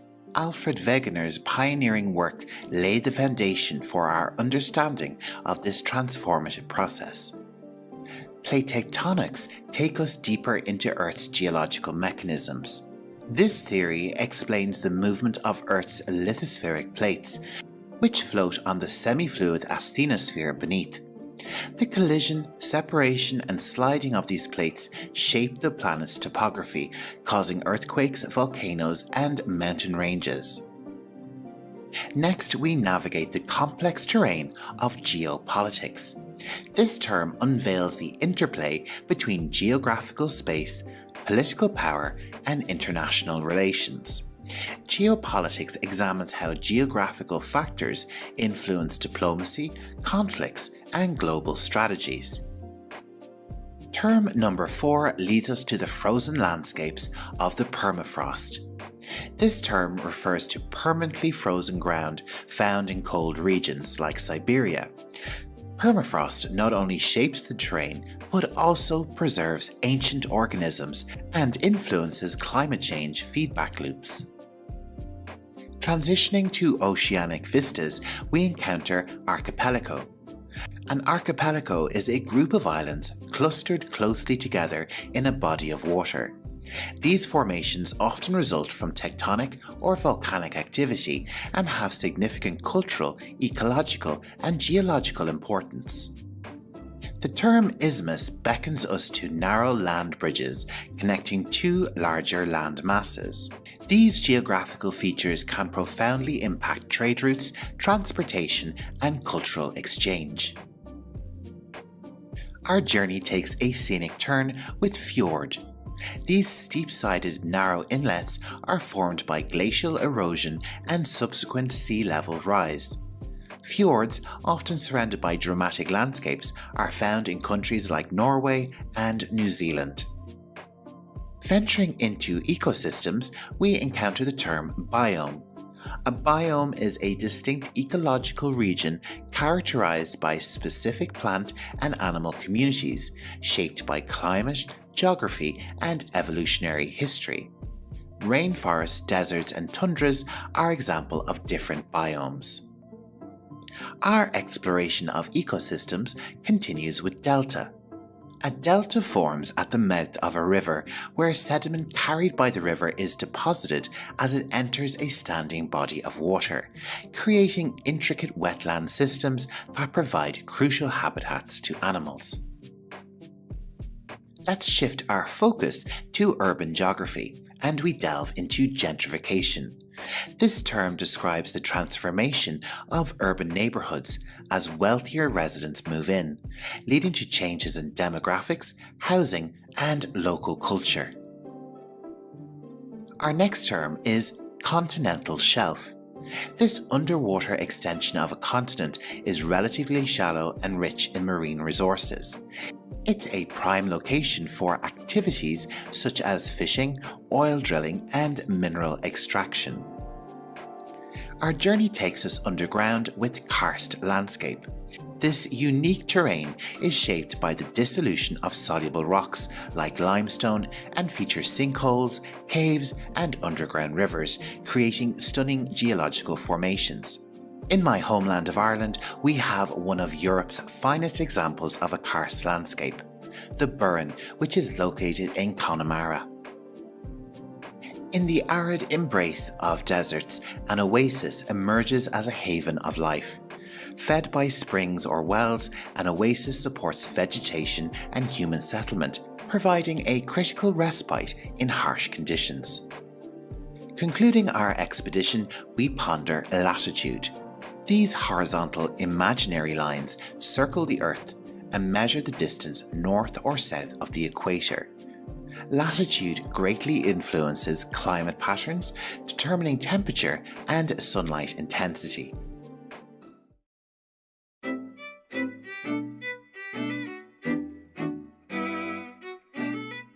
The exploration of space will go ahead, whether we join in it or not.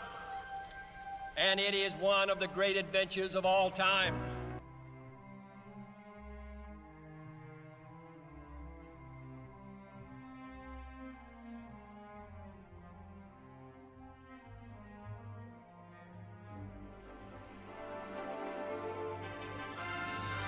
You are very welcome to this English vocabulary lesson on the space race.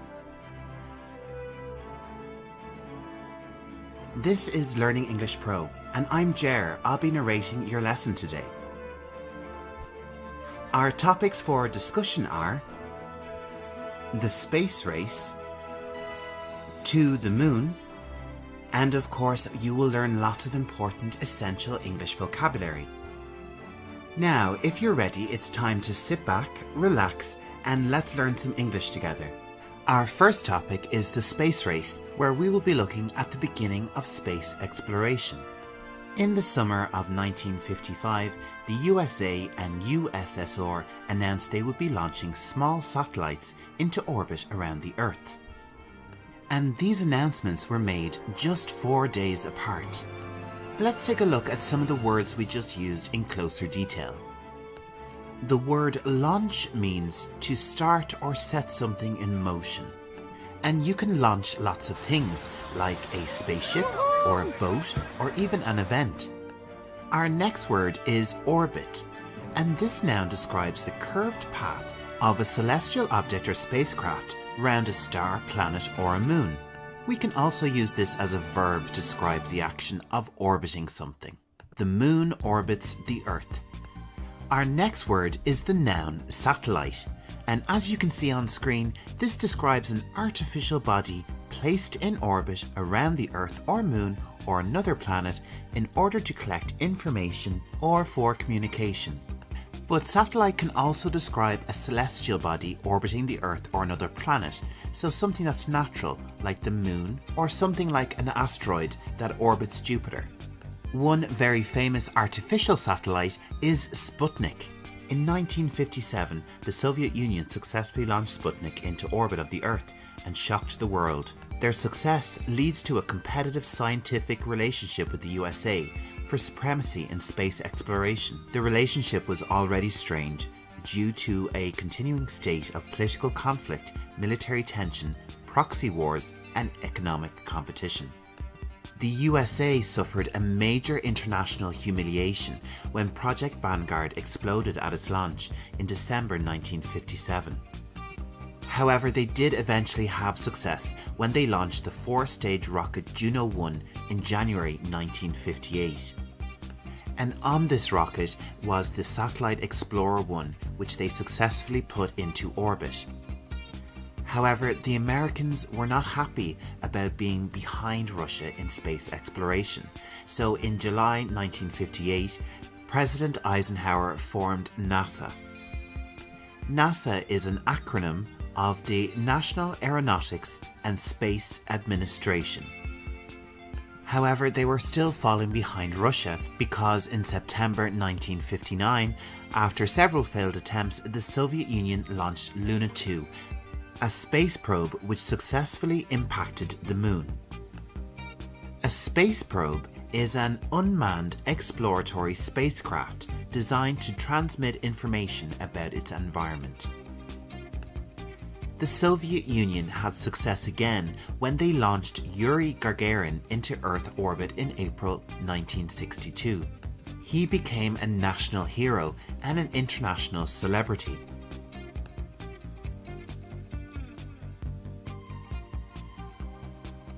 It is interesting to note that American spacegoers are called astronauts, while Russian spacegoers are called cosmonauts. So we have astronauts and cosmonauts.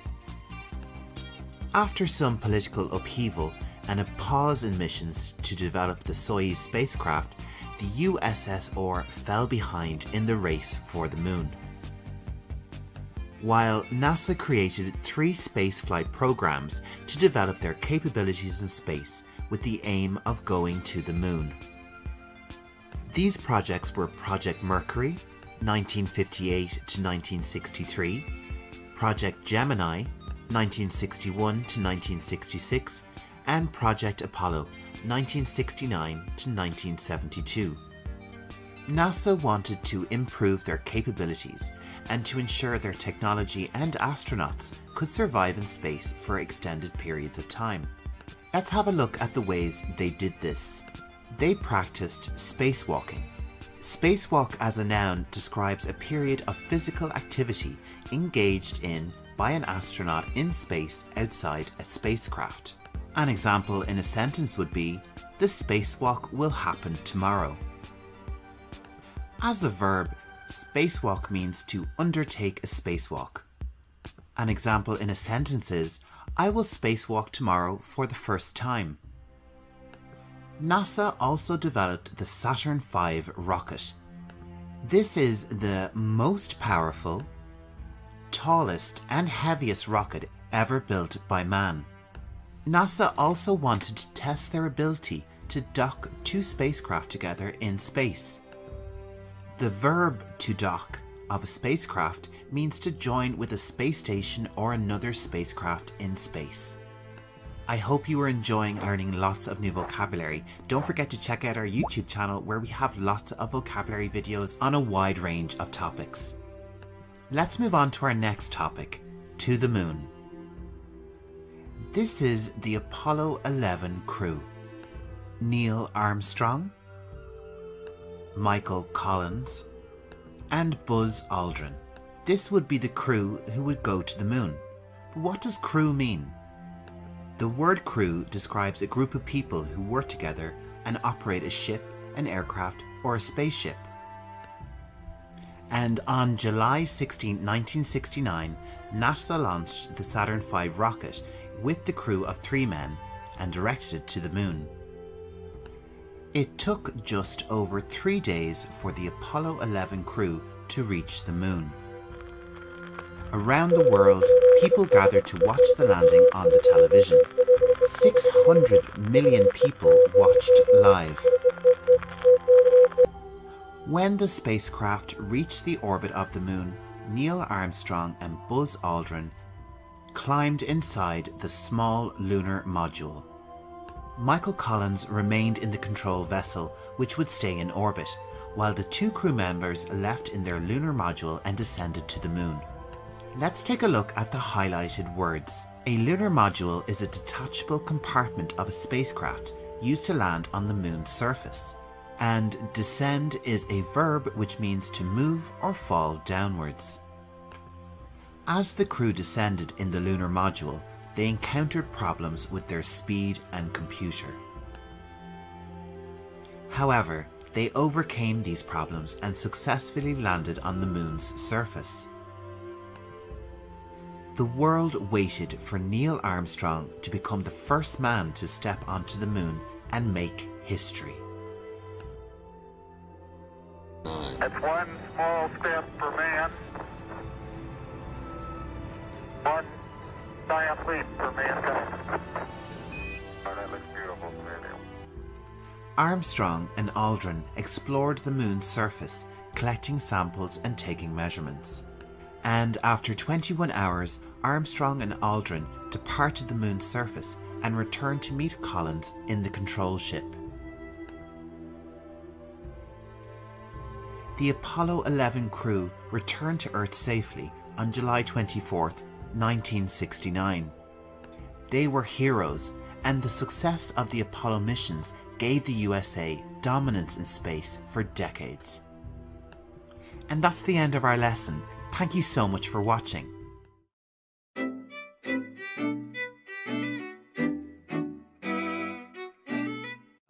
Today we're delving into the captivating world of psychology, exploring essential psychological terms. Whether you're a psychology student or just curious about the human mind, this video is for you. So let's get started with our first term, which is the topic of our lesson, psychology.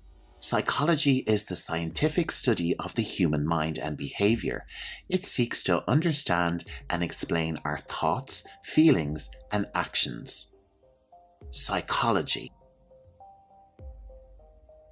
Next up, we have the word behavior, which has different spellings in American and British English. Behavior encompasses all actions and reactions of an individual or organism, from simple reflexes to complex interactions. Behavior. Now let's explore cognition. Cognition refers to mental processes such as perception, thinking, reasoning, and problem solving. Repeat after me. Cognition. Emotion is our next term. Emotions are complex psychological and physiological responses to events or situations, involving feelings like joy, fear, anger, and more. Emotion. Moving on to memory.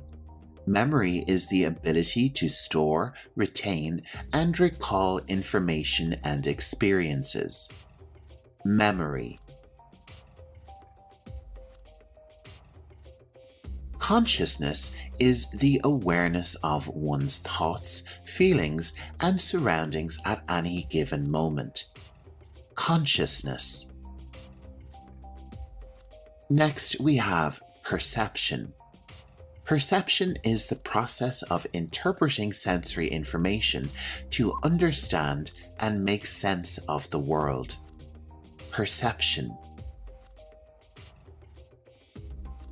Stress is a psychological and physiological response to challenging situations, often leading to feelings of tension or anxiety. Stress. Now, motivation. Motivation is the internal or external drive that initiates, directs, and sustains behavior towards a goal. Motivation. Personality is a unique set of enduring characteristics, behaviors, and traits that define an individual. Personality. Moving on to intelligence. Intelligence is the capacity to learn, reason, and solve problems effectively. Intelligence. Our next term is abnormal psychology. This is the study of atypical behaviors and psychological disorders, aiming to understand and treat them. Abnormal psychology. Therapy refers to the various treatments and interventions used by psychologists and mental health professionals to help individuals improve their psychological well-being. Therapy. Our next term is social psychology. This focuses on how individuals are influenced by social interactions and the impacts of groups on behavior and attitudes. Social psychology. We also have developmental psychology. This type of psychology examines the psychological growth and changes that happen from infancy to old age. Developmental psychology. The word I've already mentioned is anxiety. Anxiety is a state of uneasiness or worry, often accompanied by physical symptoms such as increased heart rate and restlessness. Repeat after me. Anxiety.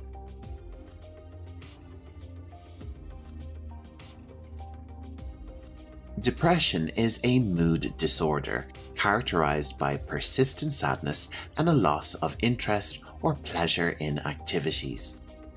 Depression. The term self-esteem means an individual's overall evaluation of their self-worth and self-perception.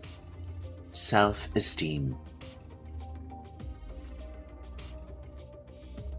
Schizophrenia is a severe mental disorder characterized by disorganized thinking, hallucinations, and a loss of contact with reality.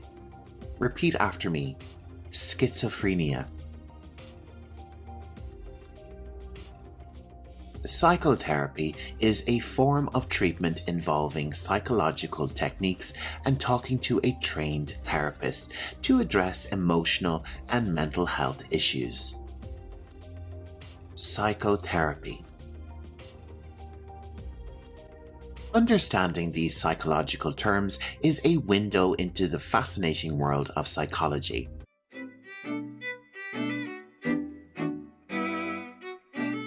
In today's lesson, we're going to run through 10 different terms related to the permafrost, the frozen layer of soil beneath the Earth's surface. These terms will help you better comprehend this fascinating natural phenomenon. So if you're ready, let's jump right in. Let's start with permafrost. This is a layer of permanently frozen ground found in polar and subpolar regions. This frozen soil generally maintains temperatures below freezing for at least 2 consecutive years. The tundra is a vast, treeless biome where permafrost is prevalent, characterized by cold climates, low vegetation, and short growing seasons. When we talk about the active layer, we're talking about the uppermost portion of the permafrost that thaws and refreezes seasonally. This process supports plant and microbial life. Our next term is thermokarst. This refers to the uneven terrain formed when the permafrost thaws, causing the ground to sink and create depressions. The permafrost is part of the Earth's cryosphere. The cryosphere encompasses all the Earth's frozen water, including glaciers, ice caps, and of course the permafrost. Periglacial environments are areas near the edges of glaciers and permafrost regions, and these environments feature unique landforms shaped by freeze-thaw processes. One of these processes is frost heave. Frost heave is the upward movement of soil or rocks created by the expansion of freezing water in the ground. Let's move on to our next term, albedo. Albedo is the reflexivity of a surface. High albedo surfaces, like snow and ice, reflect more sunlight, contributing to cooler temperatures.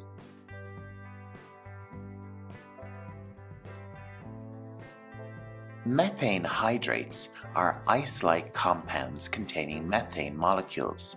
These are found in the permafrost and deep ocean sediments, which can release methane when they thaw.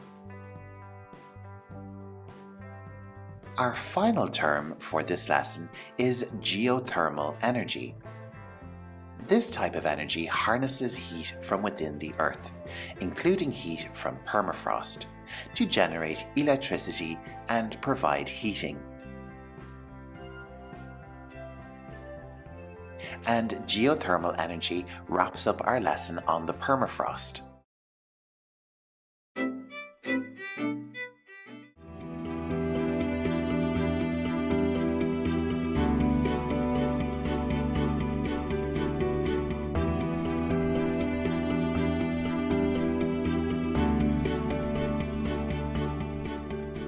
Hi everyone, in today's lesson we will be covering dinosaurs and related English vocabulary.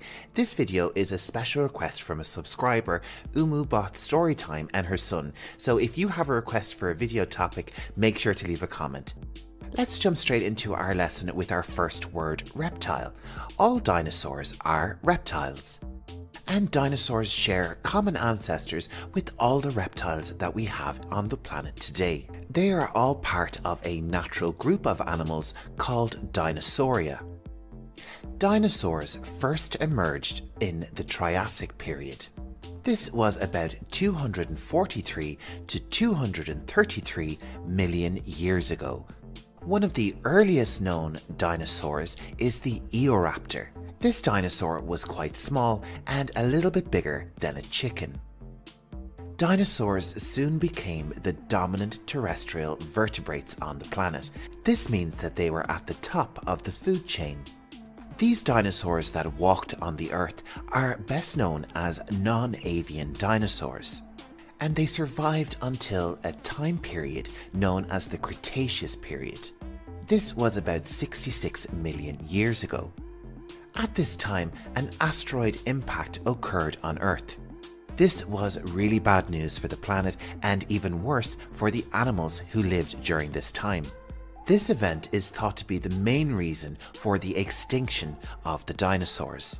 We would say in English that this is how the dinosaurs went extinct. However, not all dinosaurs went extinct. Did you know that birds are an ancestor of dinosaurs? In fact, in English, scientifically, they can be referred to as avian dinosaurs or flying dinosaurs. So dinosaurs are still very much alive today. Modern birds are descended from dinosaurs such as the raptor. In the time of the dinosaurs, flying beasts were known as pterosaurs. These huge flying beasts were the masters of the skies during the time of the dinosaurs. However, they aren't related to modern birds. And it's now commonly accepted that lots of dinosaurs had feathers. Living at the same time as the dinosaurs were huge sea creatures. Although they share many similarities with dinosaurs, they are actually classed as nothosaurs. And one of the earliest types of nothosaurs was the plesiosaur, which first appeared around 203 million years ago. All this fascinating data and information on dinosaurs is collected by a person called a paleontologist. They study ancient life, from dinosaurs to plants to fungi and even ancient microbes. And with dinosaurs, they have discovered almost 1,000 different species. When they work outside, the location of their work is called a dig site. This is where they perform an excavation. This is where they find the remains of dinosaurs, which are known as fossils. Fossils are the preserved remains of ancient organisms. And paleontologists have found thousands of fossilized remains of dinosaurs. One of the earliest paleontologists was Sir Richard Owen, who coined the phrase of dinosaur in 1841. The word dinosaur means terrible lizard in Greek. Sir Richard Owen was involved in one of the first classifications of dinosaur, the iguanodon. They lived about 126 to 122 million years ago. They were large, bulky creatures which weighed over 3 tons. Because of the work of paleontologists, dinosaur remains are on display in museums around the world. And they are a big part of popular culture. There doesn't seem to be a year that goes by without some type of dinosaur appearing in a Hollywood movie. Most famous of all is the Jurassic Park movie franchise. And it's possible to go to a theme park and ride the Jurassic Park roller coaster. Probably the most famous dinosaur that everyone knows is Tyrannosaurus rex, or T-Rex for short. Tyrannosaurus rex lived throughout what is now known as Western North America. Fossils found of the T-Rex are dated from between 68 to 66 million years ago. Another well-known dinosaur is the Velociraptor, and on screen I'm going to show you how scientists think it might have looked with feathers. The difference in how they are presented to us is quite interesting. The Velociraptor is also shown in lots of movies, but again, it's more likely that you're going to see it without its feathers. Like many dinosaurs, the Velociraptor was a carnivore, an animal which only eats meat. But there were dinosaurs who only ate plant life. They are called herbivores. And what about those animals who eat both meat and plant life? We know them as an omnivore. Deinocheirus was a dinosaur which lived about 70 million years ago, and it was an omnivore. It hunted prey and ate plant life. If you're new to my channel, Learning English Pro, you're very welcome. I hope you're enjoying the lesson. My name is Jer and I'm narrating your lesson today. Make sure to subscribe to get all my videos. Our next group of dinosaurs is called the sauropods, and they are the largest living creatures ever to have walked the earth. In popular culture, there are three well-known species, including Brontosaurus, which means a thunder lizard in Greek. There is also Brachiosaurus, which was estimated to be about 21 meters high. Another sauropod is Diplodocus, which lived about 154 million years ago. And these are the longest known of the dinosaurs, with a length of up to 27 meters. Our next dinosaur is the largest of all known terrestrial carnivores, Spinosaurus. They lived in the Cretaceous period, and they were longer and heavier than the famous Tyrannosaurus rex. Another well-known dinosaur in popular culture is Stegosaurus, which means roof lizard. They were categorized by their distinctive kite-like upright plates along their backs and spikes on their tails. These large herbivore creatures lived about 155 to 145 million years ago. We also have Triceratops. Triceratops were one of the last living known dinosaurs, and their name in Greek means three-horned face. And Triceratops brings us to the end of this English lesson on dinosaurs.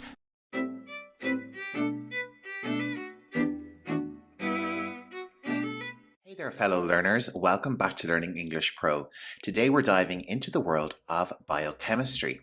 Whether you're a student just starting out or someone looking to brush up on your biochem knowledge, this vocabulary list is your handy guide. If you're ready, let's get started. And our first term is molecule. A molecule is a group of atoms bonded together. It's the smallest unit of a chemical compound that retains its unique properties. Let's move on to enzymes. These are proteins that act as catalysts, speeding up chemical reactions in living organisms without being consumed in the process. A substrate is the specific molecule that an enzyme acts upon during a chemical reaction. DNA, or deoxyribonucleic acid, is a complex molecule that contains genetic information and serves as the blueprint for building and maintaining living organisms. Let's move on to our fifth term, RNA. This stands for ribonucleic acid.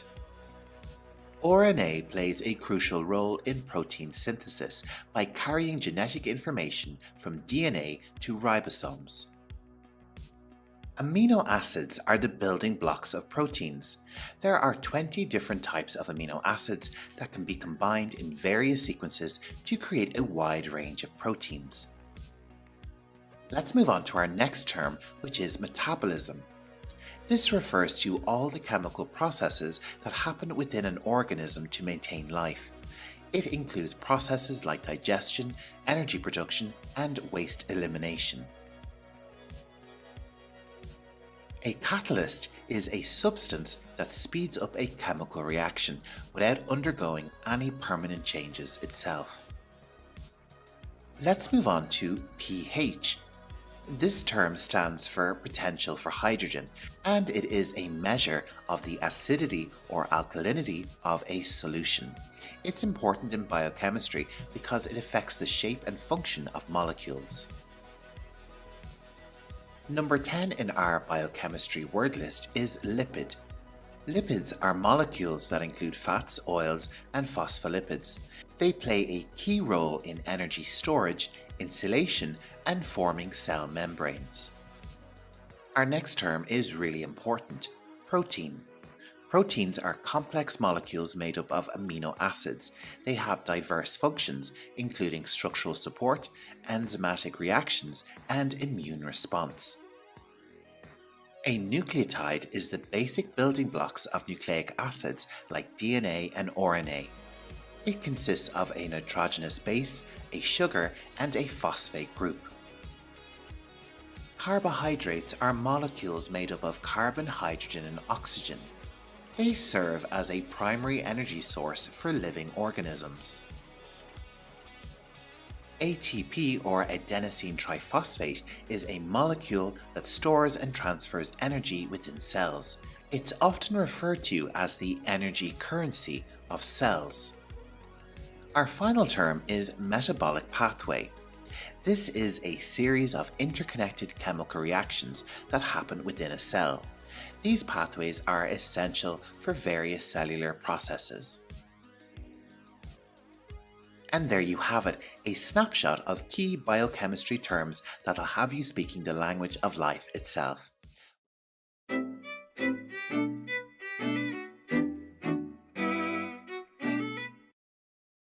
Hello everyone, welcome to Learning English Pro. This is Jer. Today we're diving deep into the fascinating world of sea creatures, from the smallest clams to the mighty octopus. Let's get started on our underwater adventure. Our first animal is clams. Clams are small mollusks with two hinged shells. They come in various sizes and are found in both freshwater and marine environments. There are over 15,000 species of clam, and some clam can live for decades, and their age can be determined by counting the rings on their shells. Clams are part of a diverse family of creatures known as mollusks. These invertebrate animals are characterized by soft, unsegmented bodies, often protected by shells. Oysters are another type of mollusk. These shellfish have rough, irregular shaped shells. They are commonly found along coastlines worldwide. Each oyster can filter up to 50 gallons of water a day, helping improve water quality in their habitat. Oysters live in salty or brackish coastal waters, clustering on any hard submerged surface. They fuse together as they grow, forming rock-like reefs that provide habitat for other marine animals and plants. Another species of mollusk is mussels. Mussels are found in clusters with dark, elongated shells. They are known for their ability to attach themselves to rocks or other surfaces using strong threads called byssal threads. These threads also serve as anchors during rough tides. Shrimp are a small crustacean shellfish with curved bodies and large antennae. Many shrimp species are known for their impressive migratory journeys, traveling long distances between freshwater and saltwater habitats. Lobsters are large crustaceans known for their spiny shells. They are found in the cold waters of the Atlantic Ocean, and they're known for their solitary behavior, with each lobster defending its own territory. Contrary to popular belief, lobsters are not immortal. Lobsters have an extraordinary lifespan due to an enzyme called telomerase in many of their cells. Lobsters grow by molting, which requires considerable energy, and the larger the shell, the more energy is required. Eventually, the lobster will die from exhaustion during a molt. Both shrimp and lobsters are types of crustaceans. Crustaceans are a diverse group of arthropods primarily found in aquatic environments. They are recognized by their hard exoskeletons and jointed appendages. Crabs are the tenacious crustaceans of the sea. They are renowned for their powerful claws and impressive adaptations. These creatures wield their claws not only for defense but also for hunting and manipulating objects. Crabs possess a remarkable ability to crush the shells of their prey with their robust pincers, making them formidable predators in the underwater world. Beyond their claws, crabs have evolved an array of unique features, including intricate exoskeletons and diverse body shapes, reflecting their incredible diversity and resilience in marine ecosystems. A creature who needs to be on guard for hungry crabs is the scallop. Scallops are shellfish with fan-shaped shells and tender white meat. They have a unique way of swimming by rapidly clapping their shells, which creates a jet of water that propels them forward. Squid are cephalopods with soft bodies and long tentacle-like appendages. These intelligent creatures are masters of camouflage, capable of changing their skin color and texture to blend in with their surroundings. Cephalopods are characterized by their soft, elongated bodies and prominent head. They also have a set of tentacles or arms that typically surround the mouth. Cephalopods are renowned for their high level of intelligence among invertebrates. Another well-known cephalopod is the octopus. These are very intelligent creatures with 8 long, flexible arms.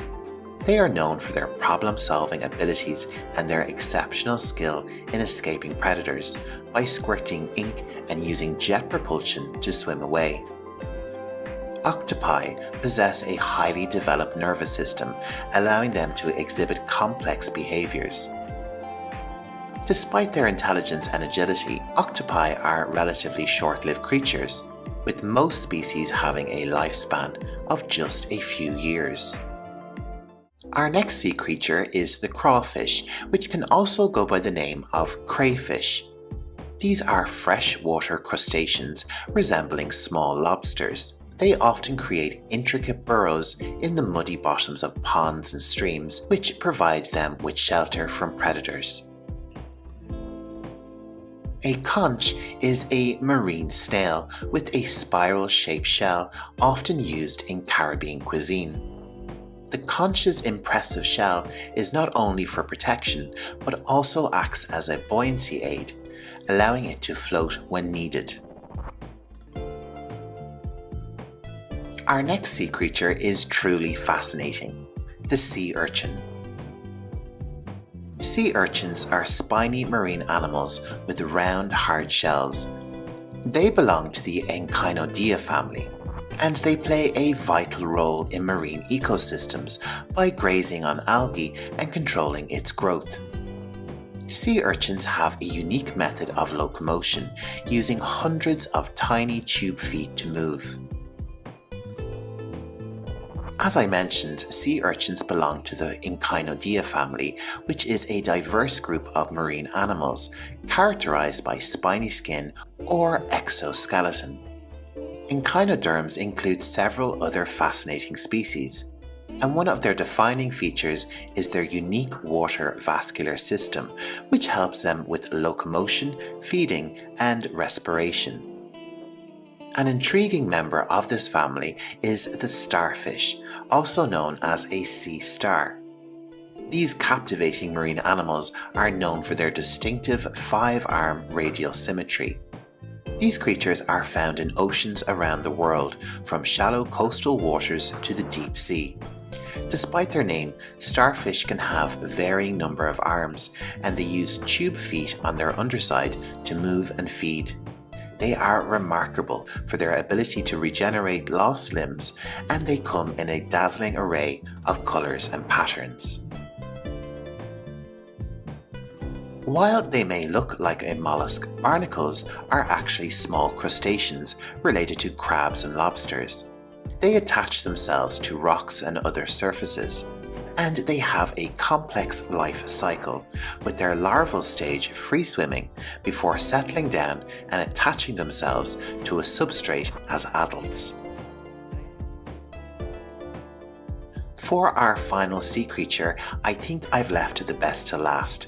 We've already discussed shrimp, but I'm going to discuss a particular type of shrimp called the mantis shrimp. This is a marine marvel, and it is found in the warm waters of the Indian and Pacific Oceans. It possesses one of the most remarkable and powerful punches, and the technique is so potent that it creates a cavitation bubble, which generates temperatures comparable to the surface of the sun, and it creates shockwaves that can stun or kill their prey instantly. In this fascinating clip, you can see it using the technique to rip the arm off a crab. Truly fascinating. And the mantis shrimp concludes our exciting journey through the world of sea creatures. I hope you enjoyed learning all about them. If you found this video informative and entertaining, please don't forget to give it a thumbs up, share it with your friends, and subscribe to Learning English Pro for more engaging content.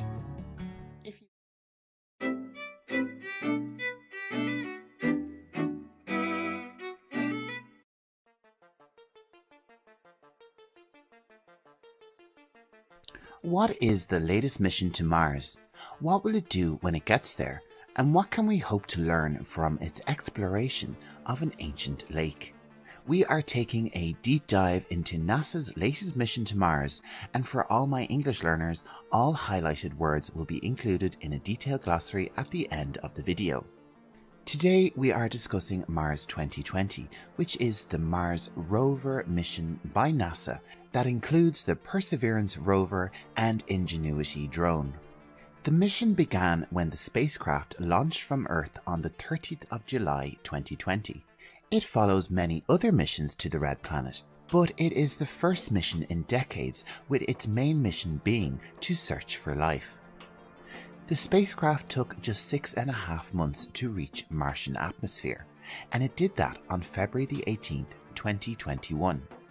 Here, with animation footage exclusively from NASA, you can see the landing sequence, which uses equipment called an EDLS, which stands for Entry, Descent and Landing System. And this part of the system is called the Sky Crane. Let's watch the final moments as the rover touches down on the surface of the planet.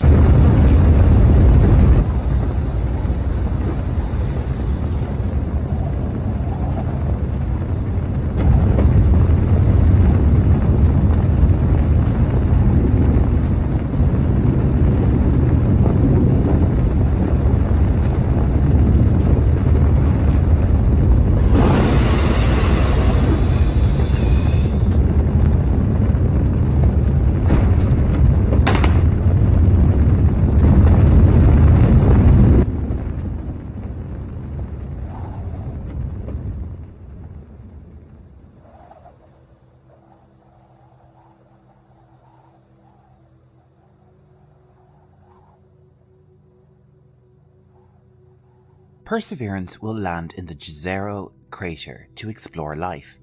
Before we talk about its mission, let me introduce you to the other part of its mission, the Ingenuity helicopter drone. This is very exciting. If the mission is successful, we will see the first powered flight on any planet beyond Earth. It will be an amazing achievement. Because the atmosphere on Mars is not very dense, Ingenuity needs to be very light in weight and very powerful. It can travel at an altitude of 10 meters and travel about 300 meters from the Perseverance rover. As I mentioned, this mission will land in the Jezero crater. Many millions of years ago, scientists believed that there was an ancient lake here. There is strong evidence that Mars was once covered in water like Earth, and if that is true, it is likely that Mars once supported life. Perseverance mission is to find evidence of that life, and it will do this by drilling into the surface of the crater and take samples from the rock. These samples will be collected by a later mission, and scientists will examine them for signs of life. Let's talk a little bit about Mars, or the Red Planet as it is commonly referred to. I am a bit of an astronomy nerd, so I thought I would bring you some of my favorite facts about the planet. Did you know that Mars is home to the biggest volcano in the solar system? Olympus Mons is a huge shield volcano that rises to a height of an incredible 25 kilometers and is about the same size as the American state of Arizona. And our last stop on Mars today is the Valles Marineris, or Mariner Valley, This is a vast canyon system that runs along the Martian equator. It is 4,000 kilometers long and reaches depths of up to 7 kilometers. It is about the same width as the United States. That is very big. Mars is definitely full of some impressive geography. Now it's time to go to our English glossary, where we will take a look at the highlighted words I mentioned throughout the video. So grab a pen and paper because we'll be going through definitions and sentence examples so you can use some of this vocabulary straight away. The first word in our glossary is rover. And this noun means in this context a vehicle for driving over rough terrain, especially one driven by remote control over extraterrestrial terrain. Let's take a look at our sentence example. The lunar rover helped the astronauts explore the moon.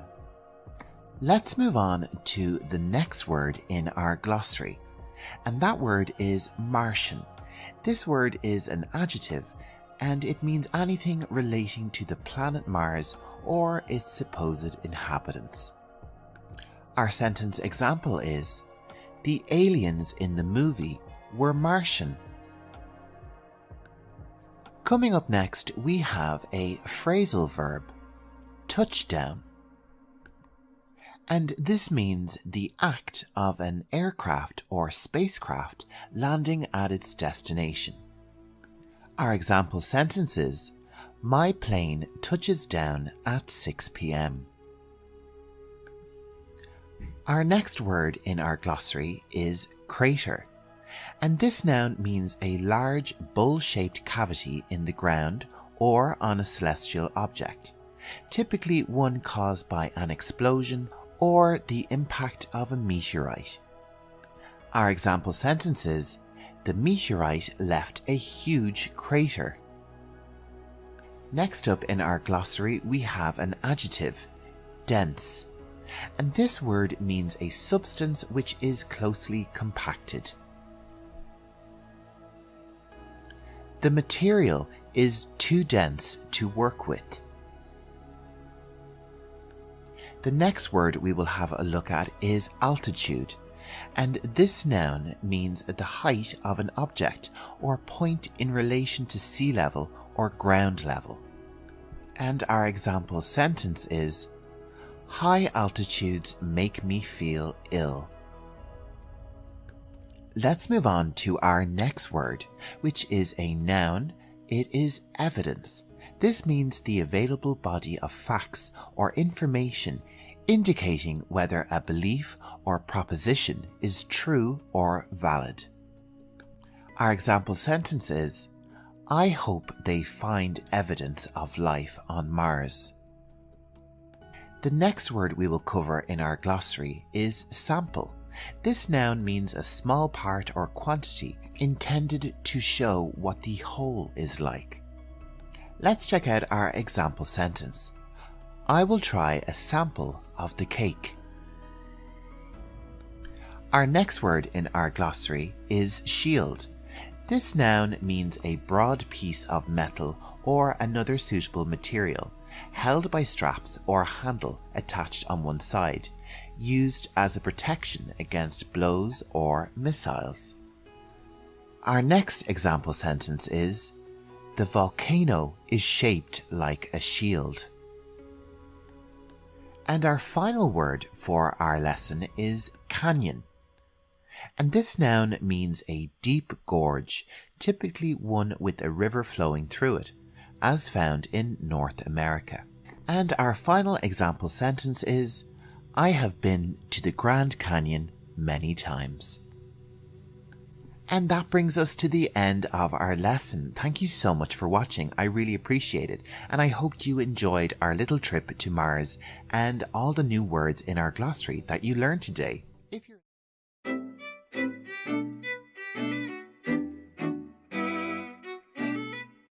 Hello and welcome to Learning English Pro. In this video, we will take a look at English vocabulary relating to heat waves. And our first word is heat wave. A heat wave is a prolonged period of excessively hot weather, typically with high temperatures and little or no rainfall. And now let's take a look at our example sentence. The prolonged heat wave brought soaring temperatures, making it challenging to stay cool even indoors. Next up, we have scorching. Scorching means extremely hot or burning. During a heat wave, you might feel the scorching rays of the sun on your skin. Let's take a look at our second example sentence. The scorching heat wave turned the park into an oven, with the playground equipment too hot to touch. Moving on, our next word is sweltering. Sweltering describes the oppressive heat that makes you feel uncomfortable and sweaty. People sought refuge in air-conditioned malls to escape the sweltering heat wave that enveloped the city. Now let's talk about our next word, which is melting. Melting is the action or process of liquefying due to heat. For our example sentence we have, the glaciers were melting more than usual because of the increase in temperature. Our next word is dehydration. Dehydration is the condition of losing too much water from your body due to extreme heat and not drinking enough fluids. With the scorching temperatures during the heat wave, it was essential to drink plenty of water to avoid dehydration. And our next word is the opposite of dehydration, hydration. This is the act of keeping the body well supplied with water, especially crucial during hot weather. And let's take a look at this in a sentence. Staying on top of hydration was crucial during the heat wave to prevent heat-related illnesses. Next, we have heat exhaustion, an important term. This is a heat-related illness characterized by heavy sweating, weakness, dizziness, and nausea, often caused by prolonged exposure to high temperatures. After hours of outdoor activities in the heat wave, Sarah began experiencing symptoms of heat exhaustion. Next, we have heat stroke. Heat stroke is a severe heat-related condition that can be life-threatening. It occurs when the body's temperature regulation system fails and the body overheats. Without proper precautions, heat stroke became a significant concern during the intense heat wave. Now let's learn about air conditioning. Air conditioning is a system that cools and dehumidifies indoor air, providing relief during heat waves. The office became an oasis of comfort with its air conditioning system during the oppressive heat wave.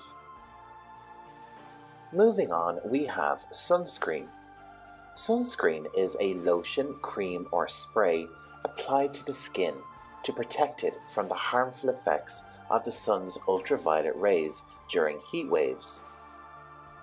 Before heading to the beach during the heat wave, it was vital to apply sunscreen to protect the skin from harmful UV rays. Lastly, we'll talk about heat resistant. The term heat resistant refers to materials or substances that can withstand high temperatures without melting or deteriorating. Let's take a look at our final sentence example. The heat-resistant materials of the water bottles ensured that they remained safe to use even in the scorching heat wave. And there you have it, a collection of English vocabulary related to heat waves. I hope you found these definitions helpful and informative. Don't forget.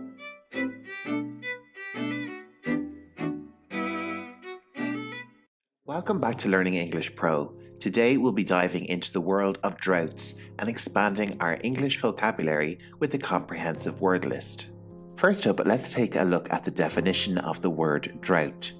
It is a prolonged period of abnormally low rainfall or an extended shortage of water, leading to dry conditions in a specific region.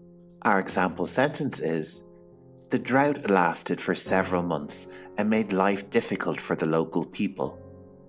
Let's move on to our next word, which is arid. This means having little or no rain, to be extremely dry or barren. Let's use it in a sentence. The arid desert landscape made it challenging for any vegetation to thrive. Let's move on to dehydration. This is the process of losing water or moisture, leading to a state of extreme dryness. We could say, staying hydrated is crucial in hot climates to avoid dehydration during prolonged periods of drought. Let's talk about parched. Parched means extremely dry, often to the point of cracking or splitting. After hours under the scorching sun, the hiker's lips were parched and he yearned for a sip of water. Our next term is water scarcity. This is a condition where the demand for water exceeds the available supply, leading to a shortage of water resources. Our example sentence is, the prolonged drought in the region resulted in water scarcity, affecting agriculture and daily life. Let's move on to reservoir. This is a man-made or natural storage area for water, often used to ensure a steady supply during dry spells. The city relied on its reservoirs to provide water during the drought, sustaining the population's needs. Evaporation. This is the process of liquid turning into vapor due to exposure to heat or sunlight. We could say, the intense heat caused rapid evaporation of the small puddles left from yesterday's rainfall. Next up, we have the term of rainwater harvesting. This is the practice of collecting and storing rainwater for future use, especially in times of drought. Let's use it in an example sentence. To conserve water during the drought, the community implemented rainwater harvesting techniques. Desertification is the process by which fertile land becomes desert, typically due to human activities or climate change. Unsustainable farming practices accelerated desertification in the region, leading to more frequent droughts. Up next, we have dust storm. This is a severe weather phenomenon in arid regions, characterized by strong winds carrying dust and sand particles. The dust storm during the drought reduced visibility and made breathing difficult for the residents. Our final term is xeriscaping. This is landscaping and gardening techniques designed to conserve water by using drought-resistant plants and efficient irrigation methods. To save water during the drought, the homeowner opted for xeriscaping, creating a beautiful, water-efficient garden. And there you have it, my English word list related to droughts. Understanding these terms will not only improve your language skills, but also help you comprehend the challenges faced in regions affected by droughts.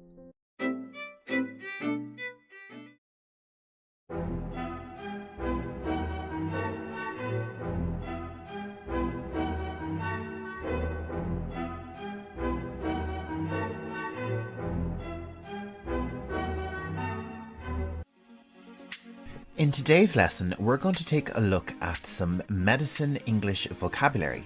This will involve looking at the different types and forms of medicine, along with the associated symptoms. Let's take a look at our lesson plan. You'll learn lots of important vocabulary, along with perfect pronunciation and lots of context and information, so you'll really get to know the vocabulary very well. I don't know about you, but I'm ready to start this lesson. So grab a pen and paper, sit back, relax, and let's learn some English on medicine together. First up, we're going to explore symptoms in a question format and have a look at the associated medication that is used as treatment for these symptoms. Our first question is, do you have an infection? Do you have an infection? If you have a bacterial infection, you will need an antibiotic. Repeat after me. Antibiotic. Another type of infection that is common is a viral infection, an infection by a virus. And we use antiviral medication to treat a viral infection. Antiviral. Our next question is, do you have pain or fever? Do you have pain or fever? For these symptoms, you would take a painkiller. Repeat after me. Painkiller. Our next question is, do you have a cough? The word cough has an unusual pronunciation. Instead of a G sound, we have an F sound here. Do you have a cough? And the medicine for a cough has a few different names. It can be called cough syrup, cough medicine, or a cough suppressant. My next question to you is, do you have allergies? Do you have allergies? And for an allergy, we take an antihistamine. Repeat after me. Antihistamine. Let's do that one more time. Antihistamine. Our next question is, do you have asthma? Do you have asthma? The type of medicine used for asthma is a steroid. Repeat after me. Steroid. Let's move on to our next question. Do you have a blocked nose? Or we could say, do you have a stuffy nose? If you have this condition, you will need a decongestant. Repeat after me. Decongestant. And a medicine which is in the news a lot lately is related to the coronavirus. And the medicine that is being discussed is a vaccine. Repeat after me. Vaccine. Let's hope that the new vaccine is successful in the battle against coronavirus. Okay, let's get back to our lesson and let's move on to the next segment, which is different forms of medicine. We will discuss the different ways in which medicine is delivered to the human body. Medicine is often given in liquid form, and sometimes it is given in a syrup. This is a thick liquid medicine that you drink, and it can be sweet. This type of thick liquid medicine is common for symptoms in children, coughs and colds, or for adults with stomach problems. Sometimes liquid medicine needs to be given directly into the body, like into the bloodstream or into muscle. This medicine is usually given through an injection with a syringe.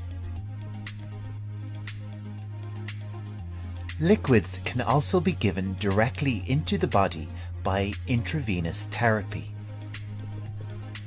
This is regularly used in hospitals to deliver medicine to patients, and the device used is simply called an IV. Medicine can also be given in tablet or pill form. Lots of different types of medication can be given in this form. And this medicine is usually round or oval shaped. Another type of tablet you may see is a soluble tablet. These tablets can be dissolved in water. The resulting mixture is then drank to cure symptoms. These types of tablets are typically used for painkillers and antacids. The next form of medication we will look at is a capsule. A capsule is a shell which contains medicine. Some people will also call these tablets or pills, and the capsule dissolves and is digested when swallowed. The next type of medicine we will look at is a lozenge. A lozenge is a small candy-like medicine that dissolves in your mouth. Lozenges are usually used to help symptoms in the mouth or throat. Our next type of medicine can be called a cream, lotion, or ointment. And this is a thick liquid medicine that is applied to the skin. Our next type of medicine is drops. This type of liquid medicine is usually used for symptoms for the eyes or the ears. The next form of medicine we will have a look at is spray. This type of liquid medicine is usually applied up the nose or onto the skin, depending on the symptoms. The final form of medicine we will have a look at is inhaler. An inhaler is used to deliver vapor medicine to the lungs. It is commonly used by people who suffer from asthma. Up next, we are going to take a look at the difference between these two terms, over-the-counter and prescription drugs. First up, let's take a look at over-the-counter and what that means. Medicine which is over-the-counter can be purchased without consent from a doctor.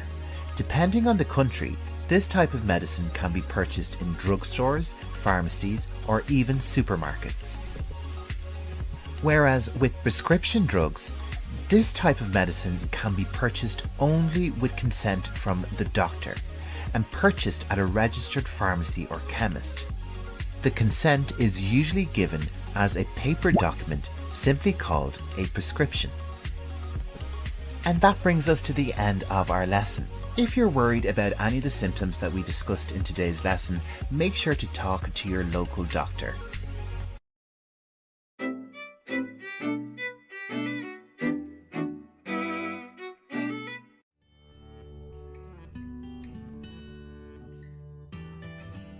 Hello and welcome to Learning English Pro. In today's lesson, we will explore essential medical examination terminology. Understanding these words is crucial for effective communication in healthcare settings. If you're ready, let's get started. Our first term is physical examination. This is a thorough assessment of a patient's body to evaluate their overall health. Physical examinations involve checking vital signs, palpating for abnormalities, and visually inspecting the body. Blood pressure measurement is the measurement of the force of blood against the walls of the arteries. Blood pressure is typically recorded as systolic or diastolic pressure in millimeters of mercury. An X-ray is a diagnostic imaging technique that uses electromagnetic radiation to create images of the internal structures of the body. X-rays are commonly used to visualize bones and detect abnormalities in the lungs and other organs. Ultrasound is a non-invasive imaging technique that uses high-frequency sound waves to create real-time images of internal organs. Ultrasounds are often used during pregnancy to monitor fetal development and for abdominal and pelvic examinations. MRI, or magnetic resonance imaging, is a medical imaging technique that uses strong magnetic fields and radio waves to generate detailed images of the body's internal structures. MRIs provide high-resolution images of soft tissues like the brain, spinal cord, and joints. An ECG, or electrocardiogram, is a test that records the electrical activity of the heart over time. These are crucial tests in diagnosing heart conditions by displaying the heart's rhythm and identifying irregularities. The next few terms involve blood and internal examinations, so if you're a little bit squeamish, skip ahead to the time indicated on screen. A blood test is a laboratory analysis of a blood sample to assess for various health markers. Blood tests can reveal information about blood cell counts, cholesterol levels, and the presence of infections or diseases. Endoscopy is a procedure that uses a flexible tube with a camera to examine the interior of organs or body cavities. Endoscopies are commonly performed to inspect the gastrointestinal tract, throat, or bladder. A biopsy is a medical procedure involving the removal of a small sample of tissues or cells from a patient's body for examination under a microscope. Biopsies are performed to diagnose the presence of diseases or conditions such as cancer or infections. Great job, you've just expanded your medical examination vocabulary. These terms are essential for healthcare professionals and anyone interested in understanding the world of medicine. Keep exploring and keep learning, and don't forget to like and subscribe for more educational content from Learning English Pro.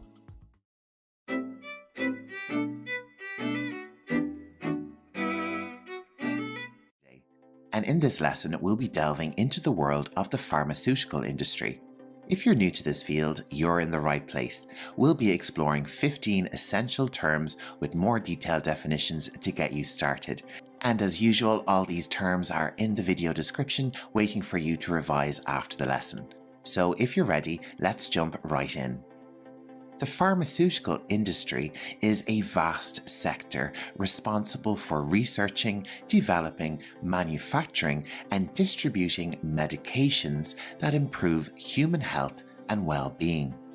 We also have the term pharma, which is a commonly used abbreviation of the word pharmaceutical. This term is often used informally to describe the entire pharmaceutical field and is frequently used in discussions and news related to the industry. Let's take a closer look at this word medication. A medication is a substance used for medical treatment, such as pills, capsules, or syrups. Medications can treat a wide range of conditions, from pain relief to chronic diseases. With this industry, you'll hear a lot about drug discovery.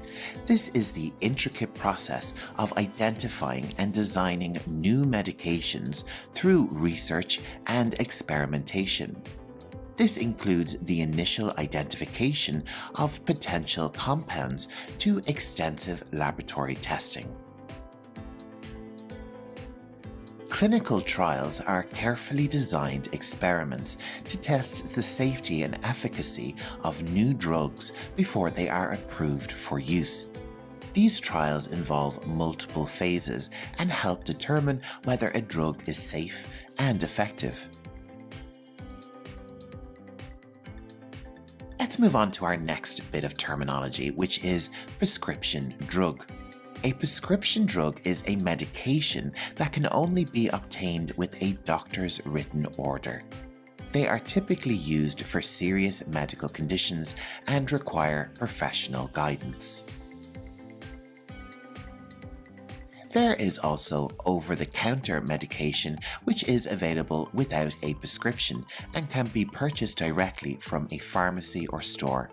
These are generally for common self-treatable ailments. Another type of medication you'll hear about is a vaccine. A vaccine is a substance that stimulates the immune system to protect against specific diseases. Vaccines have been instrumental in preventing and controlling infectious diseases like polio and measles. Drug regulatory authorities are responsible for ensuring the safety and effectiveness of drugs. They review and approve medications before they reach the market. And on screen for you, you can see a selection of these authorities from different English-speaking countries. Probably the most widely known of these would be the FDA in the United States. A pharmaceutical company is an organization that researches, develops, and manufactures medications. These companies range from small research-focused firms to large global corporations. A generic drug is a medication that is equivalent to a brand name drug, but is usually more affordable. They contain the same active ingredients and meet the same quality standards. The term biotechnology involves using living organisms and biological systems to develop new drugs and treatments. This field has led to the creation of therapies like biologic drugs.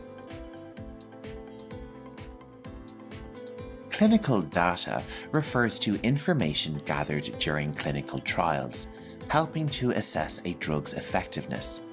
It includes data on patient demographics, safety, efficacy, and adverse reactions. Adverse reactions are more commonly known as side effects. These are unintended and often unwanted effects of a medication, which may happen in addition to its intended effects. Understanding potential side effects is crucial for safe medication use. A placebo is a substance with no therapeutic effect. It is used in clinical trials as a control to compare with the effects of the drug being tested. Placebos help researchers assess the true impact of a medication. Pharmacovigilance is the science and activities related to the detection, assessment, understanding, and prevention of adverse effects or any other drug-related issues. It plays a key role in ensuring medication safety even after a drug is on the market. And there you have it, our pharmaceutical industry word list for beginners with expanded definitions. I hope these terms and their detailed explanations help you start your journey in this fascinating field.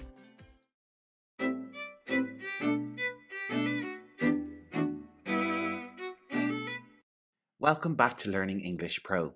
In this English lesson, I will be covering the topic of medical equipment and tools. This episode is especially useful for those working in the medical industry, but also for those who may need to use some of these useful objects in day-to-day life. The first piece of medical equipment we'll take a look at is the crutch. Repeat after me. Crutch. When they're given as a pair, they're simply called crutches, the plural form. Our next piece of equipment is called a walker. Repeat after me. Walker. This is typically given to older people who may have mobility issues. And we also have the wheelchair. Repeat after me. Wheelchair. Next up, we have plaster cast. Plaster cast.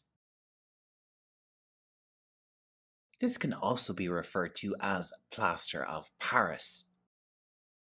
Plaster of Paris. More advanced versions of a plaster cast would be called a synthetic cast.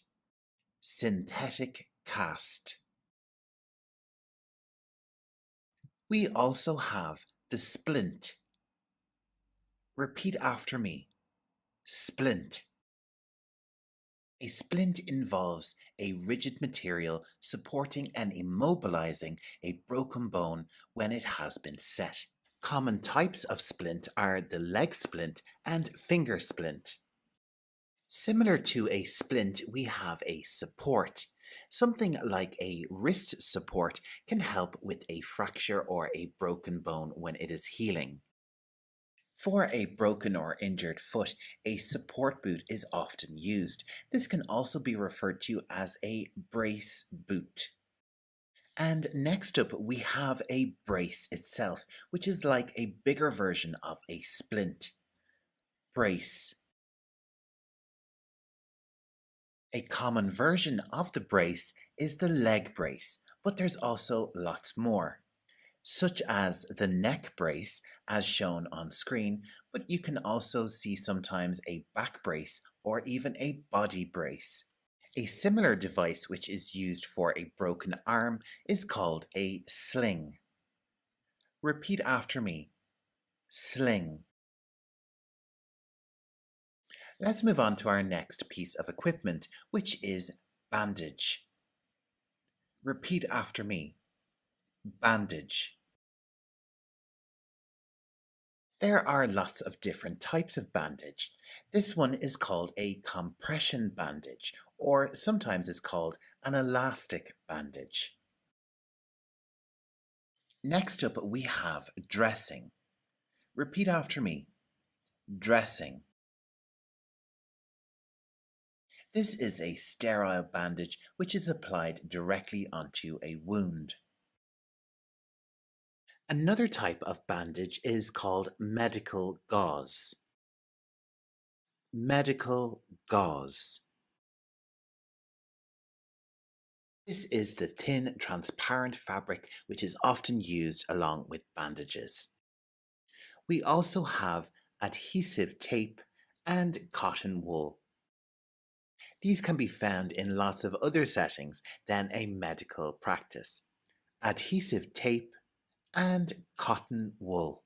A common type of bandage found in the home is referred to as a band-aid in American English, that's a trademark by the way, and as a plaster in UK English. A more general term for it would be an adhesive bandage.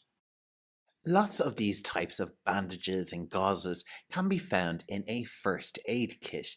This can be a piece of medical equipment that can be found in lots of different workplaces and is useful in case of an emergency or an accident.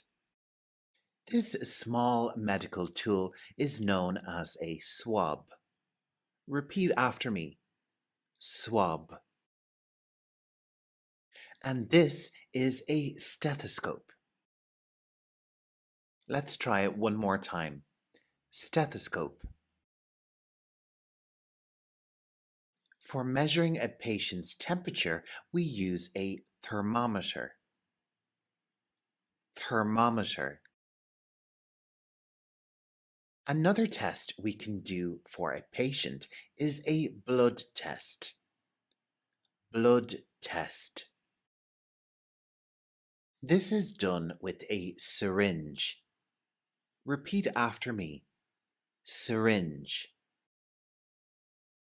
It is tempting to say syringe, but it's syringe. And this part of the syringe is known as the needle. Needle. Something which is commonly found in lots of different medical settings is a vial. Repeat after me. Vial. And similar to a vial, we have a test tube. Test tube. Moving along, our next piece of equipment is called a blood pressure cuff. Blood pressure cuff. Our next piece of equipment can be known as telemetry pads or ECG electrodes. These are used to monitor important functions in a patient's body. If you've ever broken a bone, you will have had an X-ray. X-ray. This device is placed on the finger and used to measure the amount of oxygen in the blood. It's called a pulse oximeter. Pulse oximeter. To find out how heavy someone is, you would need a weighing scales. Weighing scales. Our next device is used to look at the ear and eardrum, the otoscope. Repeat after me. Otoscope. Let's move along to some more smaller tools, like the tweezers. Repeat after me. Tweezers. We also have the scalpel. Repeat after me. Scalpel.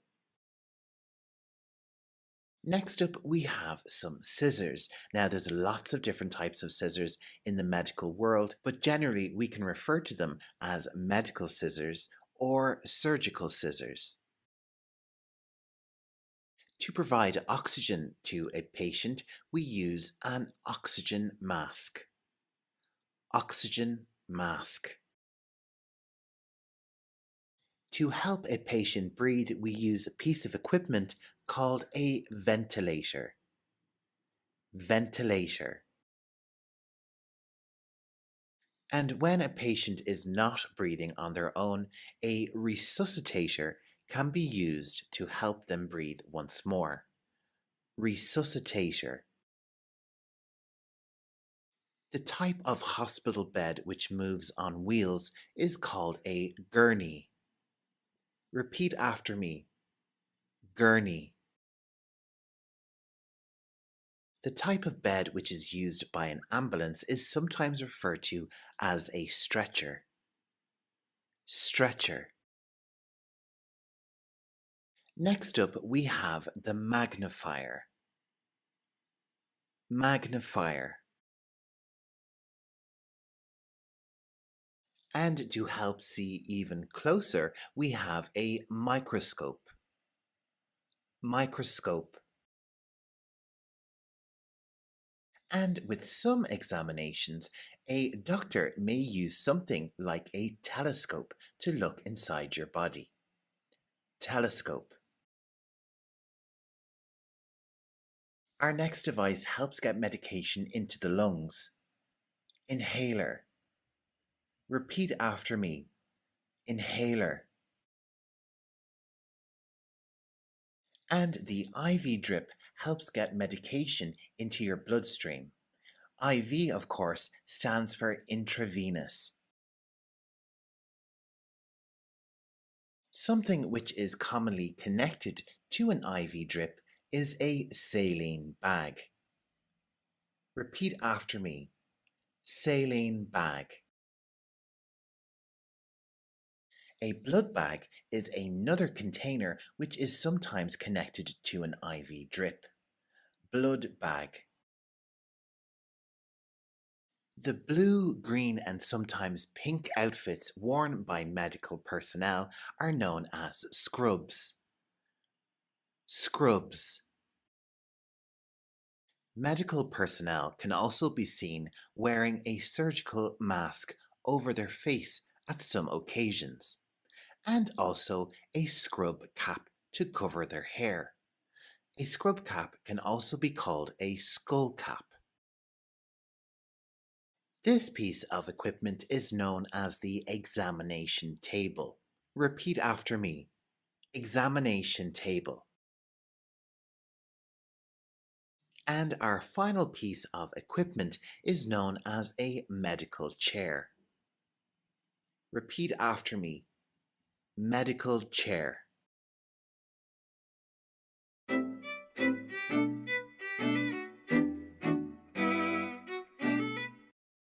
Today we're delving into crucial English vocabulary relating to medical surgery.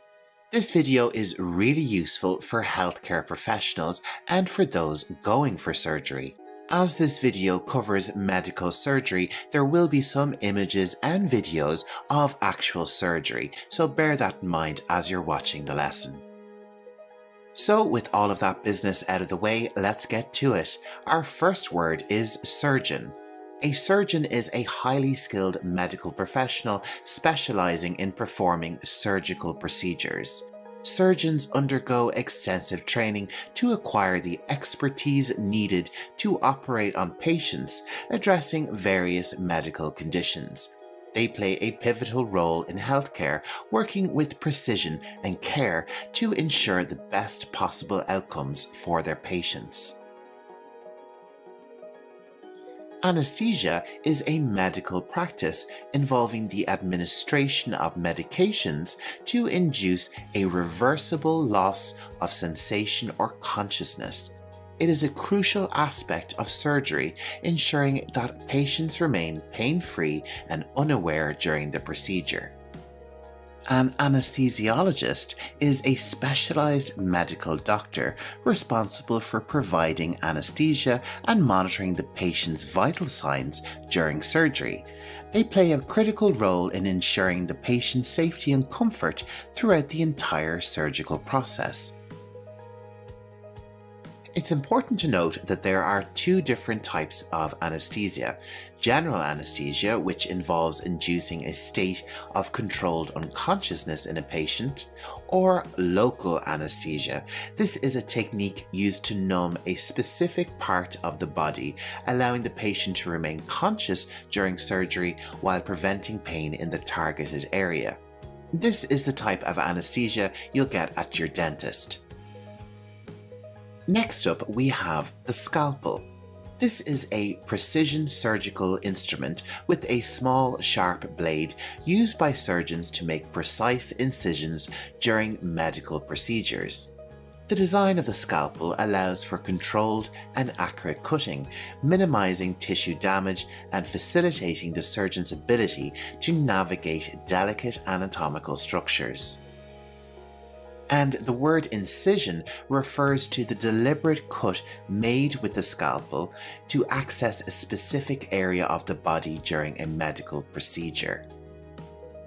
The size and location of the incision depend on the nature of the surgery, and skilled surgeons take great care to make incisions that promote optimal healing and minimize scarring. The incision site is the specific area on the patient's body where the surgical incision is made.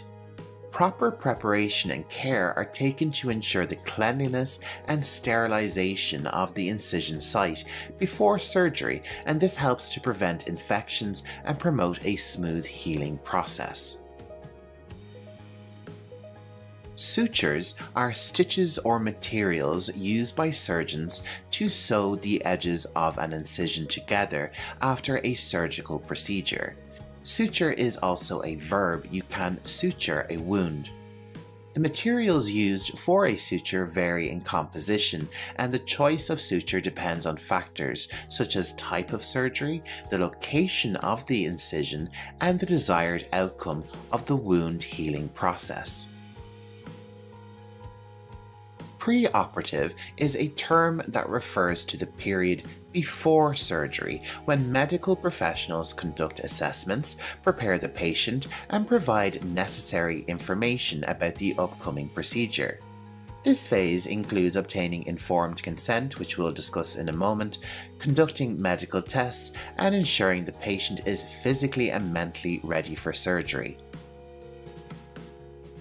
Post-operative encompasses the period after surgery, focusing on the patient's recovery and the monitoring of any potential complications. Medical professionals closely observe patients in the post-operative phase, providing necessary care, pain management, and guidance on post-surgical activities to promote a smooth and successful recovery. The operating room, often referred to as the OR, is a specially designed and sterile environment where surgical procedures take place. Equipped with advanced medical technology, the operating room provides surgeons with the necessary tools and resources to perform surgeries safely and efficiently. On the other hand, we have the recovery room. This is the designated space where patients awaken from the effects of anesthesia after surgery. In this area, medical professionals closely monitor patients as they regain consciousness. ensuring a smooth transition from the surgical environment and addressing any immediate post-operative needs. Informed consent is a formal agreement given by the patient after understanding the details, risks, and benefits of a proposed surgical procedure. It is a crucial ethical and legal aspect of medical practice, ensuring that patients are well informed and actively participate in decisions regarding their healthcare. Our next term is hemostasis. This is the physiological process of stopping bleeding or controlling bleeding flow during surgery. Surgeons employ various techniques such as sutures, cauterization, and the use of hemostatic agents to achieve hemostasis and prevent excessive bleeding, promoting a safe and successful surgical outcome. Now it's time to take the vocabulary we've just learned and make some really great English phrases for them. I'll say each sentence twice and give you a chance to say it after me. Don't worry if you fall behind, just press pause. Let's start with our first phrase. I understand the risks and give my informed consent for the surgery. Listen to the sentence again and then repeat after me. I understand the risks and give my informed consent for the surgery.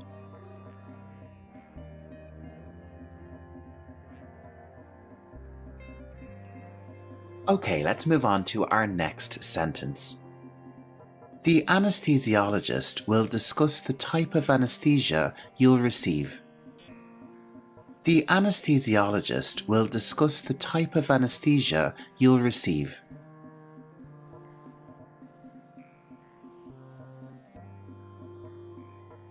The surgeon will make an incision in this area. Repeat after me. The surgeon will make an incision in this area. Our next sentence is, the operation will take place in the operating room.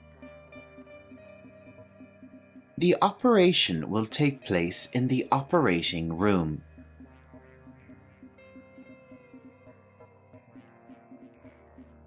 You'll be under general anesthesia during the surgery. You'll be under general anesthesia during the surgery.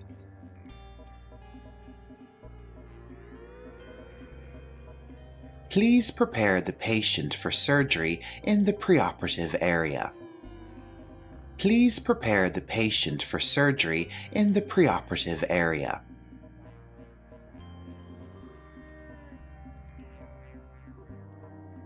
The incision site will be cleaned and sterilized before the procedure. Repeat after me. The incision site will be cleaned and sterilized before the procedure.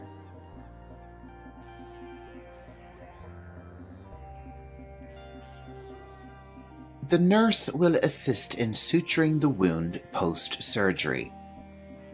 The nurse will assist in suturing the wound post-surgery.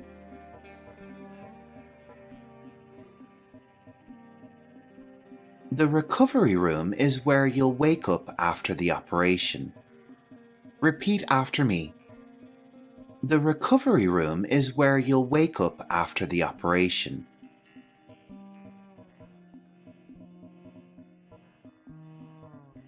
The surgeon will ensure proper hemostasis to control bleeding during the procedure.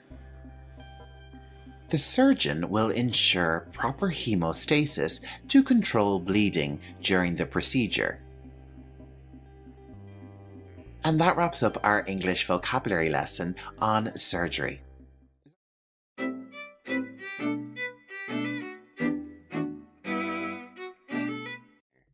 In today's video, we're delving into the world of prescription medication. Prescription drugs are a critical part of healthcare, and understanding them is essential for informed decision-making. Let's start our video with our main topic, prescription medication. These are medications that require a doctor's prescription for purchase or a doctor's permission. They are often used for treating specific medical conditions, and these types of medications are regulated to ensure safe and effective use. The prescription itself is actually the piece of paper where the doctor's orders are written on. And you're going to take this piece of paper, the prescription, to a pharmacist. This is the healthcare professional who dispenses prescription medications and provides guidance on their use. They play a vital role in patient care and can offer you lots of advice. When you get a prescription, you will also get information and instructions relating to dosage. Dosage refers to the amount and frequency of a medication prescribed by a healthcare provider, so how much you can take and when you can take it. It's crucial to follow the recommended dosage for safe and effective treatment. Side effects are unintended effects of medication, which may happen in addition to its intended effects. So this means that you might feel a bit sick from taking medication.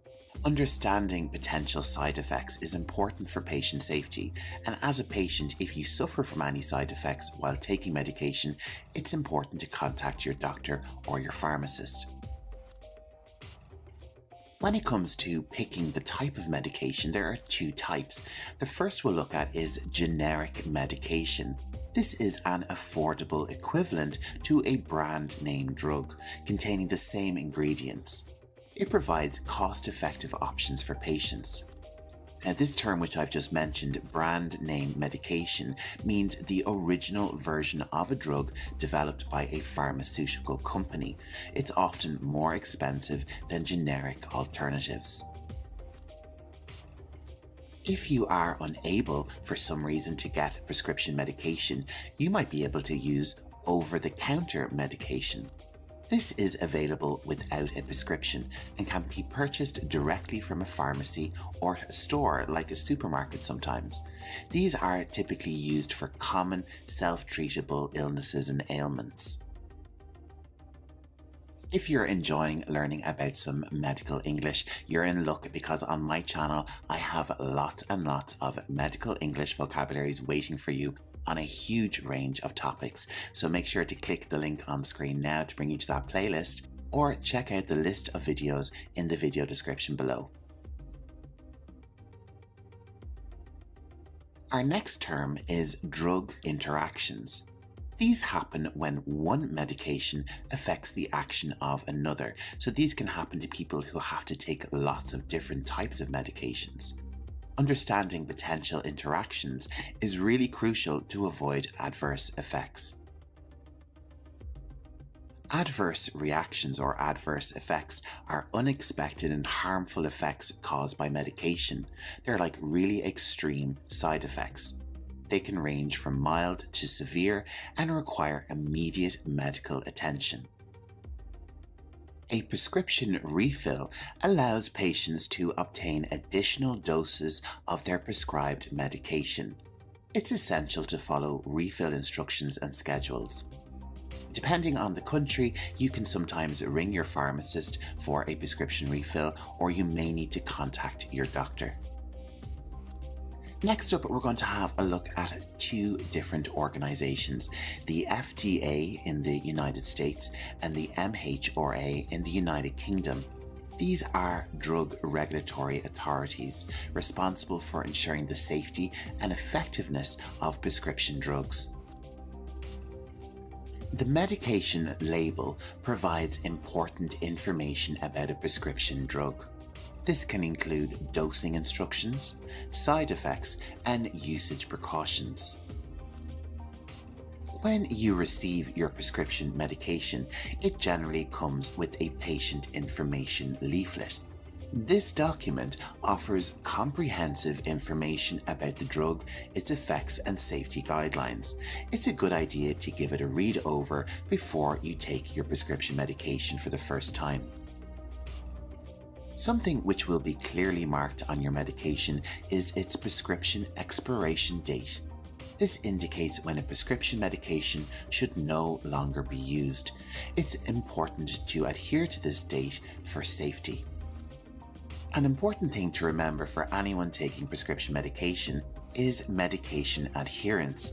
This is the practice of taking prescription drugs as directed by a healthcare provider like a doctor, nurse, or pharmacist, and this helps you to achieve the intended therapeutic effect. Understanding these terms is essential for making informed healthcare decisions when it comes to prescription medication. If you found this video informative, please hit the like button and subscribe for more educational content. To watch my video on the pharmaceutical industry, click here. And to learn about essential vocabulary related to medical tools and equipment, click here. That's all for this lesson. Thanks for watching, and remember, keep learning English like a pro.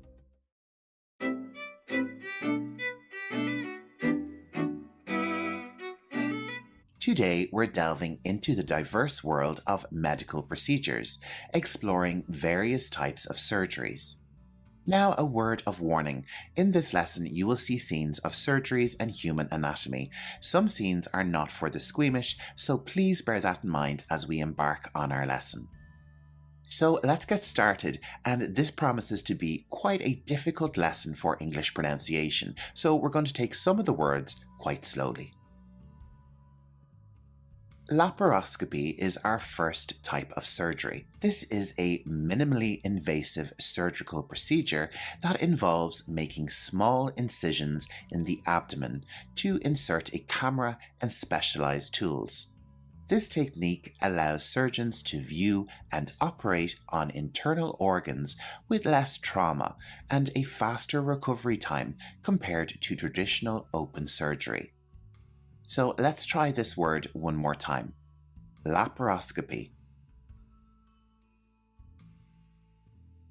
A cholecystectomy is the surgical removal of the gallbladder, commonly performed to treat gallstones or other gallbladder-related conditions. The procedure can be done through traditional open surgery or with laparoscopy. Let's check our pronunciation one more time. Cholecystectomy.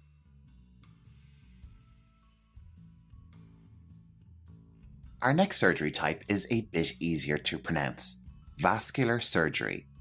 This focuses on treating conditions affecting the blood vessels, such as arteries and veins. Surgeons in this field address issues like aneurysms, blockages, and vascular malformations, employing both open and minimally invasive techniques. Vascular surgery. Our next term is appendectomy. This is the surgical removal of the appendix, often necessary when it becomes inflamed or infected, a condition known as appendicitis. This procedure is typically performed urgently to prevent complications. Repeat after me. Appendectomy. A hysterectomy involves the surgical removal of the uterus and sometimes the cervix. This procedure is performed for various reasons, including treating conditions such as uterine cancer, fibroids, or severe endometriosis. Hysterectomy. If you are a healthcare professional learning English or have an interest in the topic, you should check out my Medical English playlist. The link for that is on screen and in the video description. In this playlist, you'll find all my most popular medical English lessons. Check it out after this lesson and really start learning English like a pro. Let's get back to our lesson, and our next surgery type is endoscopy. Endoscopy is a diagnostic or therapeutic procedure that uses a flexible tube with a light and camera to visualize the interior of organs or cavities. It is valuable for detecting abnormalities and performing minimally invasive interventions. Endoscopy.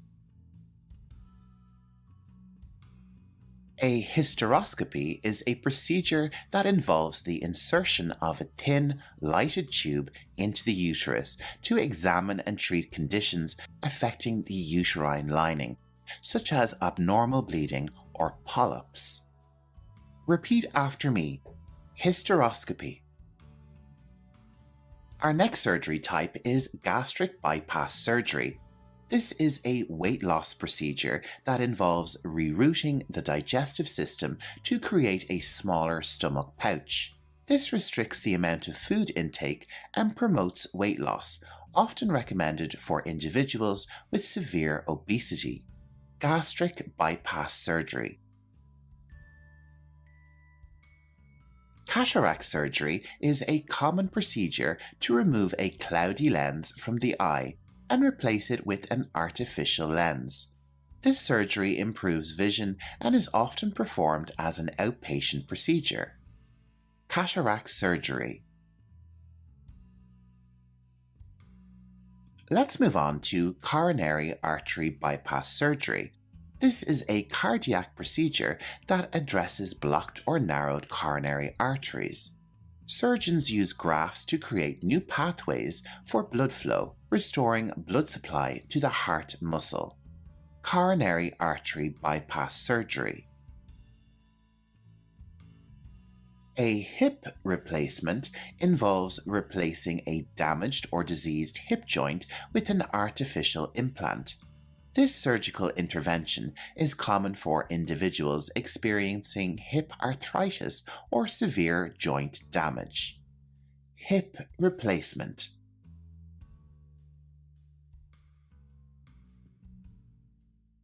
A tonsillectomy is the surgical removal of the tonsils, often performed to address recurrent tonsillitis or other throat-related issues. The procedure is more common in children, but can be performed at any age. Repeat after me. Tonsillectomy. Our next surgical term is a bit tricky. Carotid endarterectomy. This is a surgical procedure to remove plaque or blockages from the carotid arteries, which supply blood to the brain. This helps prevent strokes to improve blood flow. Carotid endarterectomy.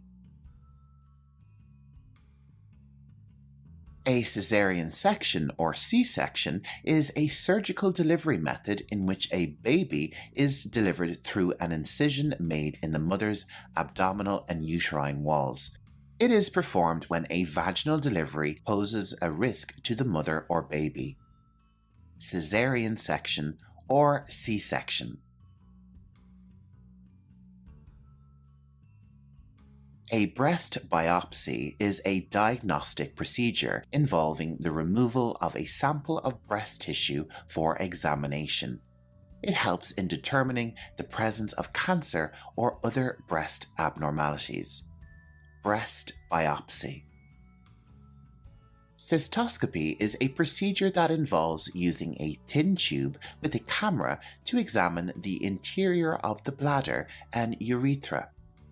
It aids in diagnosing and treating various urinary tract conditions. Repeat after me. Cystoscopy.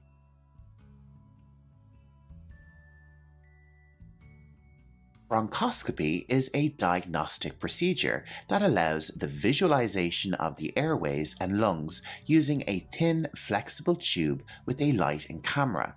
It is used to detect and treat respiratory conditions. Bronchoscopy. Our next surgical term is probably the longest word I've ever encountered doing Learning English Pro videos. But if you break it down bit by bit, it's actually quite easy to say. Let's try it slowly first. Esophago-gastro-duodenoscopy. Let's do it one more time. Esophago-gastro-duodenoscopy. It can also be shortened to EGD, which is probably a better way to go about it. EGD is a procedure that involves the insertion of a flexible tube into the esophagus, stomach, and duodenum. It is commonly used to diagnose and treat conditions affecting the upper gastrointestinal tract. So let's try that big long word one more time. Esophago-gastro-duodenoscopy.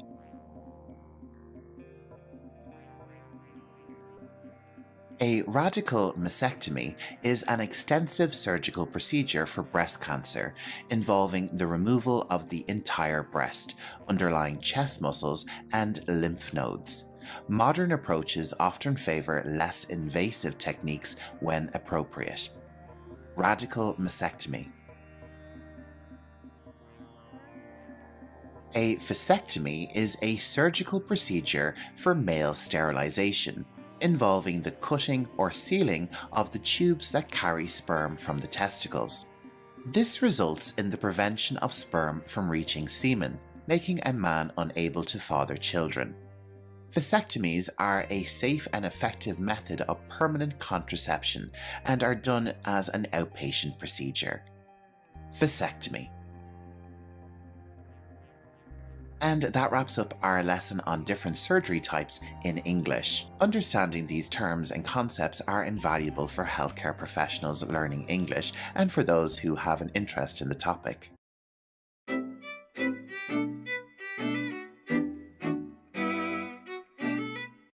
Today we're delving into the dynamic field of emergency medicine. Whether you're a healthcare professional, a student, or simply interested in expanding your English vocabulary, you're in for an informative ride. So if you're ready, let's begin our English lesson, and we're going to start with the topic of today's lesson, emergency medicine. This is a medical speciality focused on the prompt assessment, diagnosis, and treatment of acute illnesses and injuries. Emergency physicians work in emergency departments to provide immediate care and stabilize patients in critical conditions. Our next term is triage. Repeat after me. Triage. Triage is the process of quickly assessing and prioritizing patients based on the severity of their condition. It ensures that those with the most urgent needs receive immediate attention. Triage. Trauma refers to physical injuries resulting from accidents, falls, or violence. Emergency medicine often deals with trauma cases that require rapid intervention. Repeat after me. Trauma. Resuscitation involves efforts to revive or restore normal bodily functions in a patient experiencing cardiac arrest, respiratory failure, or other life-threatening emergencies. Resuscitation. Related to the term resuscitation, we have defibrillation. This is the delivery of an electric shock to the heart to restore its normal rhythm. Automated external defibrillators, or AEDs, are commonly used in emergency situations. Defibrillation.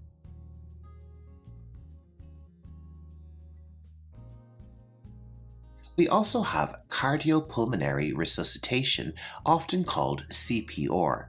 This is a life-saving technique that combines chest compressions and rescue breaths to maintain blood circulation and oxygenation in a person whose heart has stopped. Intubation involves inserting a tube into the airway to assist or secure the passage of air into the lungs. It is often performed in cases of respiratory distress. Repeat after me. Intubation.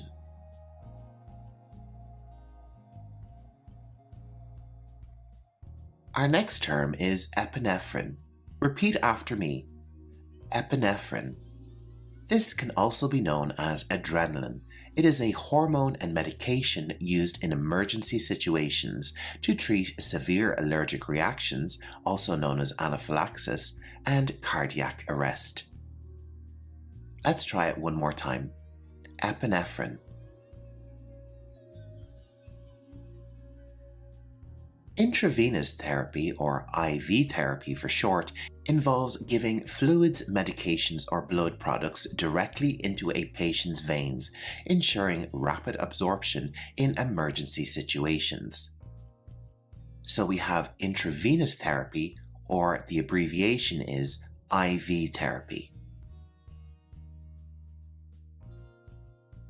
In the context of emergency medicine, shock is a life-threatening condition where insufficient blood flow to vital organs leads to cellular and organ dysfunction.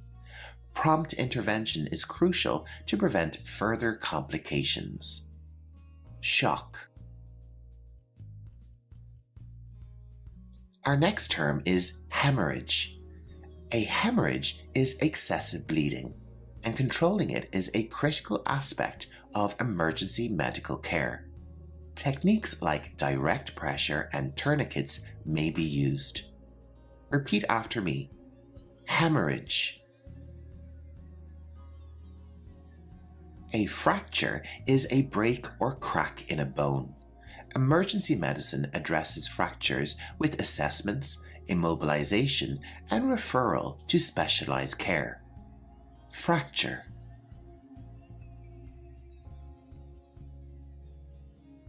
Our next term is naloxone. This is a medication used to rapidly reverse opioid overdose by binding to opioid receptors, restoring normal respiration. Naloxone.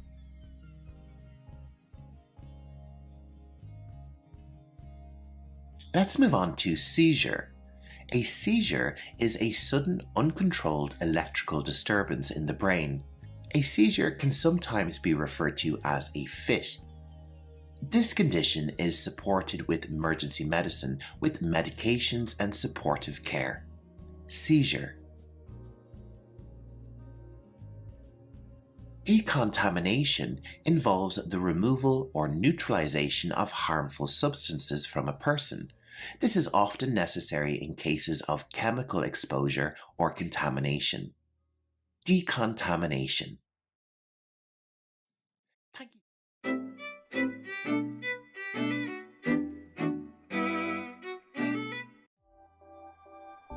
Hello, you're very welcome to this English vocabulary lesson on doctors.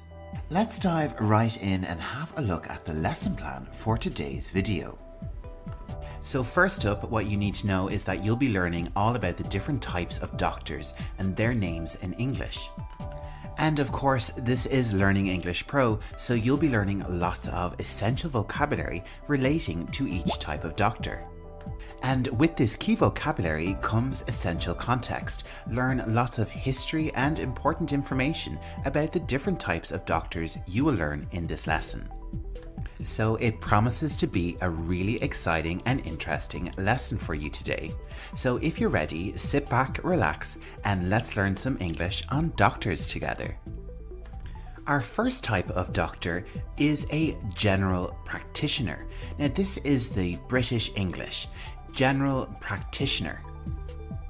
It can also be shortened to just GP. GP. Now, this might be more commonly known as a family doctor or your local doctor. In American English, it is commonly referred to as a medical doctor. And this role can also be referred to in American English as a physician.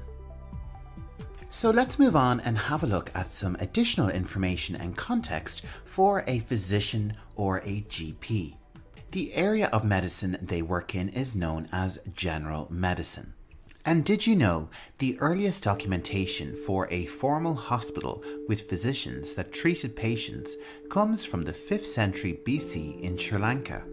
Hippocrates, who lived from 460 to 377 BC, is commonly called the father of medicine.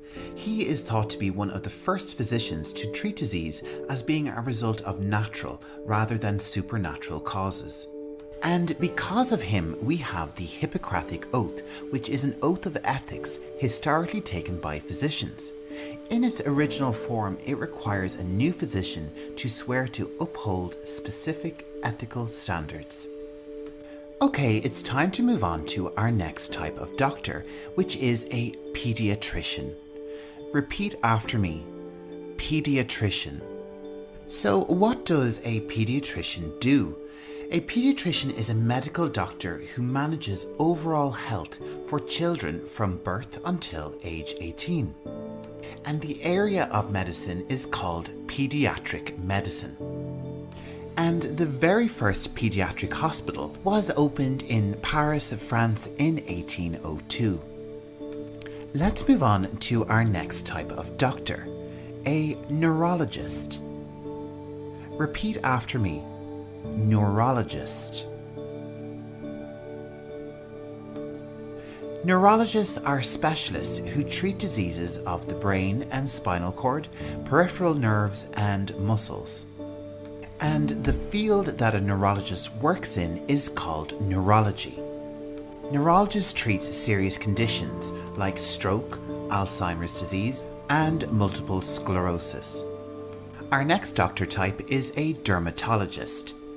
Repeat after me, dermatologist. And of course, a dermatologist works in the area of dermatology.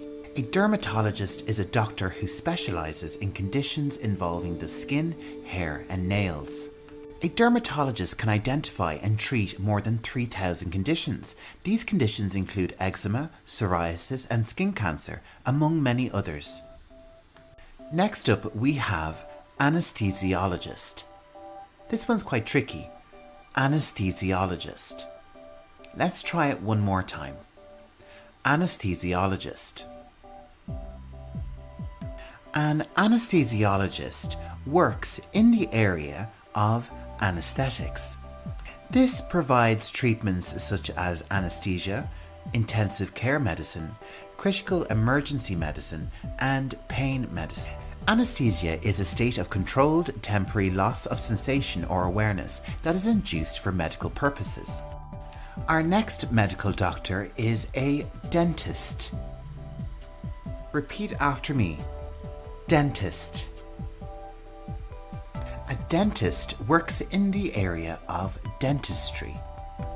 A dentist, also known as a dental surgeon, is a surgeon who specializes in dentistry, the diagnosis, prevention, and treatment of diseases and conditions of the mouth. Have you ever thought about who the first dentist was? Heze Ra is the earliest dentist whose name is known to us. Around 2600 BC in ancient Egypt, he was known as the chief of dentists. Our next doctor type is an oncologist. Repeat after me. Oncologist. An oncologist works in the area of oncology, but this is more commonly known as cancer treatment. These are doctors who treat cancer and provide medical care for a person diagnosed with cancer. In the area of oncology, there are three major areas: medical, surgical, and radiation. An oncologist treats cancer using chemotherapy or other medications, such as immunotherapy. Let's move on to our next doctor type, a surgeon. Repeat after me. Surgeon. A surgeon works in the area of surgery. And surgery is used to investigate or treat conditions such as disease or injury, to help improve bodily function, appearance, or to repair unwanted ruptured areas. If we look back in history, surgery in different forms has been performed by humans for thousands of years. The earliest evidence comes from over 8,500 years ago. Let's move on to our next doctor, which is a cardiologist. Repeat after me. Cardiologist. A cardiologist works in the area of cardiology, and they are doctors who diagnose, assess, and treat patients with diseases and defects of the heart and blood vessels. Let's take a moment to talk about the human heart. The average heart is the size of a fist in an adult. Your heart will beat about 115,000 times each day. It also pumps about 2,000 gallons of blood every day as well. Our next type of doctor is a radiologist. Repeat after me. Radiologist. A radiologist works in the area of radiology. And they are medical doctors that specialize in diagnosing and treating injuries and diseases using medical imaging procedures. Let's take a look at the types of imaging procedures. There are X-rays, computed tomography, which is also called a CT scan, magnetic resonance imaging, also called an MRI, positron emission tomography, PET, or an ultrasound. Let's move on to our final doctor of this lesson, a psychiatrist. Repeat after me, psychiatrist. These doctors work in the area called psychiatry. A psychiatrist can diagnose and prescribe medication to treat a variety of complex mental illnesses, such as depression and bipolar disorder. In the area of psychiatry, a founding father of this medical field is Sigmund Freud. He was an Austrian neurologist and the founder of psychoanalysis, a clinical method for treating psychopathology through dialogue between a patient and a psychoanalyst.